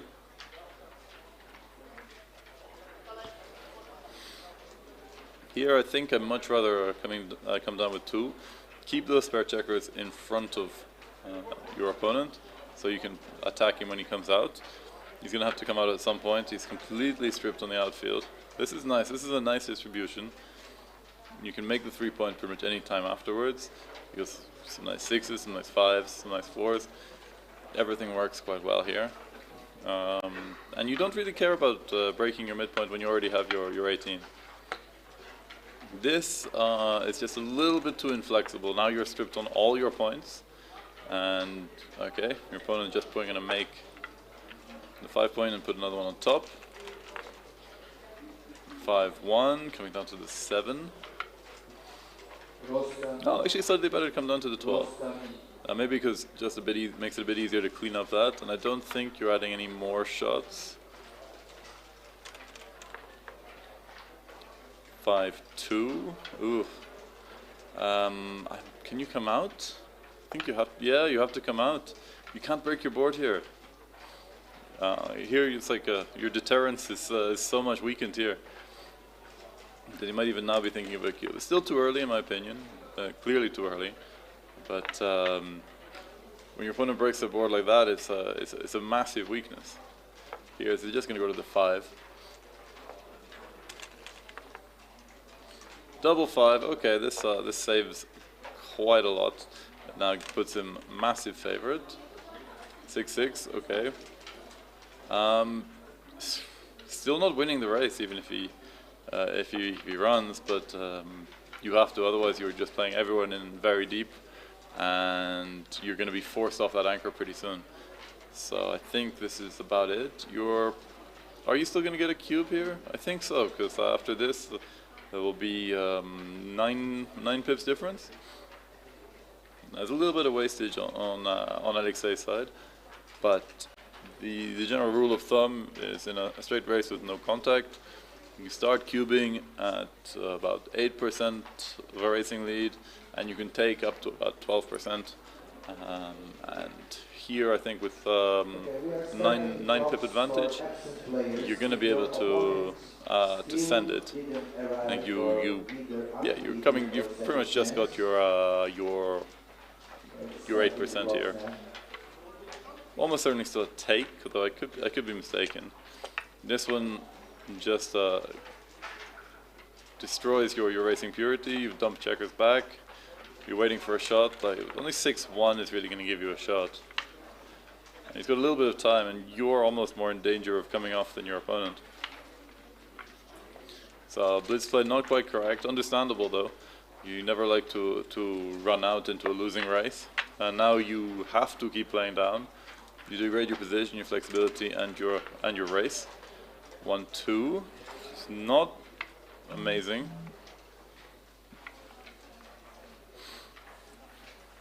I have Tanya Klimova back in the chat. Hey, welcome back to the channel.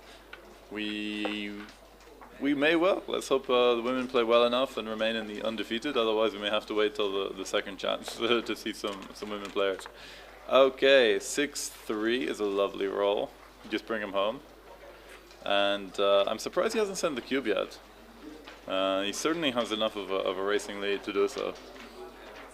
I think he. I was not paying attention to the XG analysis, but I think it was certainly a cube. Here he's going to count the race. He's going to see that it's only. Well, I say only. So it's 13 pip after this play. So yeah, with the wastage on White's side and the crossover is needed, he has to go. And now you double and pass.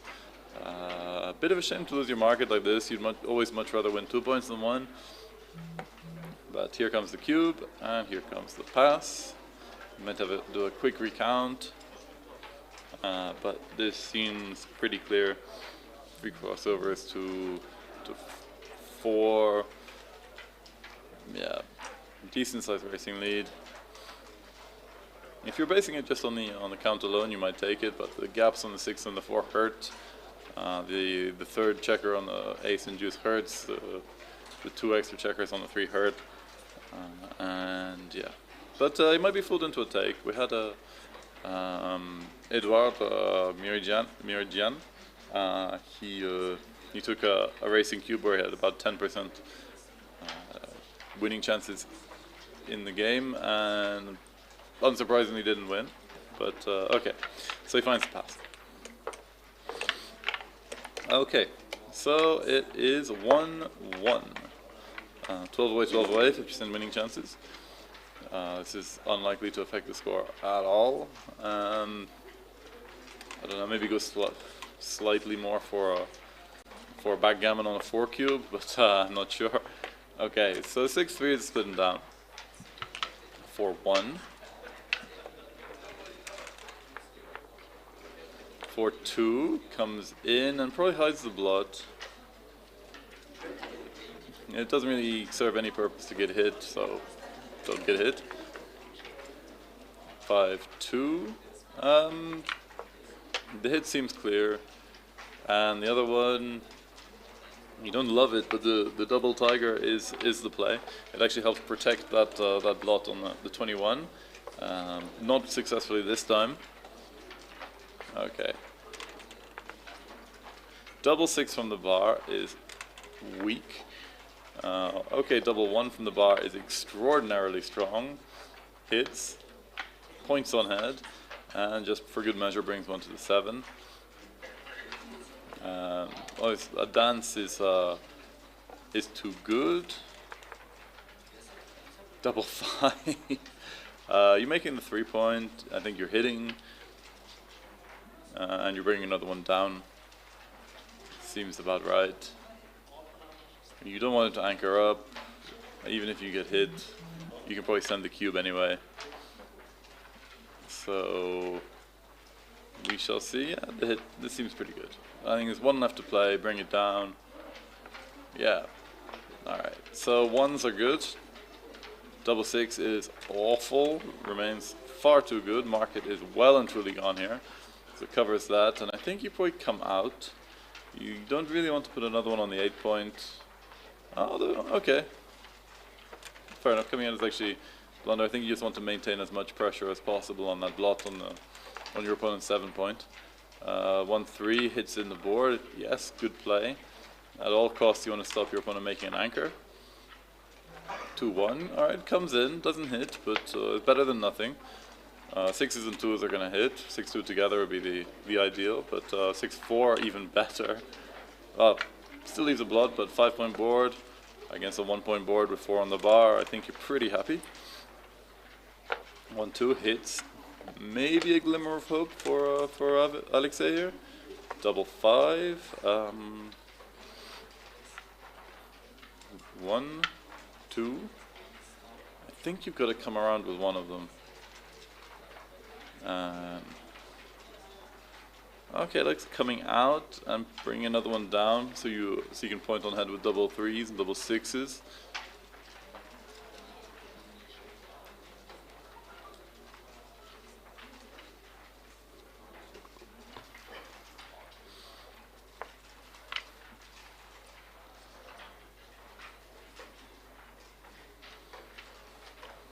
Yeah, it seems very reasonable.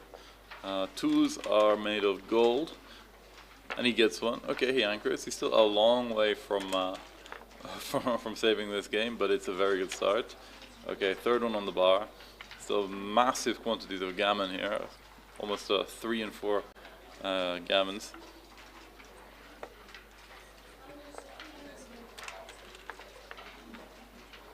One five fans. Double 2. This moves a little bit. Stepping up. I'm not sure you are interested in making any kind of anchor here. You want maximum flexibility, mobility for your back checkers. That seems fine. The computer actually likes breaking the 8 point here, just so you don't have to break it later when potentially he's no longer on the bar. But I think the difference here is very small. And now it's just really a question of bringing everyone home. I like that the third and fourth plays are just break your 8 now. The fifth place is break it completely. This is fine. I think if you're doing it, you might as well just bring them around. You're not really interested in making your bar point. Anytime you make a prime, it's just going to to break it again before your opponent comes back in. In any case, your opponent is not particularly interested in running off. Okay, 4-1. Yeah, just come out. 2-3. Okay, brings one of those 3 out from the bar. The cube is in the middle.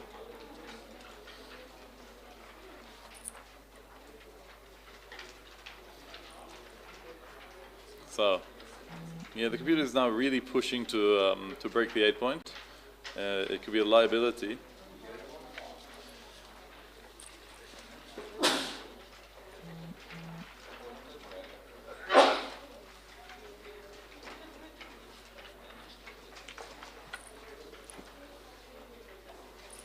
These are small technical plays. You can accumulate quite a lot of equity loss if you don't take care of these. But it's very hard to find the top plays. It feels quite unnatural to break your 8. You think you want to maintain structure, but actually you want to clear that rear structure as quickly as possible. Now if Alexei can roll another 2, he might actually have some counterplay, or at least spoil Fave's day for long enough for him to build some kind of board. Okay, so it just comes into the 6 point.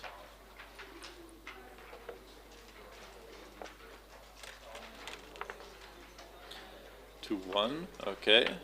Now we might regret not having cleared the 8 point. It might be a problem later. 5-4, yeah, you clear it. That's a great play. That was the problem point. 5-2. I don't think you can come off. You can't risk being hit, I don't think. Or, alright, I am apparently wrong. It's just so bad having 5 on your juice point, and they're putting no pressure on that last point. But he brings it in without any problems. Beautiful structure. Nice distribution of those spares on the 6-5-4 3 points. 2-3. Well, Alexei is doing what he can, trying to build some kind of structure just in case he gets a hit. 6-4, take 2 off, I think. I don't know why you'd put 1 from the 5 on the ace. It looks so natural to have a spare on your 6 and 5, like this play. 6-3 comes out and probably keeps going. Okay, comes down, sure. 2-3. Here you really want to be clearing that back point. Against these juice point holding games, according to Michi, it's better to either take 2 checkers off or pre-clear a point or clear a point, rather than just take 1 checker off. So this one is a little bit worse. It leaves you a few more bad shots in the future, but it's a small error, understandable. Okay, 4-1, just comes down. 4-3, can't clear the 6, has to stack on the ace. Can't really leave a shot. So now there are some pretty bad ones, like 4s in general are not great, especially now that Alexei has a little prime. 4-5. This doesn't leave a shot. But the next 5-4 will. 5-2 comes out, sure. It's better than slotting with 4, I believe.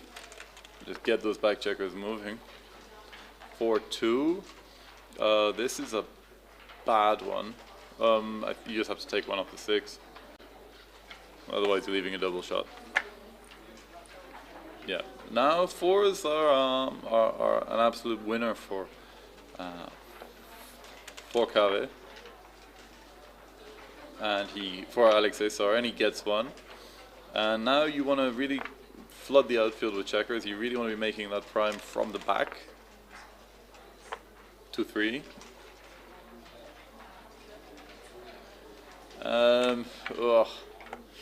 Yeah, this play is not quite forced, but it might as well be. Have a double and a take. Though a very borderline take, actually. Very nicely played. 6-5 hits. You want to pick up that second checker. You do not want to let it stack up on the ace. 4-3 is awful. Releases another blot into the wild. Things going from bad to worse for Kave. A lot of this comes from the play where he took one checker off rather than pre-clearing. He could have had a much easier ride of it. Okay, 4-5 hits, but it's certainly not out of the woods. He's just happy to have taken 5 checkers off. Double 4. Okay, you hit again, and then you cover.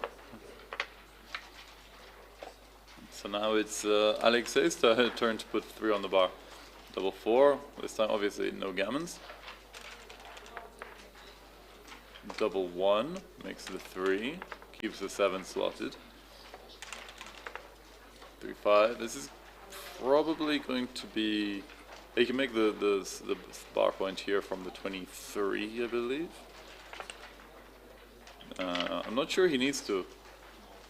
With 3 on the bar, you're more blitzing than priming, so bring people down into the zone, close the board, and win like that.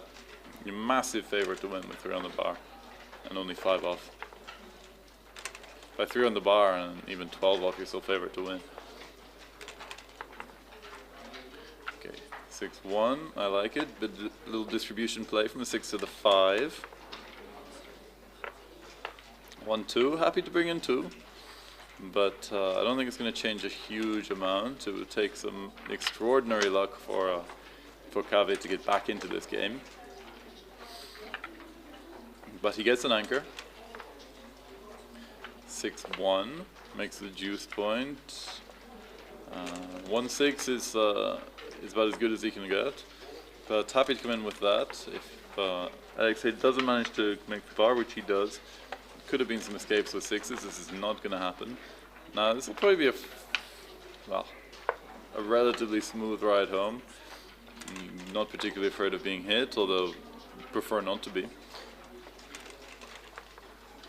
And yeah, put the checkers where they want to be. Put a builder on the 6 point, 5 point, one on the ace point is quite nice. And okay, there are still a couple of bad numbers. 6-5 is going to leave one. 6-4 is fine, even everywhere. Double 3 does not move. Kave is just happy that he cannot lose a gammon or backgammon here. Double 6 will seal the deal. And you see the PRs coming down. Alexei on a 10. He'd be unhappy with, but that's certainly going to come down in a very hard couple of early games. And Kave on a 6, which should also come down when we get to some more normal racing and holding game type positions. 5-1. Okay, double 5. I still got almost 4% chance of winning. I think that's essentially if he manages to hit and bring his checkers around. But he's certainly not favorite. Are there any terrible ones? No, not really. 4-3 leaves a shot. 6-5. You might as well just run off. You have to anyway.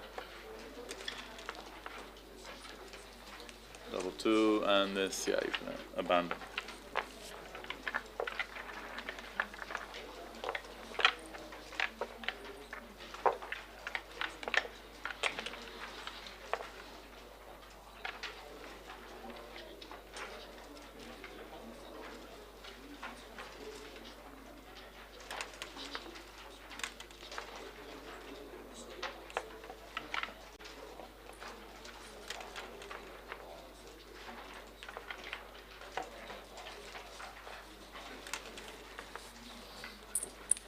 Okay, 4-2. Build, equalize those board strengths, I like it. 2-3. Probably split and come down. Actually, computer does not really like the split, prefers slotting the 4. 3-1. Make the best possible 3-point board. 6-5 is running somewhere. Yeah, a bit better to come to the 11. That blood on the 22 is not having a good time. It's going to be attacked by a lot of 3s and 5s. 4 and 2 is missed, but it does get primed by that 9 point. 1-2 can't move, but you can start doing a bit of priming of your own. No, I think you like having an outfield point here, especially you haven't made your 4 point. The 10 point will help with that. Any combination of 6s, 4s and 2s will do this. 5-3, points on head. And if he doesn't come in, we're seeing a cube. Comes in and probably comes down.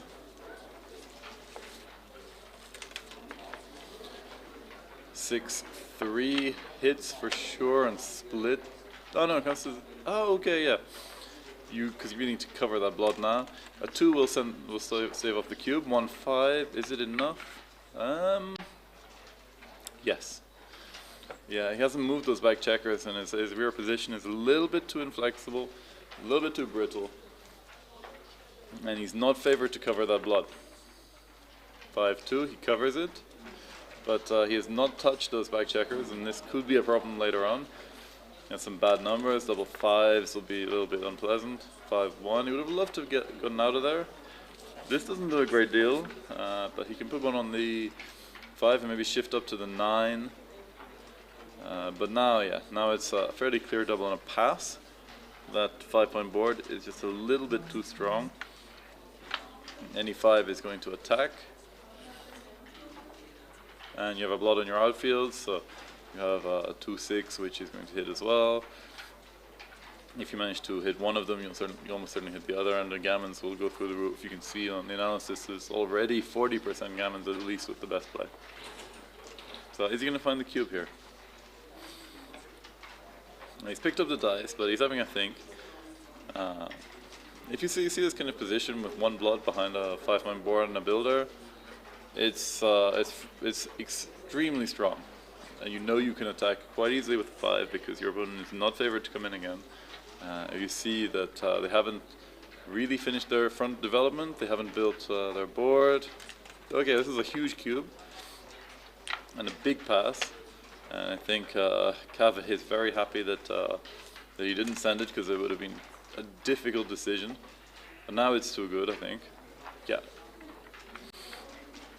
I believe namaks means too good. If anyone speaks Russian in the audience, I'd like to know the exact translation of that. Okay.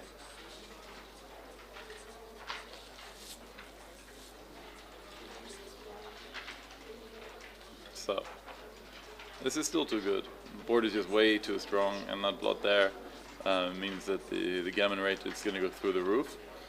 Like, certainly he knows his opponent is going to pass. He's looking at his bad rolls. I think double four is good. It makes it closes the board, brings one down.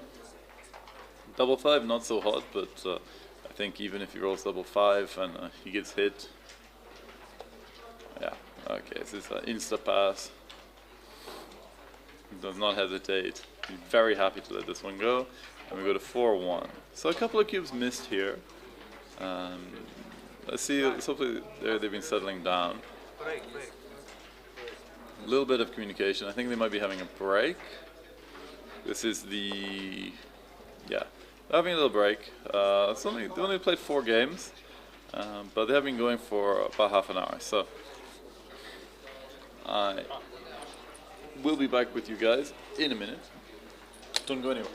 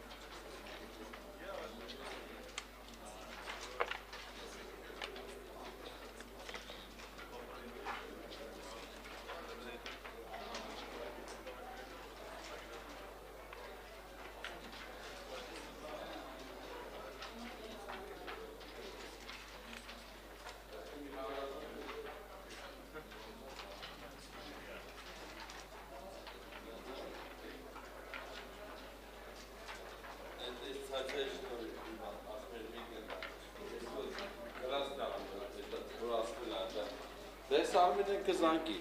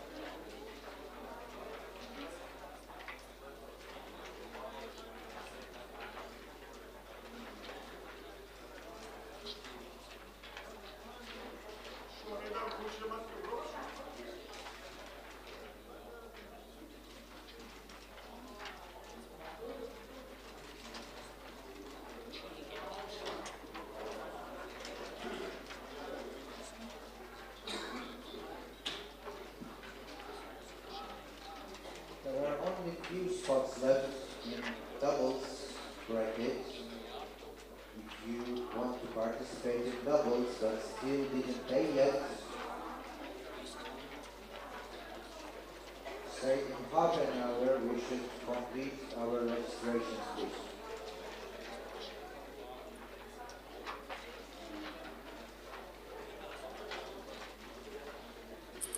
So our players are still on a short break. So the score is 4-1, 9 away, 12 away. It's still early, but it will have a slight impact on the cube decisions.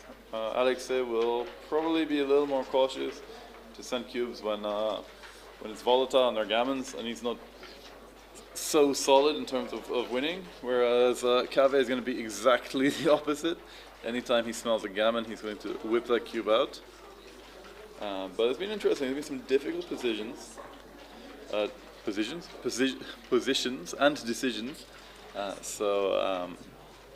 We've seen the players have struggled with some cubes. Alexei has missed a couple. He had a couple of big ones where he could have really punished his opponent. But in a tournament, you make mistakes. We're not machines. Everybody plays in their own way. Okay. So I had a look just in the playing hall. It's full.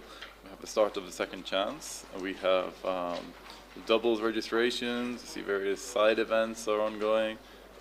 It's good. We've got I think 130, I think it's about 135 players in this tournament altogether. So it's good, especially considering it was originally going to be limited at 128. But we found some space for other players. If you're going to come all the way to Yerevan, you should be allowed to play in the tournament. And you can see the little egg timer on the top left corner of the board. This signals the 5-minute break if either player is not back by the end of that. It eats into their clock. I think in terms of time, Cav is taking a little bit more time than Alexei. So we'll see if he's going to speed up or if the time pressure is going to make much of a difference. But they've only played 4 games so far. They still have a long way to go in this match. So both players are back.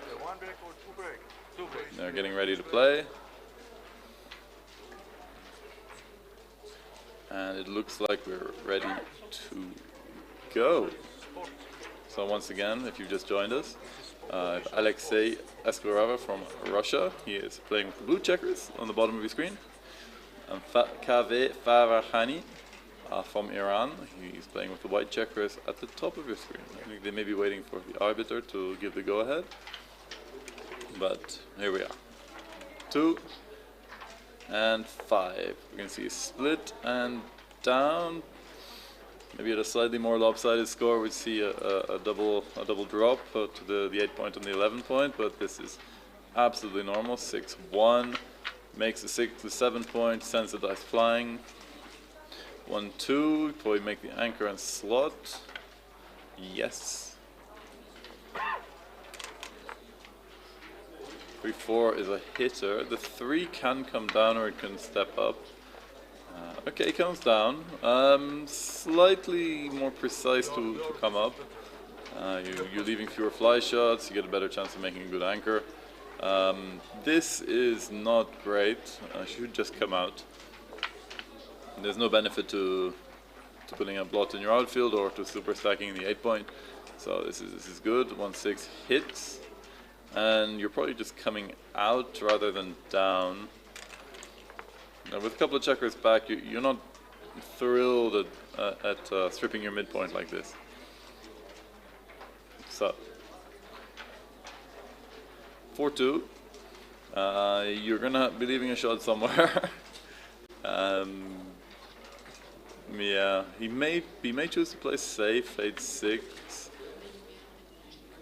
But okay, slotting the 4 from the 8. No, from the 6. This is the top play. You're doing a bit of minor duplication on the 3s. Okay. Slight error, difficult play. May well have made the same. 4-2 is a hitter, or I can point on head. Although you point on head, you break your 8 point. So, okay, wow. Hitting in the outfield is not even there. Okay. Suppose he just leaves too many return shots. 6-4 fans, and I think even at this score, I would send this cube. Small error to do so. Just because of the score. At 0-0, it's a cube for sure. You can plenty of gammons, but you can see. Oh, he passes. Oh, that was huge. No, he had the. Okay, this was not ideal. With that anchor, he could hold in there for a while, and he really wants to have a cube and chip a recube when it turns around. He was winning 1 in 3 times there. This is very much the thing to bear in mind with cubes in gammonish positions. Frequently, you're not actually that much of a favorite in the game. If you're a big favorite in the game and it's gammonish, then you're too good, and you can normally notice this. But when you're trailing, you need to pounce on those extra winning chances, because that means 1 in 3 times you're sending a recube. Okay, 6-6. Points on head, and probably just comes down. This is fairly standard. So I wonder if Alexei is going to pick up on that soft drop, maybe be a little more aggressive with future cubes.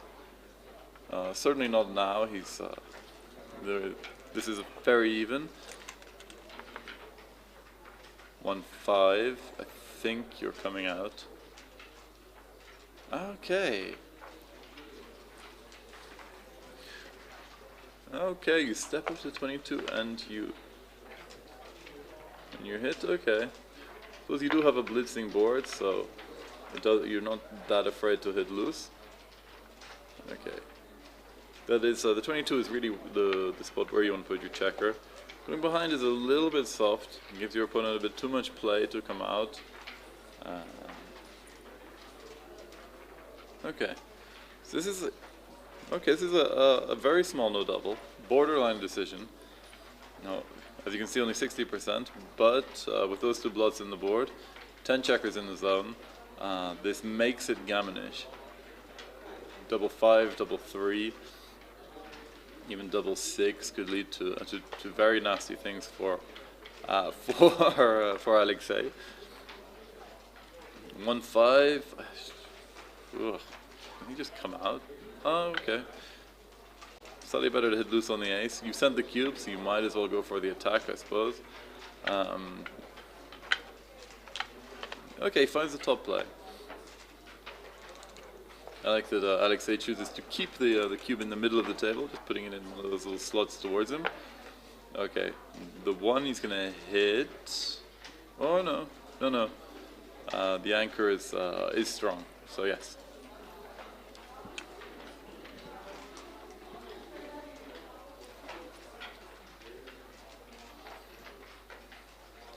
Here you don't love the hit because all of your fours are terrible. You leave so many return shots and quite a few double shots. I think the only acceptable 4 would be coming out to the 18 or hitting, but you're just leaving blots everywhere. Leading at the score, holding the cube, you want to calm down the gammon threat a little bit. Advanced anchor will certainly do that, while putting 4 blots everywhere, or maybe even 5 if you hit, will certainly cause them to ramp up. You can see the difference in gammons here. The anchor play takes it down to 8%, the double hit takes up to almost 19%. It's extremely dangerous when you're leading, and what you really do not want to do is introduce too much volatility into the position. You want to just win or lose, 2 points, that's fine. Don't lose a gammon. Don't take too many risks looking for a gammon, and you're fine. This is horrific. Yeah, the anchor is the clear play, I think. Okay. 3-2. Okay. Slight preference for slotting the 11 as well. Both are fine. 6-3. Let's break the 7. 6-2. Where are we going with this? I think just to the 5 point. Ah, no. No, of course, you run out. Run out and come down. You're only leaving indirect, and you're duplicating those 5 2s. So the only extra shot you're leaving is 3-4. This is also fine, but your goal is to get that last checker safe, and if you get hit, you don't want to have 2 blots in your board. Okay. So in this borderline blunder, but at 80 it is a blunder, because it really doesn't resolve your problem, doesn't solve your problem at all, and as well as leaving very good large numbers for your opponent, it leaves some extremely good small ones, double ace, 3 ace, 2 ace. All of these work extremely well. It's only 4-3, it becomes really nice. Okay. 6-5 is a little bit rough. I think you have to minimize shots and bring builders down. Either 2 from the midpoint is the top play, but close second is breaking the 8 because you're ahead in the race. With this roll, you're now 14 pips up. It will hurt to be hit, and your opponent is stripped everywhere. If you can't move their back checker very well, then they may well have problems. 5-4 out and covers the ace. In general, when you've slotted your ace point, you might as well cover it. Turn it from a liability to an asset. 5-2, make your point, slot another one. You can see the boards have specially made slots in them for the cube. Apparently the cube might be a little bit too big for them, so he decides to just put it down on his bear-off tray. Okay. So 3-2. 4-2. Sure, keep your structure for now, why not? Block those double sixes, double fives. 2-1, close the board, he's ready. Double six leaves a shot here. Double two does not. When you break the 9 and go to the 5, this seems fine.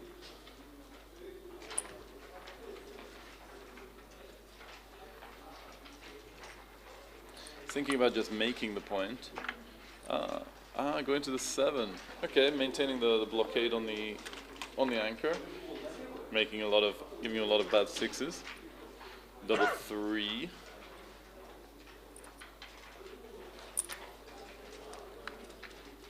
Well, the board's breaking, so generally you try and crunch from the rear. Might leave the 6 points slotted if you can. I don't think so, so just break that. He's thinking that he doesn't want to be forced off with 5s, but you don't have to break with 5s either.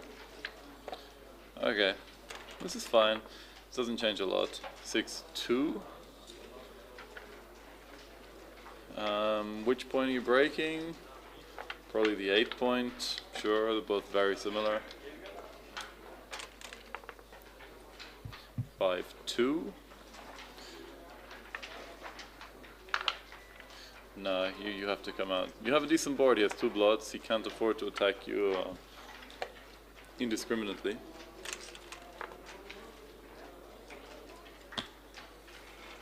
Six 4. You have to play safe.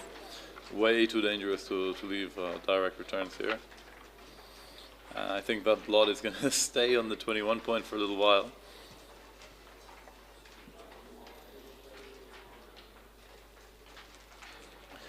Okay.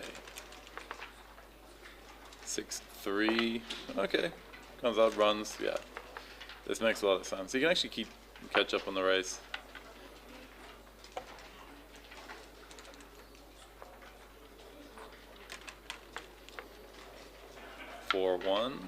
I like this little play, breaking the 6 to slot the 5.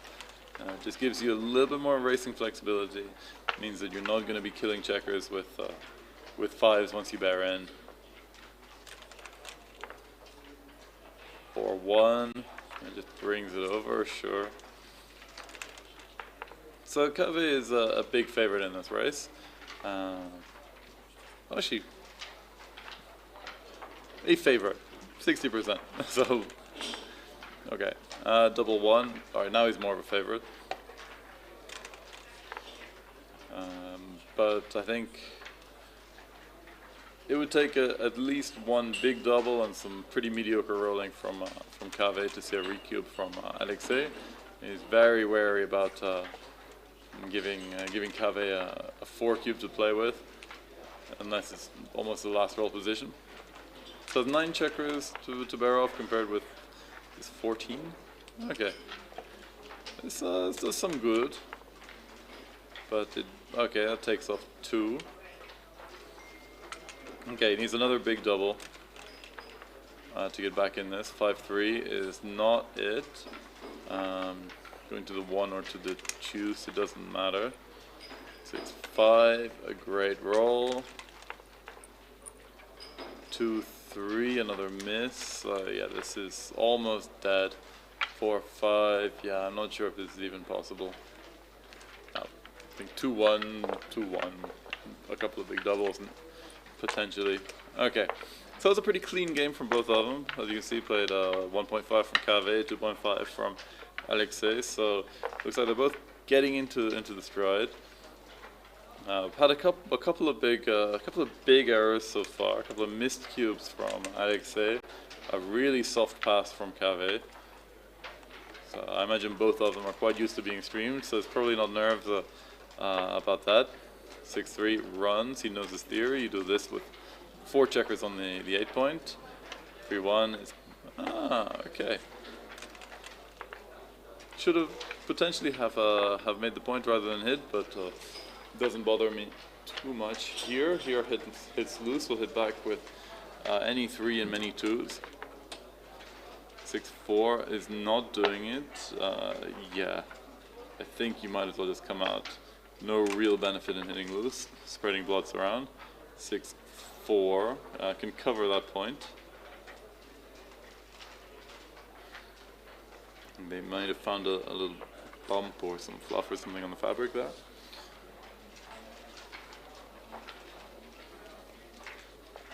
Okay, so race is very close.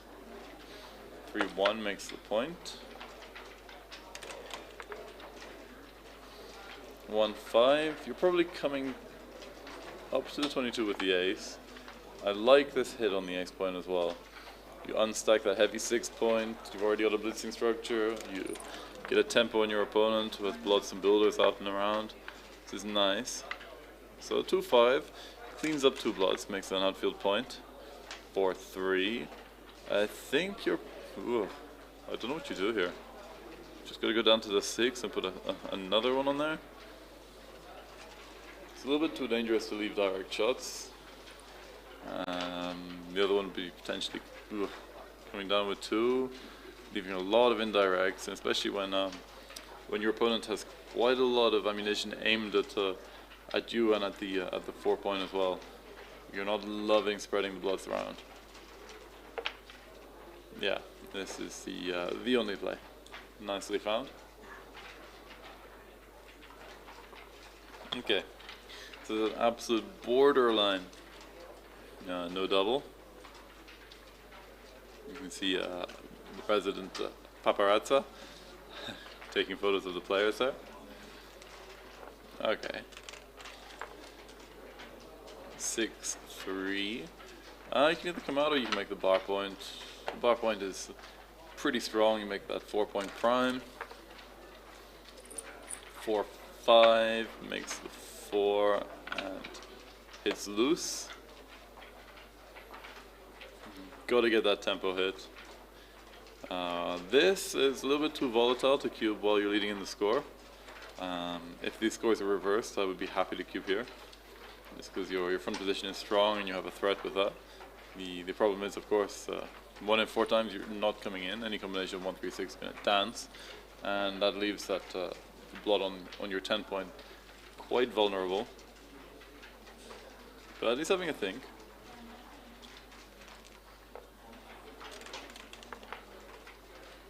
One 5 doesn't hit, but 6-5 is a nice little diversifier. 7s and 9s, not all 7s and all 9s. Not that 9. Come down and make the board, sure. I like his fancy little switching plays. Now he cubes, okay. This is a nice one. He's got the threats, he's got the raise. This was a very small take, he did it quickly. Expecting him to take a bit more time over it, but I think he's... yeah. He considered this while making his move. Okay, double 5 is a huge roll. There are a lot of gammons now. 4-6 comes in but does not come out. Oh, yeah, you gotta just dump to the 2.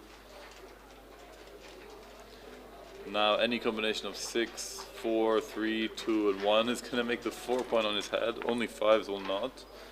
4-2, beautiful roll. Makes a 5 prime, has a crushingly strong position. Now Cave really looking for at least an ace, just so he doesn't get closed out. 6-2.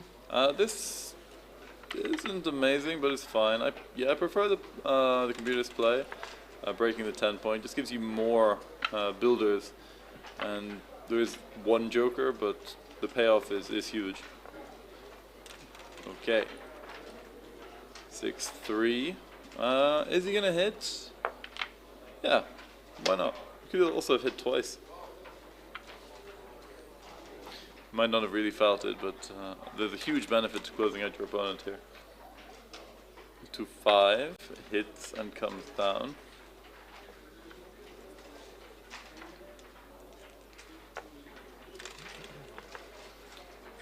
One 5. Okay. Just bring a checker into the 6 point.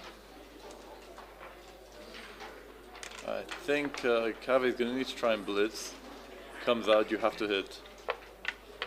It's the only way you can try and buy enough time to get that last checker out of here.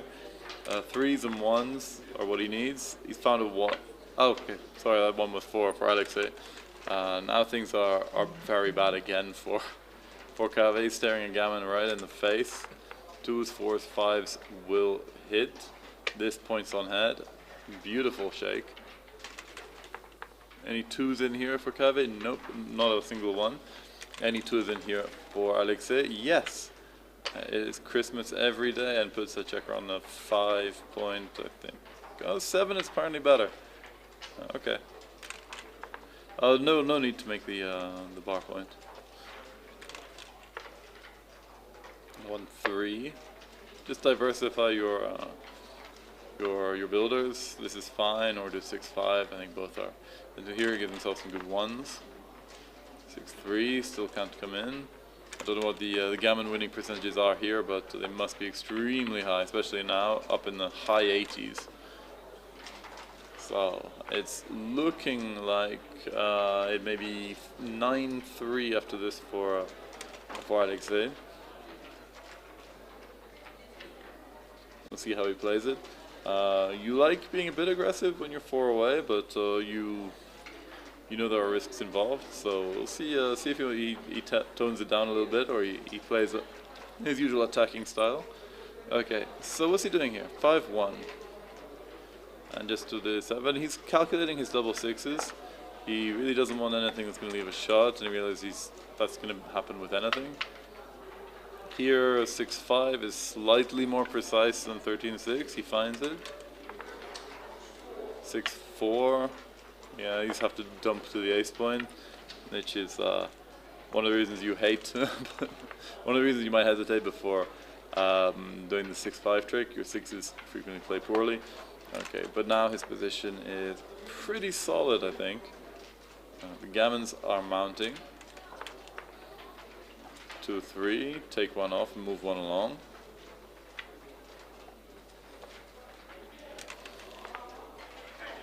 Yeah, now Kave is at a point where he's rather hoping that he doesn't come in.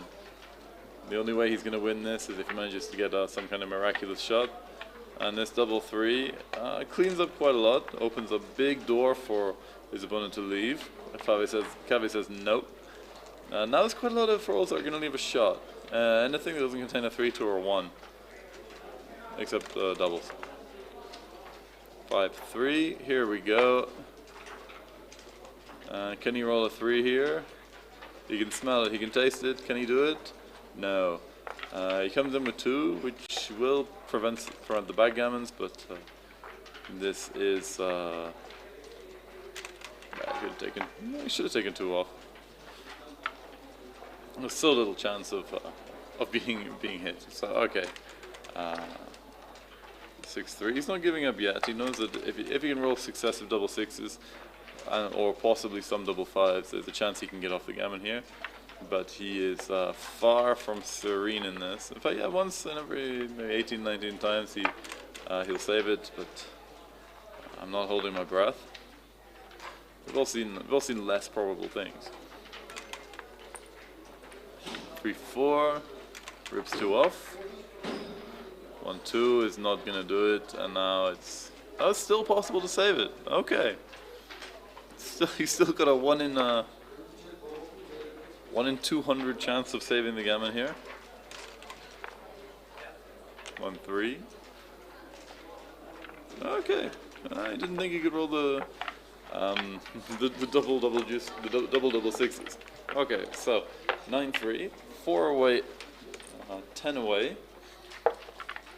Kave still needs to be very aggressive with the cube in gammonish positions.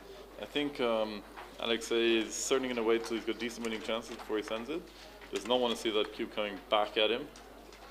So 4-3, yeah, the aggressive play 2 down is absolutely correct here.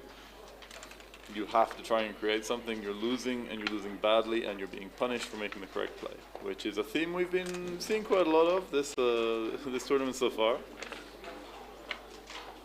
Okay, 1-6, in and out. 5-3. Another hit. Most 6s are good. This 6 is pretty good as well. 3-6 to just make that anchor. Still in this game for quite a while. A long way from a cube. 4-1. Ugh. Okay. Yeah, a bit better to come to the 9. You're not too worried about the hits. 1-5 hits and probably comes. Yeah, between the two, feels more natural to go to the 18. You don't need two goalkeepers. 6-3 is in and out. Double 3. Yeah, you just make your board. What else are you gonna do? 4-3. Okay. Whipped that checker from the 6 point to the deuce. Double 3 again. This is somewhat worse. I think it's, yeah, it means you gotta move that anchor up. And then find a 3. 8-5 is probably the only decent one. There's no way, I don't think there's any way you can really hold on to that anchor. You're leaving a ton of shots whatever happens. Yeah. He's a strong player, he'll find it. There we go. So the race is actually pretty close. 6-2. You can cover the 2 and come down. Okay.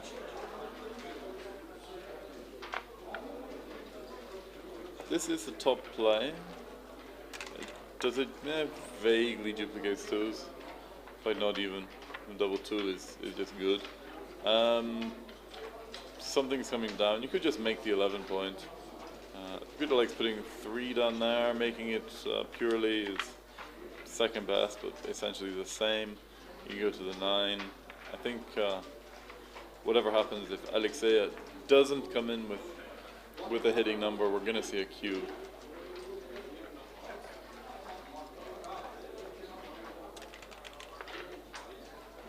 Three, 4 in and probably covers. In and out. This is a double shot without much in the way of any counterplay. So yeah, this is a cube and this is a very, very large pass. He might actually be, I don't know what he's looking at with this. He's in general, when you're behind in the race, you're outboarded and your opponent is menacing you, you're losing 3 out of 3 categories. So especially when you're ahead in the score, you want to pass this cube. You can see that there are gammons here. He's going to be hit with 2s, 6s, 8s. Yeah, okay, lets it go quite wisely. 9-4. So 4 away, 9 away.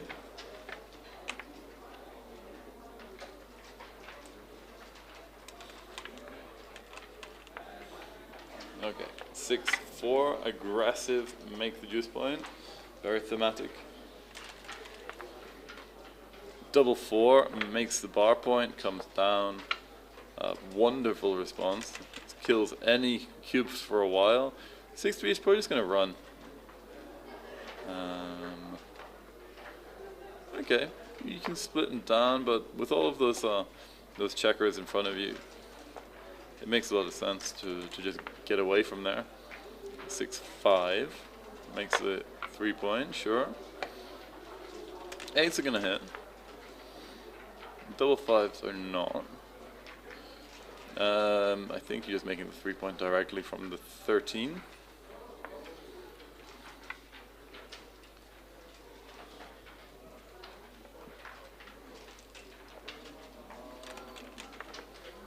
Okay, 5-6.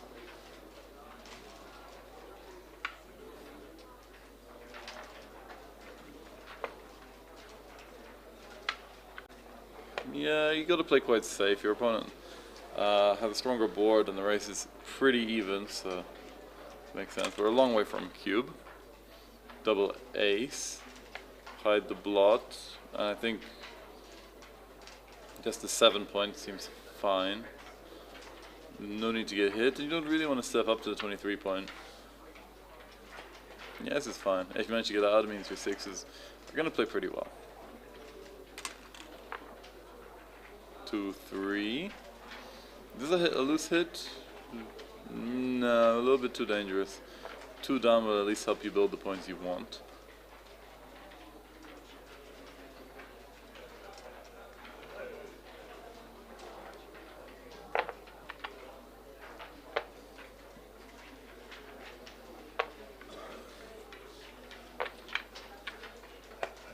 Okay, finds the best play.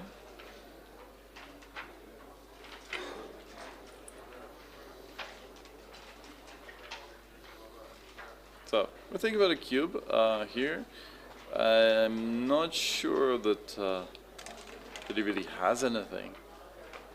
So, if he didn't get the indirect shot, then he really has nothing. Here's just going to the 6. He might have something if he manages to escape that back checker or hit, but it's a little bit nebulous, especially now he's made the bar point. Position is much stronger. 1, 5. I think he's coming down to the 7. Yeah.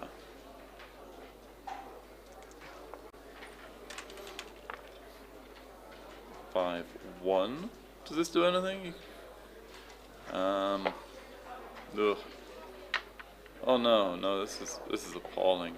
Okay, that's an ugly play. I think the race is too close to do something like that. 4, 2. Yeah. Now he's done that much damage to the structure.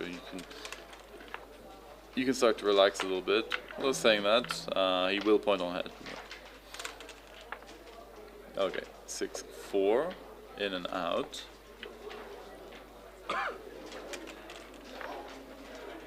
5, 3. No hits here. Just slot both points to this. I think both are fine. Yeah, you make your board, maybe step up from the back. Oh, he wants you to break the midpoint. Okay, so you're so relaxed about indirect shots. Double 6, less relaxed about that. This could be a double pass if he doesn't roll well. 4, 2, is this going to be enough to take? I don't think so.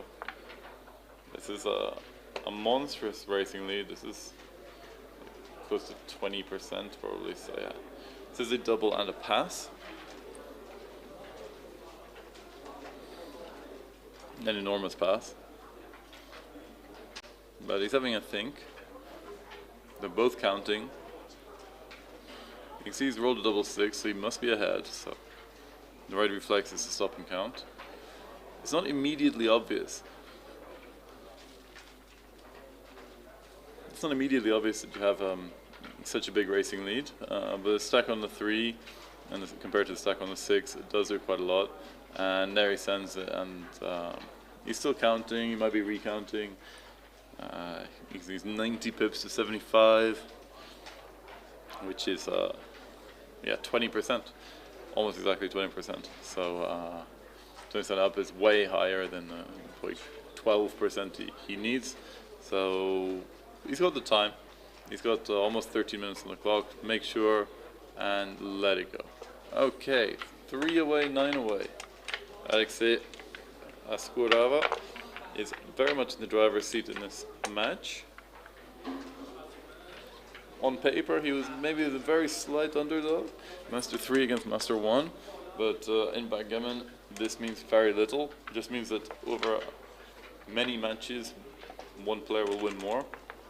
In one particular match, it doesn't say much. Okay, this is a bit technical. In this one, it is correct to hit deep, just you prevent your opponent from building. 6, 1. Ooh, just in and out. Yeah.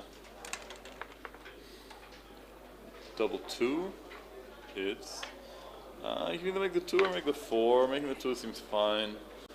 bring one down. The problem here is that if you're hit, you kind of lose everything. So okay, he goes for the pure play, but he still slotted that juice point. That's going to be a problem. 3-5. Could this be another hit here? Yeah, another hit on the 3. So it feels almost like cheating having XG right here. But yeah, you don't really have much else to do. In fact, his board is not much stronger than yours. It's a 2-point board with a blot compared to a 1-point board with a blot. This will hit and probably make the 11. Yes.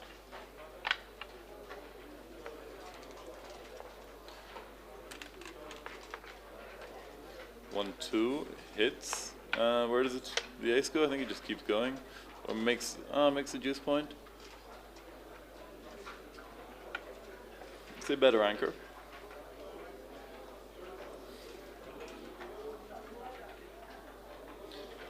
So is this a cube? Just seems a little bit thin, especially from the bar. Okay, make the 21-point anchor, bring one into the 6, and bring one down to the 11. I think, and it was actually a cube. I didn't think there were enough gammons for it to be worthwhile.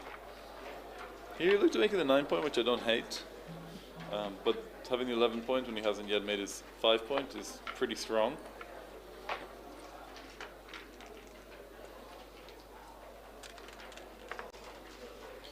Five, 6. Okay. Just improve the anchor. Very clear play. 6, 3. Probably just runs to the midpoint. Running out and hitting is also up there.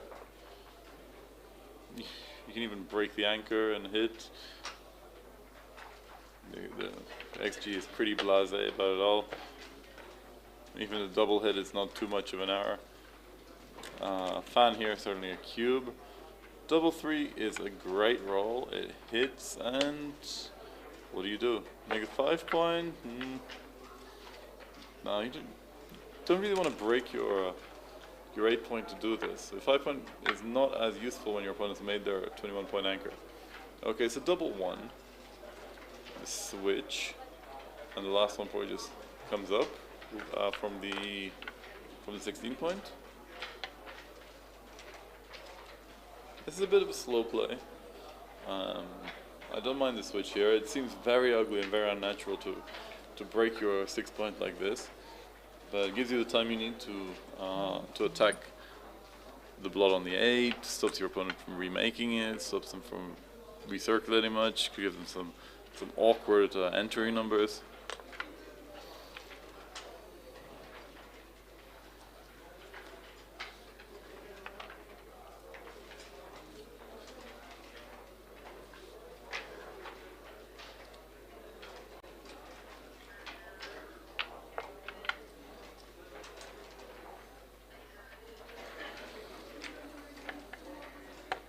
Okay, chooses not to go for the switch.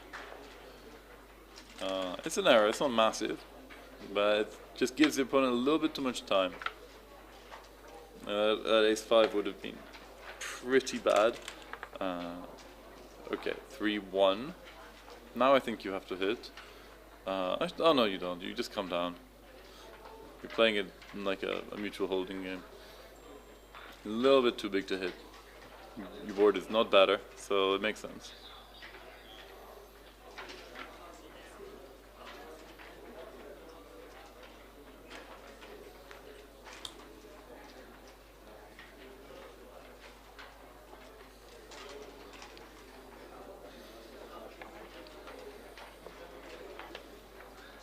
Okay, the pick and pass.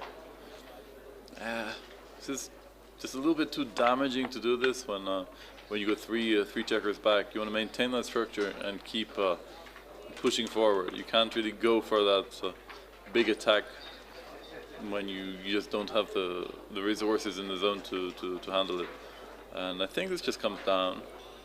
Well, no, the computer likes just putting them both on the 18.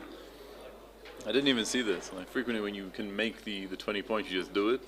I suppose when you already have the 18 point, it's pretty superfluous. It doesn't really work very well with the 20 points. They don't form an effective back game. You're so far forward that you have to release one pretty quickly, and you're going to leave a lot of targets. So this play makes a lot of sense. And everything else is just going to leave a direct shot anyway, when the race is extremely close. When the race is close, you frequently just want to maintain the tension, build up your board strength.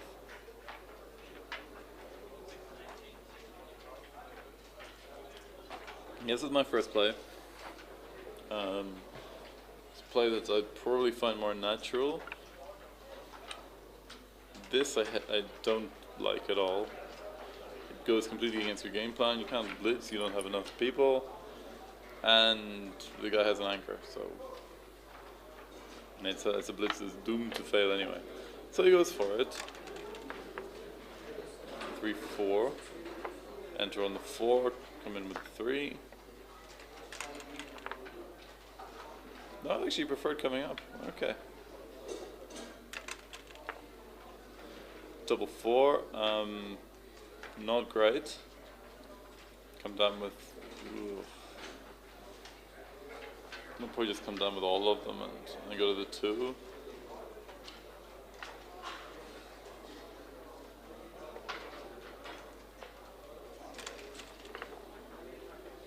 One, 2. Coming down to the 12 seems fine. Okay, this is a little bit stiff, but it's fine. It holds. Here you see the problem with having those 2 anchors. With a couple of spares on the 18, you can move a little more freely. Obviously, with the 2-1, they wouldn't have been able to move, but most dice you just be able to swing them around easily. Here, you're forced to play at least a little bit up front. You got that blood on your ace point that you need to cover. And he's thinking about slotting the 4. Still a little bit weak, just lets your opponent run and do whatever they want. Okay, you make the 2, and Greed wants to come out.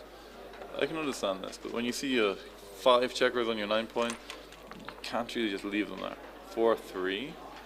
Alright, this one has to go now.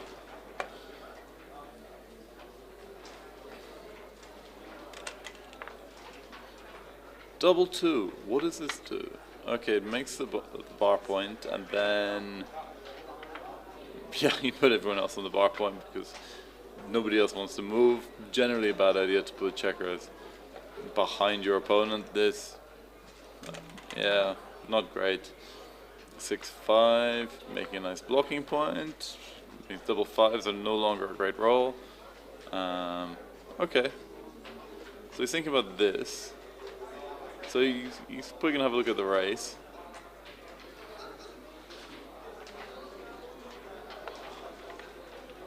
Yeah, you put pressure on those strip points in the outfield, give him some terrible 5s. For example, 5-1. Actually, it makes a point, but everything's stripped now. 3-1 just comes down to the 9.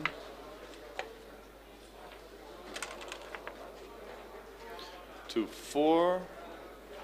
Another absolute dog. Yeah, you can't afford to break your 6 point when you've got this much work to do. 4-2 is a hit.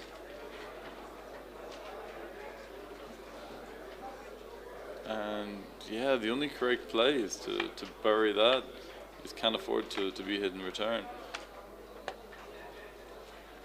Okay, there are some. 2s will hit loose, I think you'd have to.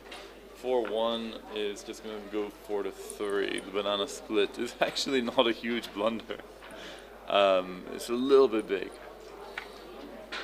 Yeah, I think this is fine. Still not a cube. This is the score. You just need a bit more of a solid racing lead before you can do it. I think you get that last checker out, you'll have a stronger cube. Here, he's just going to take. You're likely to leave some fly shots out there, and his board is not terrible. It's a 4-point board with a slot compared with your 3-point board with a stacked ace. This is certainly a weakness in your position, and it makes the race count a little bit misleading. that wasted checker. So he's having a think. It's a difficult one because this is a cube that your opponent could pass. It seems unlikely. It's still not too difficult to circulate those back checkers. 6s and 3s will do it.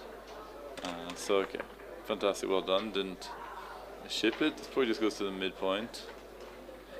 Yeah, I don't see anything better. You don't want to stay there and risk the 2-1, double 1.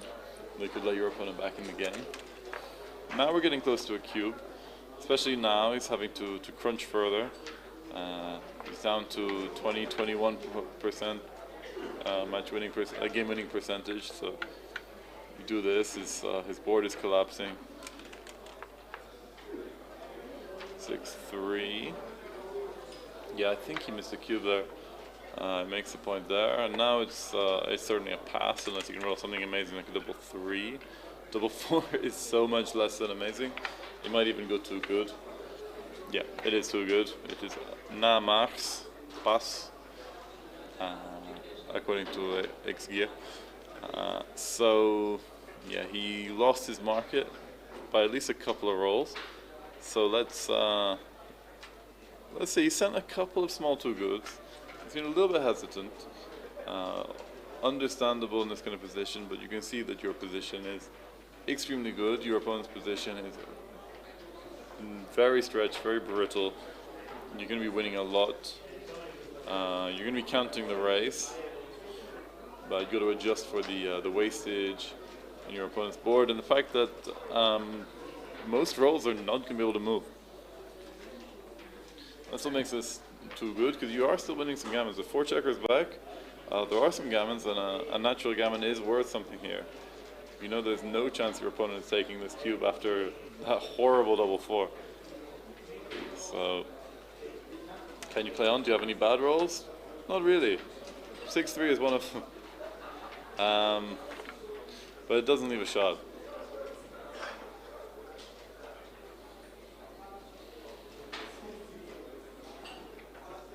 I'm not sure which other one he's considering. It is actually not an error to slot the 7, just because it's one of the numbers that would cover that blot. 1-2 plays in is even worse.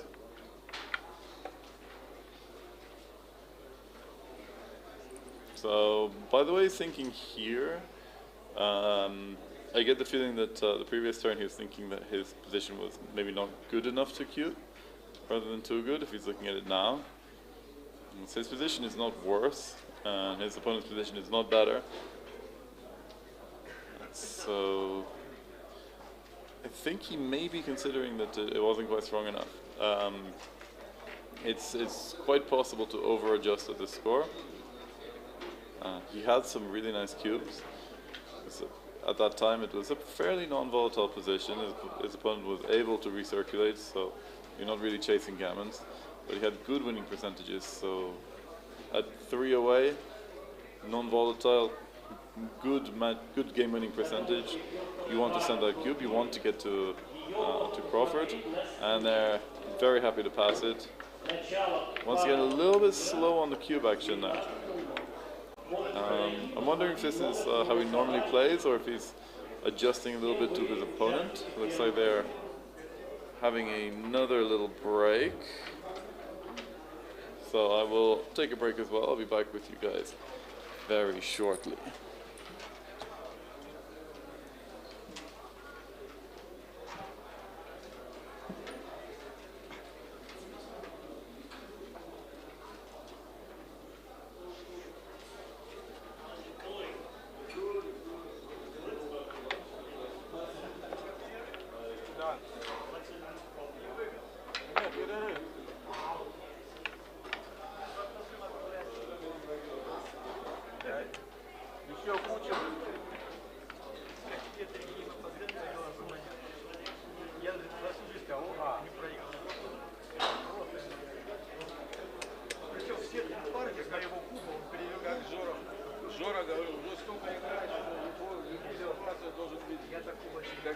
Даже на ПП Если бы была одна партия, 3 подряд, в одну калитку, чисто мой Марс, на Бах по 4, последняя партия по 4. Локдаун не при 5.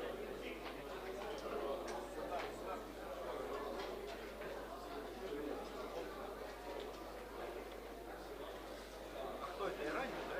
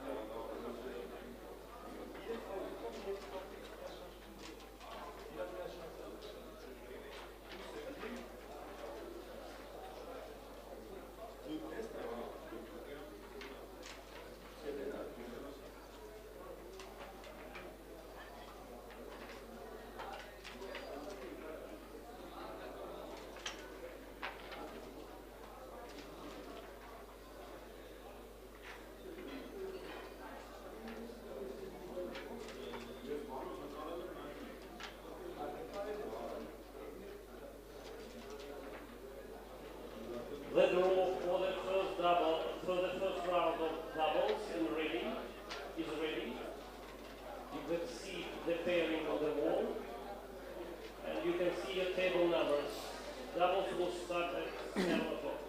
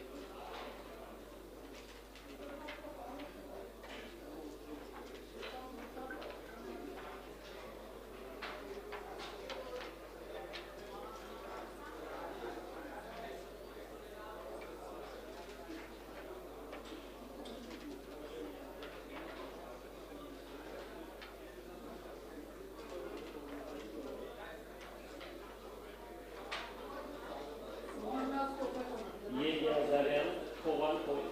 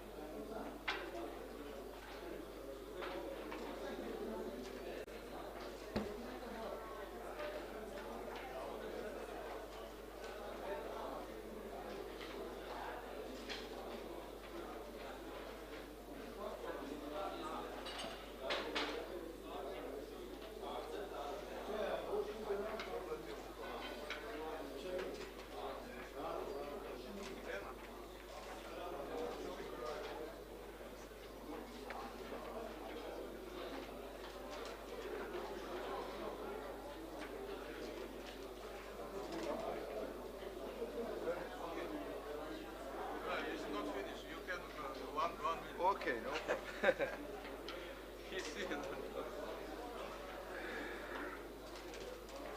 Toilet was rough. Okay, it looks like we're back. Position. This score is not looking good for Kave. He's trailing 9 away, 2 away. I think this gives him maybe a 4 or 5% match winning chance here. But this is backgammon. Comebacks happen all the time.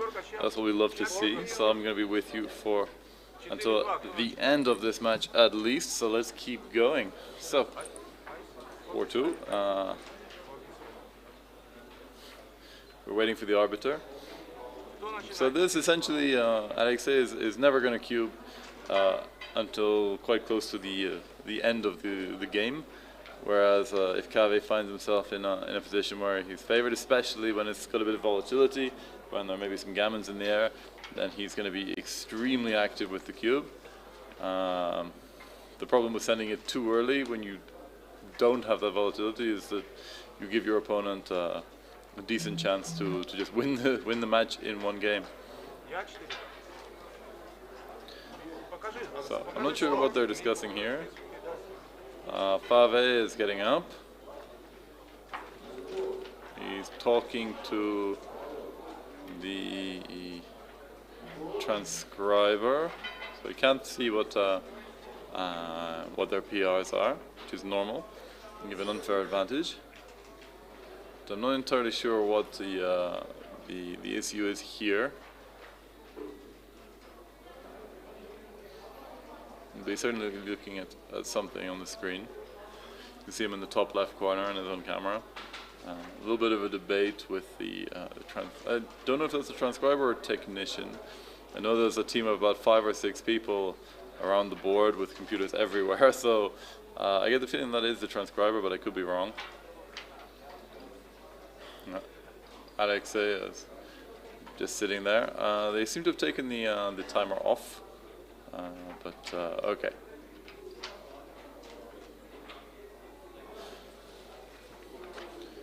So the winner of this will go into the next round. I think this will be the round of 16, while the loser will drop down into the fighters bracket, where they will continue to play other players who have dropped out in an effort to reach the grand final on Sunday.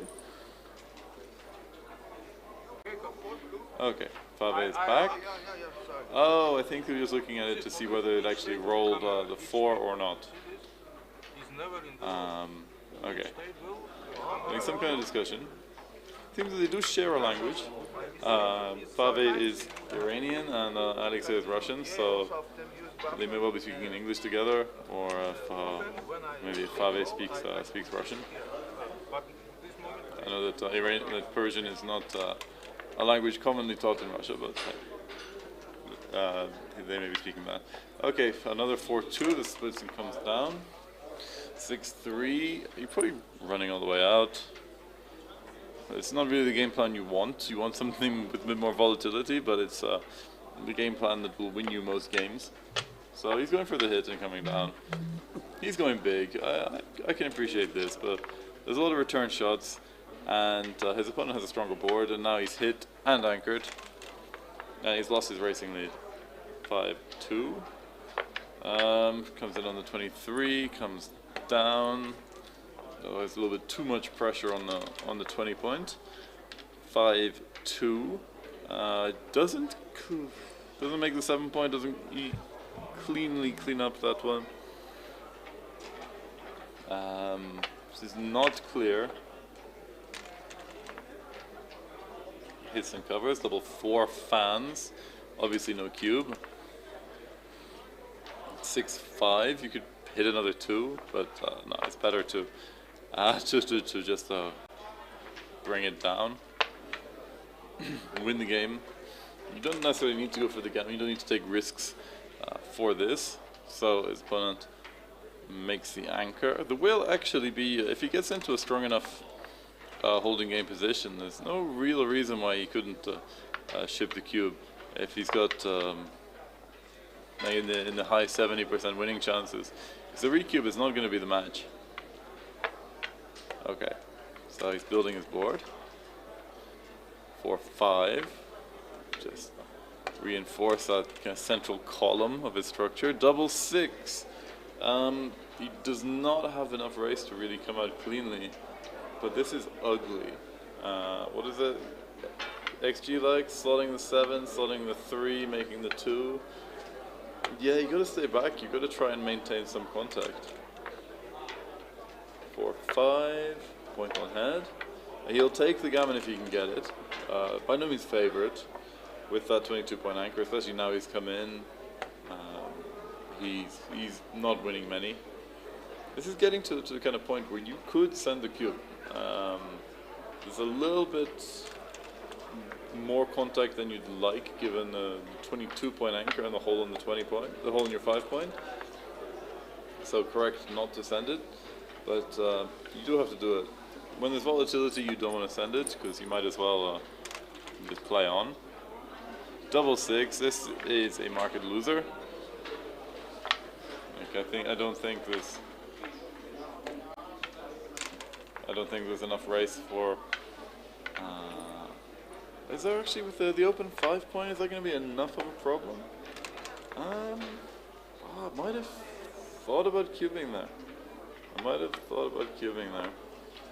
Because the position is such low volatility, but no, it seems that gap is making life difficult.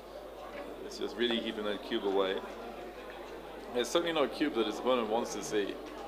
Okay, it's a huge no double. He reduces flexibility by putting checkers behind this. 5-1 is even worse because it's going to cause him to open up his 7-point. Now it's 2 gaps. It's going to be harder to clear that 8-point. Double 1. Fave's board is now incredibly strong. Certainly don't cube now. If you weren't cubing before, your position is not better. 6-1. Here's the shot. If he doesn't hit it, I think we have a strong cube. He does not hit. Yeah, now it's a double pass. Yeah. Now he's thinking about it. He's put the cube in the dice on the edge. He rolls on. This is a pretty big cube, actually. So in and out. Are there any gammons? Not many, but it can happen. 6-5. Yeah, just rolling him in. You can ship the cube. He's not taking it. 4-5. Still almost 10% gammons, but I find it hard to see where they're coming from here.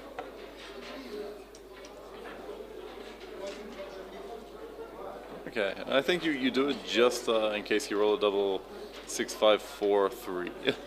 Oh, double 3 is actually fine. But okay, this is getting to be a big cube. He had some bad rolls. I don't think there's any chance of his opponent taking there. And now, is it too good? I'm not sure. 5-6, take 2 off. He must be going for the natural gammons now. I do hate that. You get to a point where it's like it's too early to cube, and then so oh no, it's too good. Kind of gnaws on you. You know you've made a mistake, but you can't think where. Yeah, this score, it is quite easy to blow through your market. We had a good couple of rolls where he could have sent the cube and just taken the points.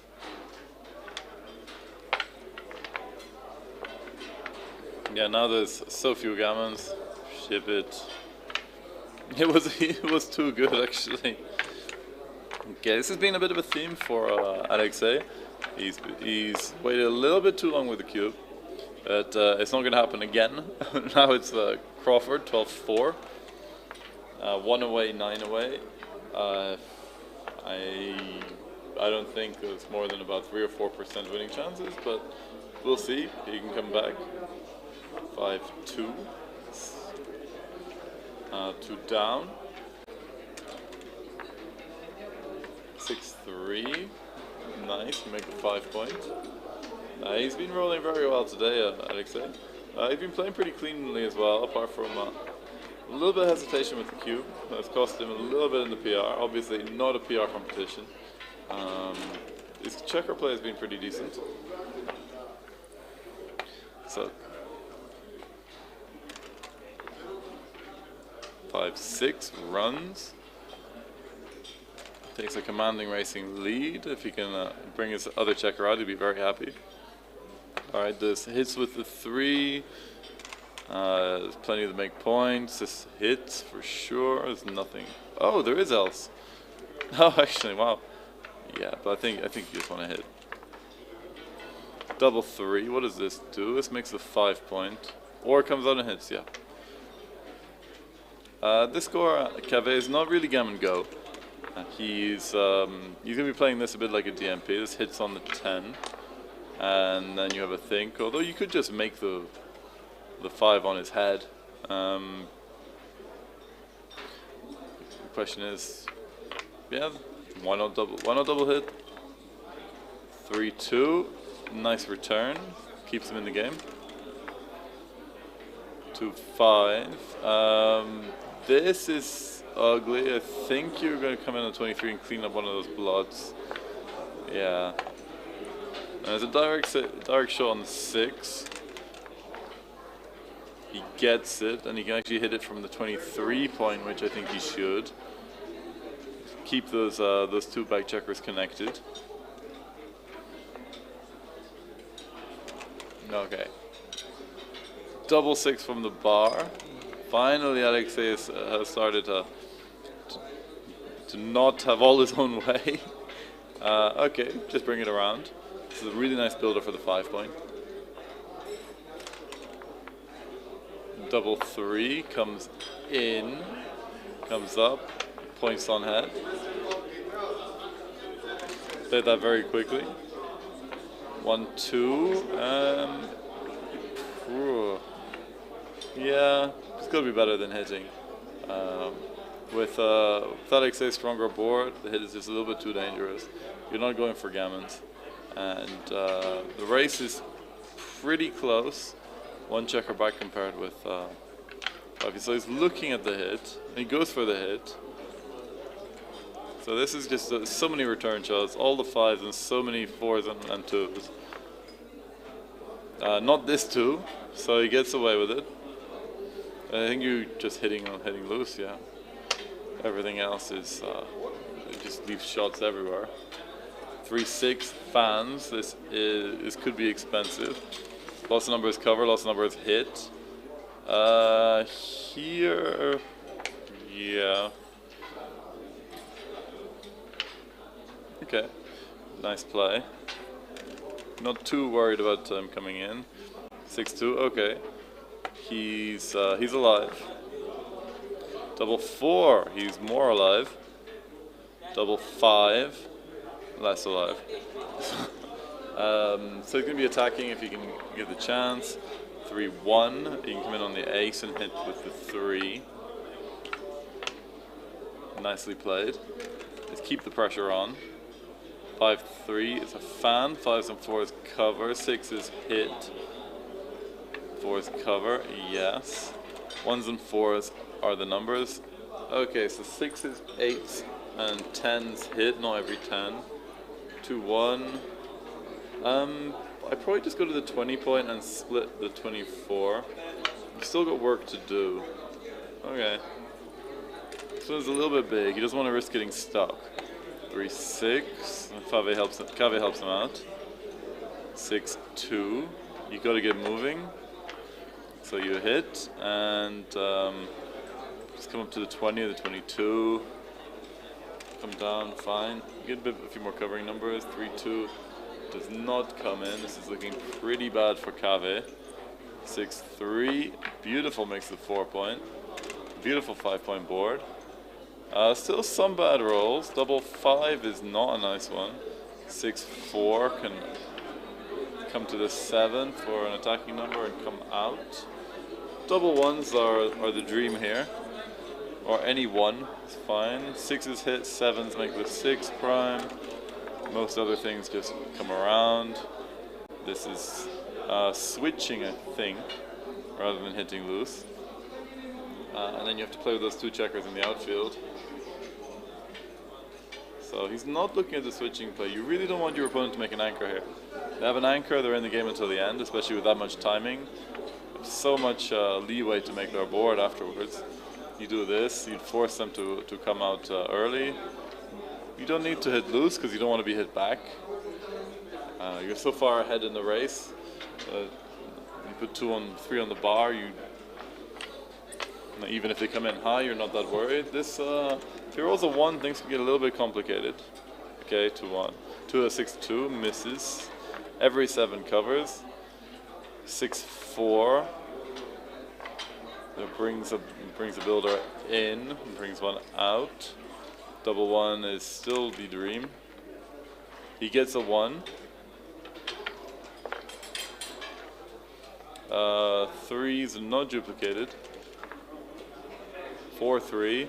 Can't hit. We'll probably just come out. The computer likes going to the 14. It's also fine. Like pretty much everything is okay here. Another 1 would keep Cave in this match. 1-3. Yeah, all of these plays are very, very similar. You can do whatever you want as long as you don't break your structure. So we got 10s, we got 3s. This one's go to the 7 and just keep going because you don't have a better ace. 5-2, can't buy an ace here. Double 1, now you switch again. Switch. And either switch again or don't. At least switching again gives you nice 3-1s, which you don't really have elsewhere. But this is slightly better. This is a precise play, nicely done, Alexei. 4-1. Still can't come in. Now the 1s are coming. A little bit too late. 4-3. Okay, brings it out and around. There's still some like double 3s are not ideal, but they do. Actually, no, they fill in the gap. Leave it there and bring him out. I like this. Double 3s are going to be a bit awkward. They'd make that point and then they would break. Double 2, switch, and out. Oh, the computer actually likes doing the double switch all the way from the 6 point. Just so your opponent has so little contact when they come in. Oh, it's interesting. Those are very hard to play, but it's very academic. 4-2 comes in, will be hit with 1s and 4s. Double 2, switch again. And sure, come down, why not? Come out. 5-1. Yeah, things are looking bleak for the Iranian here. 4-1. Sure, keep going. 5-2. Double 3. 1. 2. Go to the 4 maybe. 4, go to the 5, sure. 5-1. These winning chances are pretty much all evaporated. Still maybe 1.5%. There's some freak combination of rolls that leaves a shot.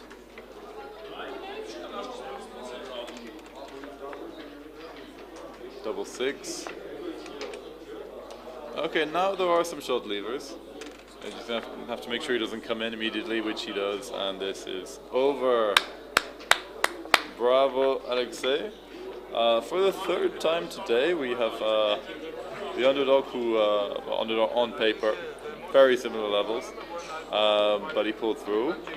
Final PR seemed to be 6.15 for Alexei, 4.7 for Cave, so very respectable, very within what you would expect for their titles. So I'm going to see Cave continue in the undefeated bracket tomorrow. No, Alexei will continue in the undefeated bracket tomorrow. Cave will drop down. If Alexei is available, I might see if he wants to have a chat. If not a problem. I'll go and see, once he's finished this, I'll go and see him. So don't go anywhere. I will let you guys know if I come back.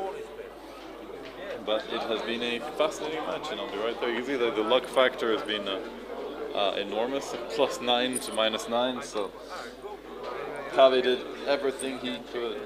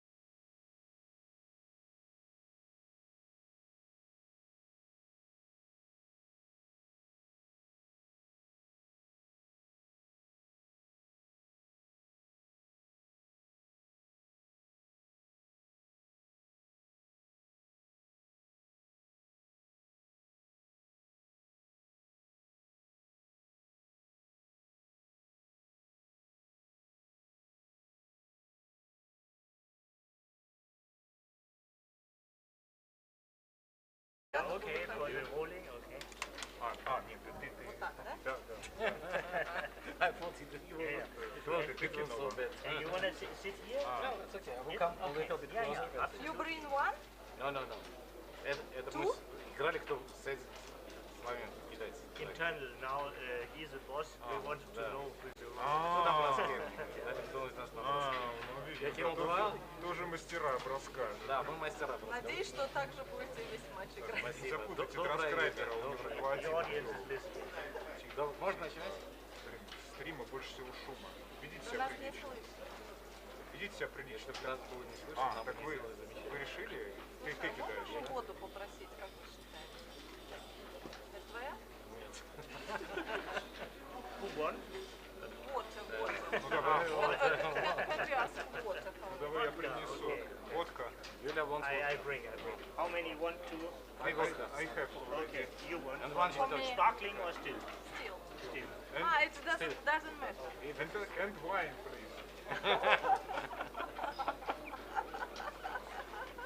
Начнем играть сегодня, потому что там зрители заждались. Самое главное, три россиянина, бедного немца, гостя послали за водой. Немцы за водой. Безобразие. Столько давно я не видела вообще. Я в Монако его видел. Я тоже его в Монако видел, он комментировал Монако. Так, слушайте, мы белыми играем? Мы белыми, да. Ну вот. I had a big mouse, but there's nothing. Ну вот. No wine, no cognac. Ну что ж делать? Коньяк не случай. Ладно, давайте насухо. Okay, let's start. Good match. Убирай. Drink? Fantastic. Fantastic.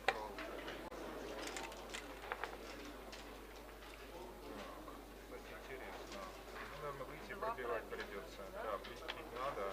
Придется шестерку выйти. Нет, уж туда выйти. Все равно шестерку даем. First mistake. Лучше сюда было? Мне тоже так кажется. Больше туда, потом сюда. Тоже плохо.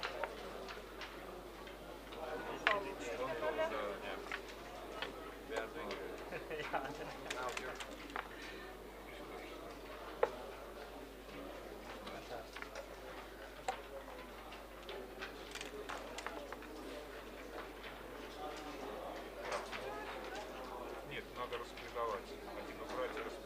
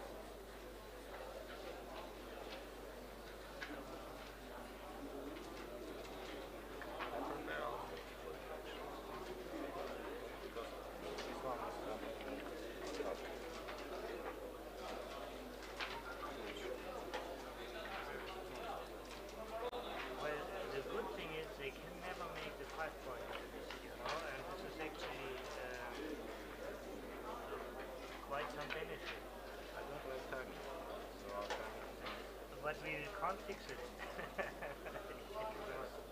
But this way they can't make the fight. But I have a slightly preference for this. Yeah? If you have a strong preference for this, go with this, but I have a slight preference for this.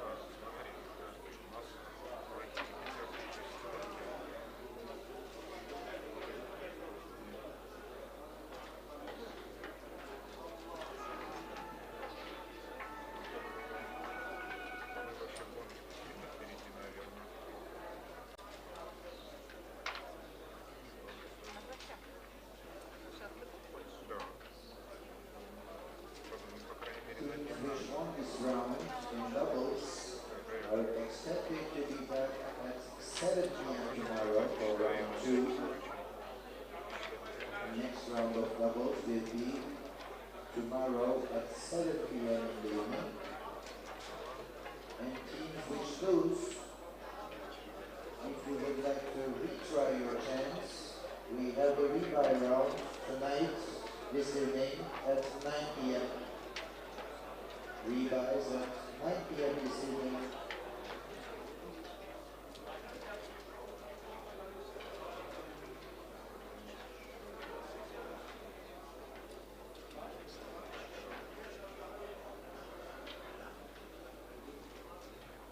Уважаемые участники парного турнира, если вы выиграли сегодня, ваш следующий раунд начнется завтра в 7 часов. Если вы проиграли, у вас есть шанс сделать ребай. Ребай раунд начнется сегодня в 9 часов вечера.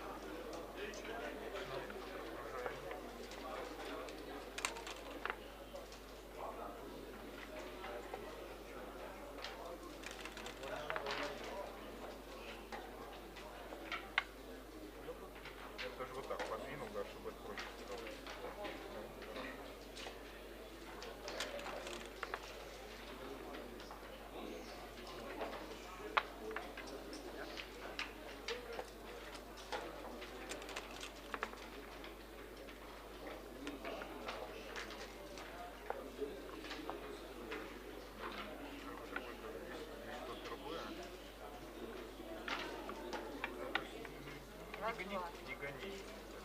Торопись, да. Во-первых, какой ход вынужден? Одна шестерка отсюда точно вынуждена. Так, ну да, надо, конечно, восьмерку. Ну, смотри.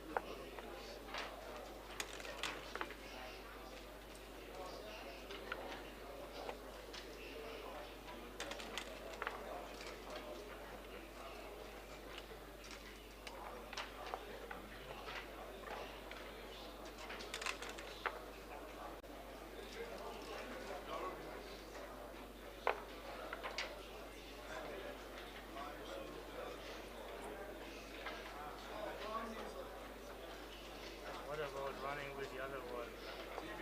I mean, for right now, this must be better. Let's split after the three things there. We can. I hope we can. So I'm a little bit scared of double one and the thing.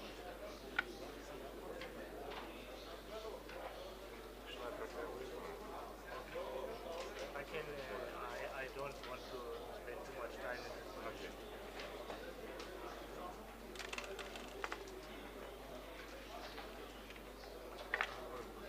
I'm very happy with this. Там, какие, 6, 5, 4. Я думаю, да, можно скинуть. Вряд ли это как-то сыграет.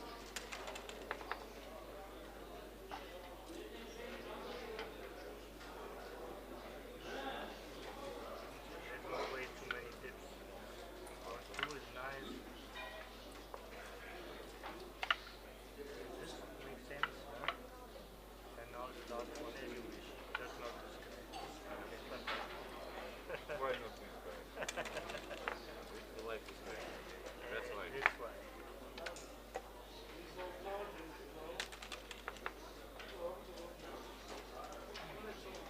Wait a second, the two is clear.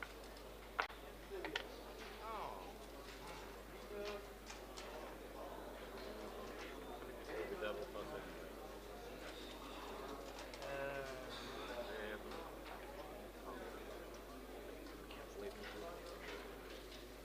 Doesn't matter. Okay. Doesn't Okay.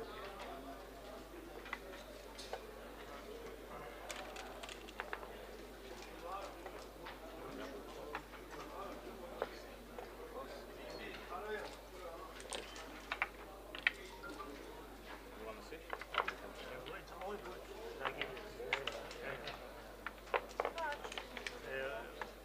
Would be like a weak decision to change the winning. I agree. Now we saw you can do it, now you do it. 5, 5, 4, да, да, все крупные. Ну, здесь 9 плохих было, да? 9 плохих. 5, 4, 6, 5. 9 плохих.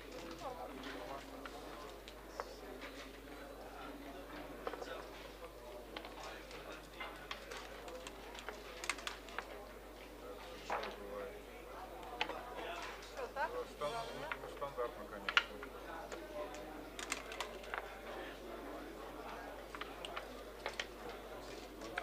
This is better. It's just a known position, you know. Why invent something new? You think this is better? Yeah, I know it. But in this score? Yeah. Those all positions, the top scores. No, in this position maybe 1-2 is better than in this score 2-0 when you're ready. I'm not sure. No, this is good. Okay. I didn't know it. That's right. It's good to learn something. Yeah, This I is learned how we work.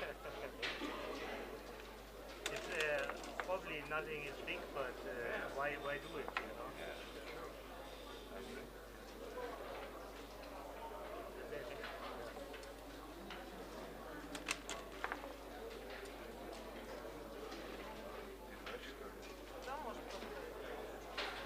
Такая мысль.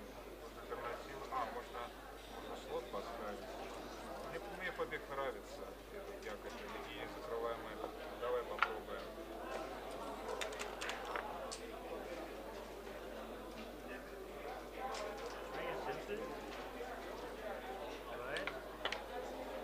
This would be my choice too. This one is bad. Yeah. 5-4. I just tell you that this is my choice. It's of course it's also a nice choice, but if I would play something, I would play this.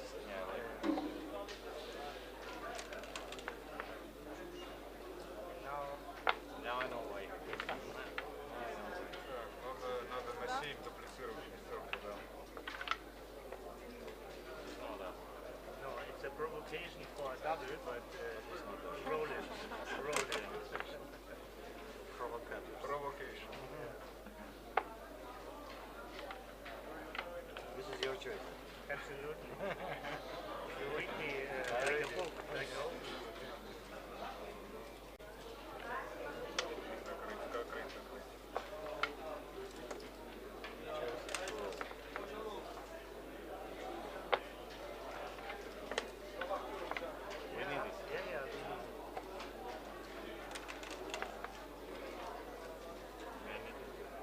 This is my choice.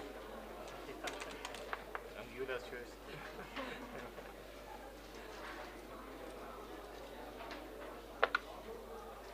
nice. I like this play. Let's play it. Еще один конкрет. Ну ладно.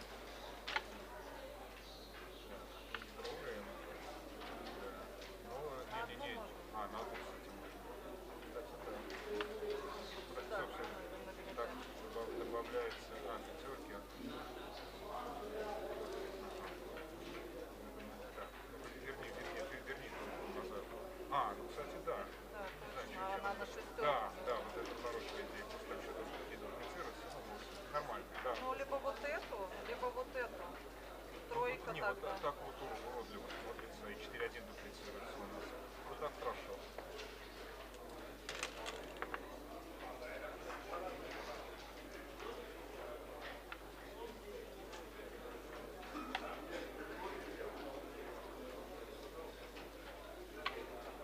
I was thinking about something creative, but I don't think it's good equity.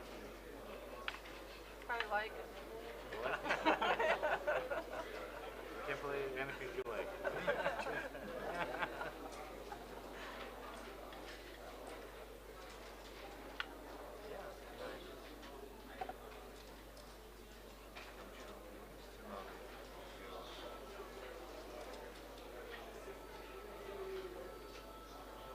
Наверное, еще как мало, и тут еще вылезать надо.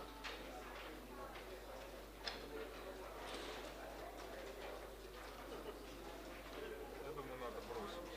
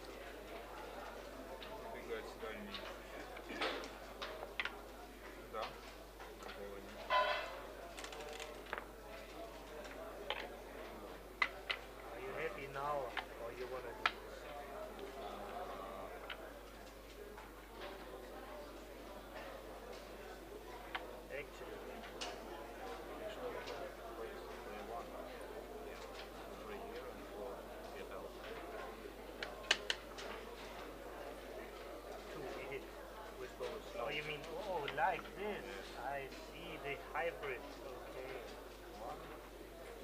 So you would like this and step up.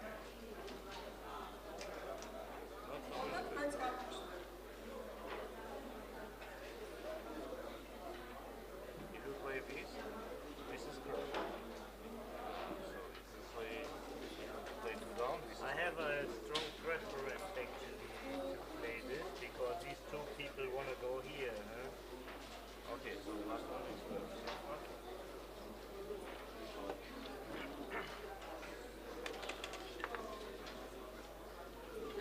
I have an idea now.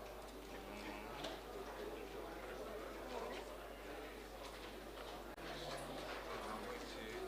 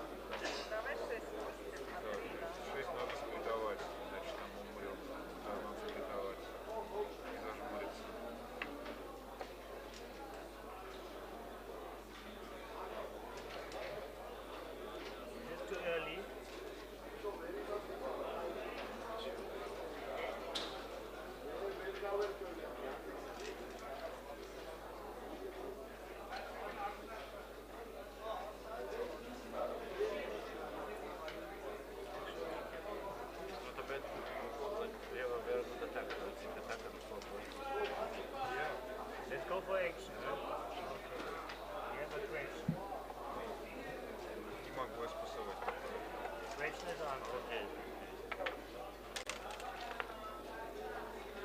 Ah.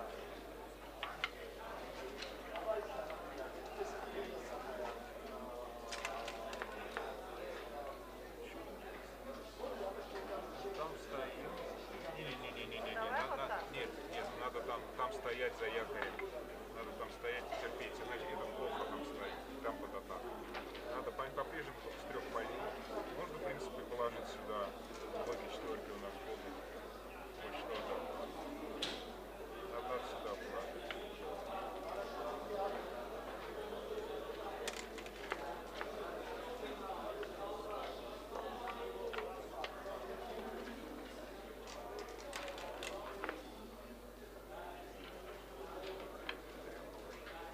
Придется не давать.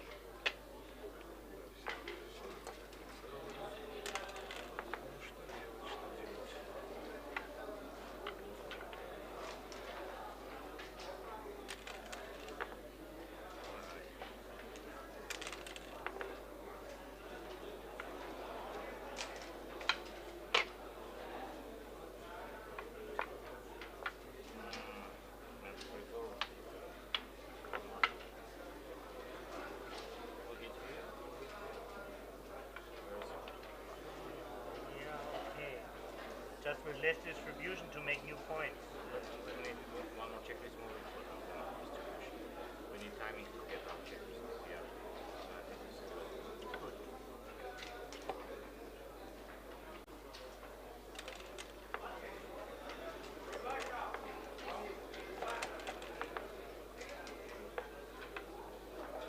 heard a strong confidence in your voice, so Yeah, I didn't want know. to argue. I'm sure about that. Нашел правильного And now I партнера. can do it, yeah? Thank you.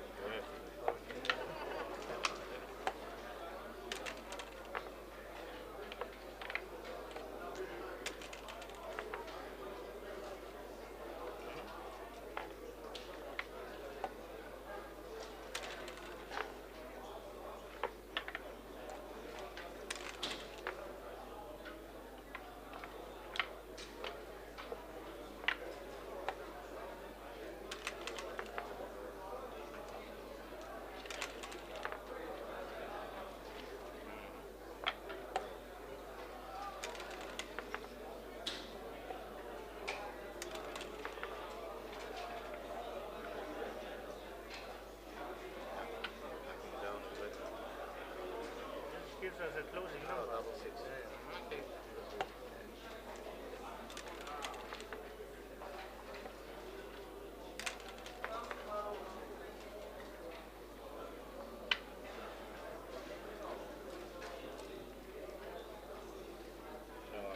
This one, all the other things have duty, you know? I like 40, but not so important.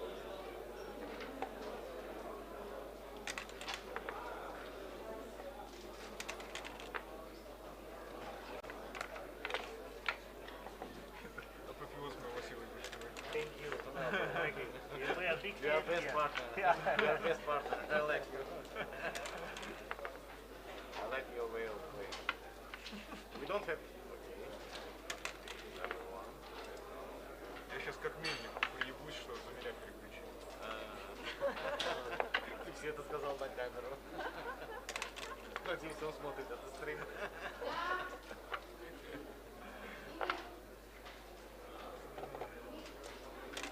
Пусть меня дисквалифицируют и вернут. Я сейчас объясню продюсеру, о чем ты сказал.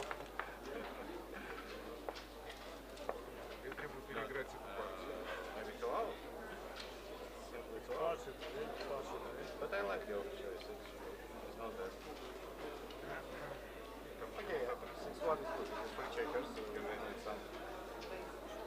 6 is for forward. No, we can go like 5-1, 6-1. So yes, 6-1 is our choice. Yes. Против. Я там надеялся, если бы человек на 2 минуты дольше покурил, я бы выиграл тот матч. Курение полезно, как и твой соперник.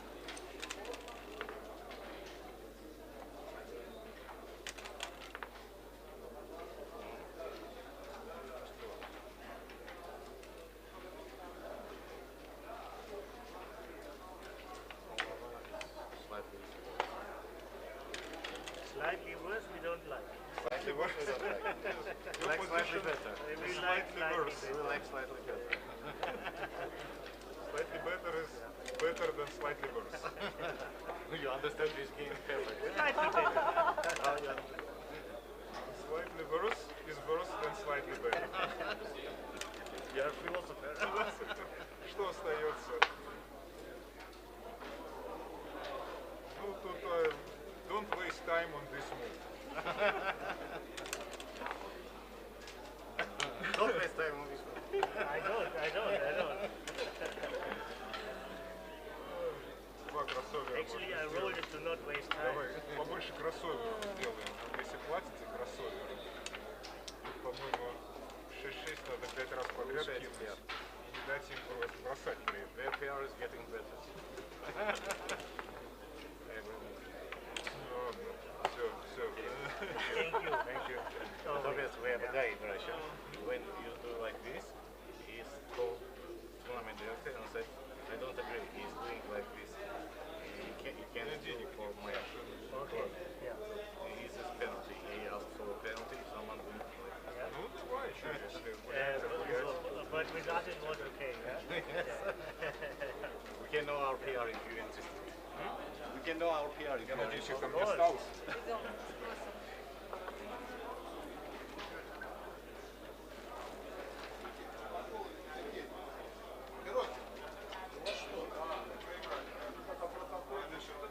Защищайте поражение. Показал протокол вообще безобразие. Ну, а ты я ничего не отметил. Это не протокол. Ручка есть.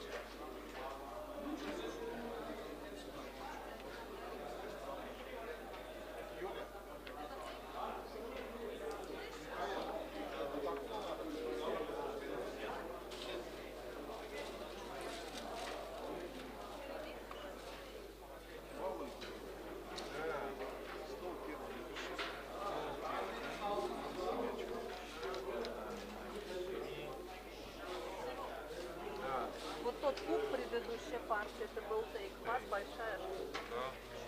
Я тебе говорю, у них 3 поля пустые. Гроссмейстер согласился с гроссмейстером. Мне было приятнее, что не взяли. Так, выиграл Тобиас. Окей. Так, залики.